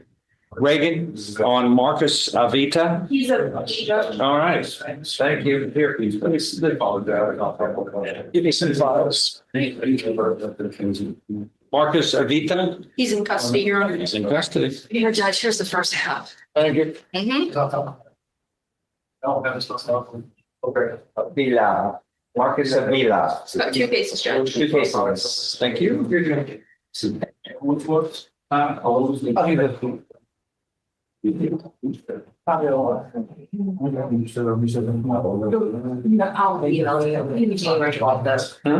don't have all this for me.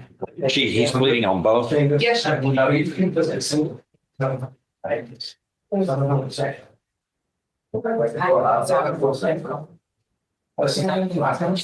Yes. Or electronic over here, it's more.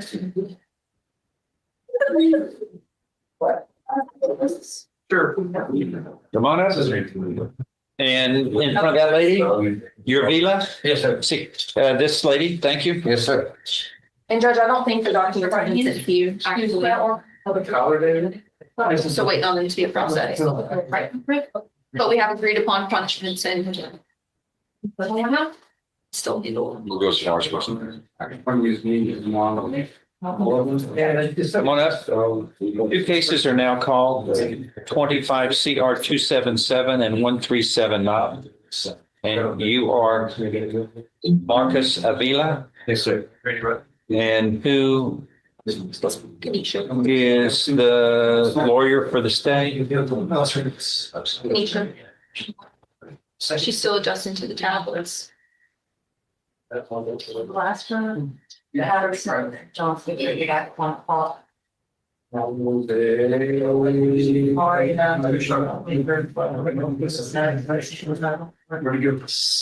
to move forward and while they're working on that. Yeah. Does the defendant waive formal readings of these indictments and the arraignments? Can we proceed in summary? Yes, sure. In summary, in 277, and this indictment alleges that on or about February 3rd, 2025 in Jefferson County, Texas, you committed the state jail felony of fraudulent use or possession of identifying information. Do you understand what you're charged with? Yes, sir. State jail felony? Yes, sir. If convicted, you face no less than 180 days up to 2 years in state jail and a fine up to $10,000 can be assessed. Do you understand? Yes, sir. 25 CR 1379. In summary, this on paragraph 1, is that all we're going on? Yes. Alleges that on or about November 18th, 2024 in Jefferson County, Texas, you committed the second-degree felony of illegal possession of methamphetamine, a controlled substance. Do you understand what you're charged with there? Yes, sir. Yes, sir. If convicted of a second-degree felony, you face no less than 2 nor more than 20 years confinement in prison and a fine up to $10,000 can be assessed. Do you understand? Yes, sir. What are the agreements? Judge, for the state jail felony, which was 0277, 8 months state jail, and CC with 1379, which is 7 years TBC. All right. The agreements have been reached in these cases, beginning with 277. Mr. Adela. Here. You would be pleading guilty, sentenced to 18 months in the state jail to run concurrently with the illegal possession of controlled substance 1379. Is that your understanding of the plan? Yes, sir. If I follow that, you have no right of appeal of your case. Do you understand? Yes, sir. Hey, Lacey, this thing keeps showing up. It wants to, I'm going to snooze it. Yeah. I'm going to snooze it for an Yeah, hour. just snooze it. And when we get done in the court today, Judge, I'll. Thanks.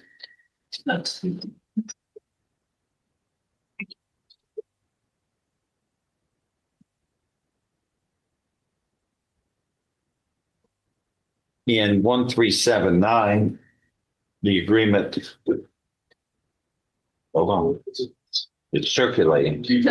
It's circling around, it's trying to land, and it is landed. This is a second degree felony, again, which means you face no less than 2 nor more than 20 years confinement and up to $10,000 in fines. And the agreement is you will be pleading guilty, sentenced to 7 years in prison to run concurrently with the preceding case. Is that your understanding of the plan? Yes, sir. If I follow this agreement, you have no right of appeal of your case. Do you understand? Yes, sir. How do you plead to this illegal possession of a controlled substance, methamphetamine, second degree felony, and 1379, guilty or not guilty? Guilty. Are you pleading guilty voluntarily and because you are guilty? Yes, sir. I showed you in each of these cases what's marked as State's Exhibit 1. Did you sign those documents voluntarily, understand them, discuss them with your attorney? Or are the contents true and correct? Yes, sir. State's Exhibit 1 tendered into evidence and without objection admitted. Among other things, each of these State's Exhibit 1 matters in each case state similarly. that you have signed and acknowledged that you are mentally competent to enter your guilty pleas. They are freely and voluntarily made. You know what you've been charged with. The indictments have been read to you. You've read them. You are guilty of the crimes charged in any lesser included offenses. You are giving up your rights to a jury trial and the rights to the appearance, confrontation, cross-examination of witnesses.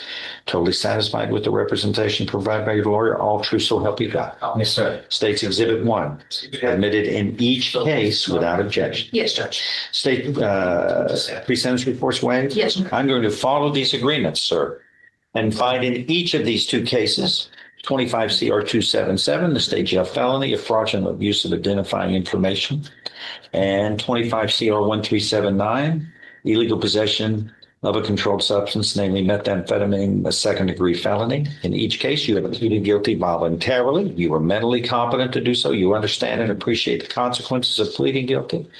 There's sufficient evidence supporting your guilty pleas from State's Exhibit 1 admitted here to find you guilty beyond a reasonable doubt. Yes. And you have pleaded guilty in each of these cases voluntarily, knowingly, intelligently, because you are guilty. Yes. I now find you guilty beyond a reasonable doubt in each of these cases. I'm following these agreements. In 277, you are hereby sentenced to confinement in the state jail for 18 months. And in 1379, you are hereby sentenced to confinement in the institutional division of the Texas Department of Criminal Justice to serve a term of 7 years. These sentences shall run concurrently. Do you understand what has happened today, sir? Yes, sir. Anything else to add on this? Thank you. We'll recess on those two.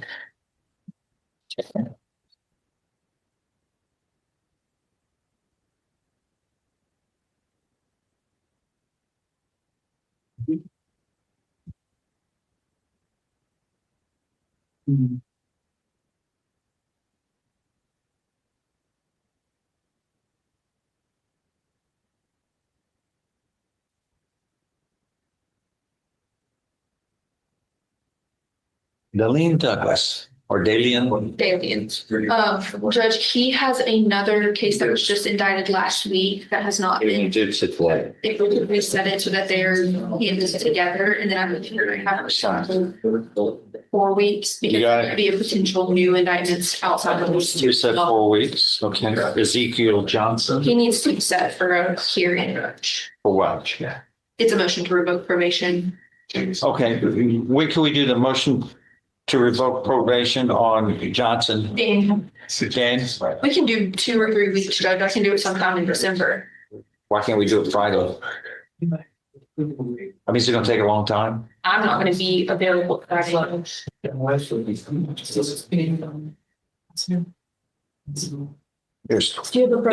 right there.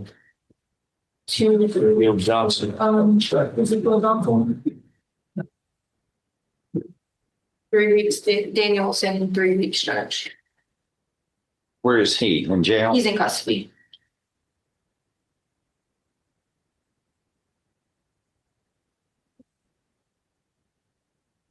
Judge, I would not be asking if I did not. No, it was filed going on a year and a half ago. That's all. It's I understand. the first amended, not the regular, the first amended. And the motion to revoke was filed going on 2 years. Right. That's just way too long to be waiting.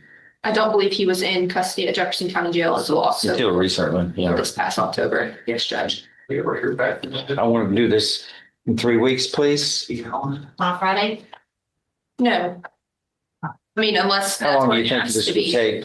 Not too long, Your Honor. I'd say most of it's going to be with the probation officer, so I think it shouldn't take very long. Let's put it on the Monday docket and we'll that in you say 3 weeks and we'll figure out during that week when everybody can do it. Okay. Thank you. Yes. Maximo Urbina. Judge, I have received an updated offer this morning. If I could have 1 week for him to speak about his wife with it, we'll be ready to go. Reset 1 week at request of defense on 2 weeks. Or 2 weeks. 2 weeks. Did I say one? I meant two. I said Thanksgiving. Traylon Benjamin. Thank you, Judge. Thank you. Okay. I'm still waiting on y'all. What are y'all going to do? Yes, sir. Yes, sir. From the trial docket, right? Mr. Ham's And is actually speaking to the victim. Right now. Okay, let me know what happens. Yes, sir. We're juggling a bunch of balls Yes, sir. today.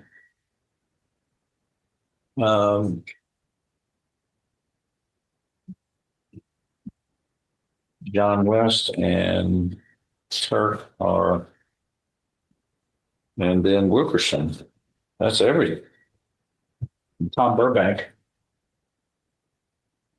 Bond hearing.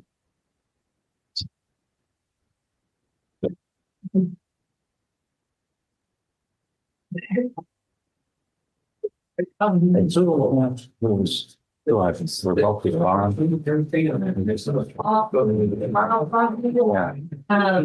That is Mr. Turner's. So who's so weird? John, yes. Judge, you also have John. Where's John? In the back? Yeah. You might be across the way doing that sentence. Yeah, they were going to do a sentencing on one case. I think. Anybody back there? Yeah, he's got a bunch of stuff whenever he's ready. Judge, there's also another one on the trial docket, Jacoby Broussard. They're seeing if it's going to be a plea, but that one's also, I don't think you numbered it, but it's on there as well, available, potentially. Did I give you the trial? I think I gave her the trial docket. Here. If it's Mr. Cole, if it doesn't play, is it available for trial? Yeah, hey, John. But I just say that because John's on the other ones that are, if they go over there. Where's Mr. Cole? Mr. Cole's right there. Yeah. But Jimmy is, I believe. Is it? Mr. Rand. Are we waiting on Jimmy? Yes, sir. To resolve that? Yes, sir. I think he's just talking to it. Yes, sir. We got burglary and evading arrest on that. Okay, thanks. Mr. Patterson, the lead officer on that, is moved off. He's working for Homeland Security. We're trying to locate him. I don't know if we can or not. So, or he's at, if he's local, then we can get him. If not, and we're waiting on Pablo Blanco on Mr. Glassford. Okay, I've got Brent on some stuff and John on some stuff, right? Yes, sir. Yeah. So now let's try back this way. Go.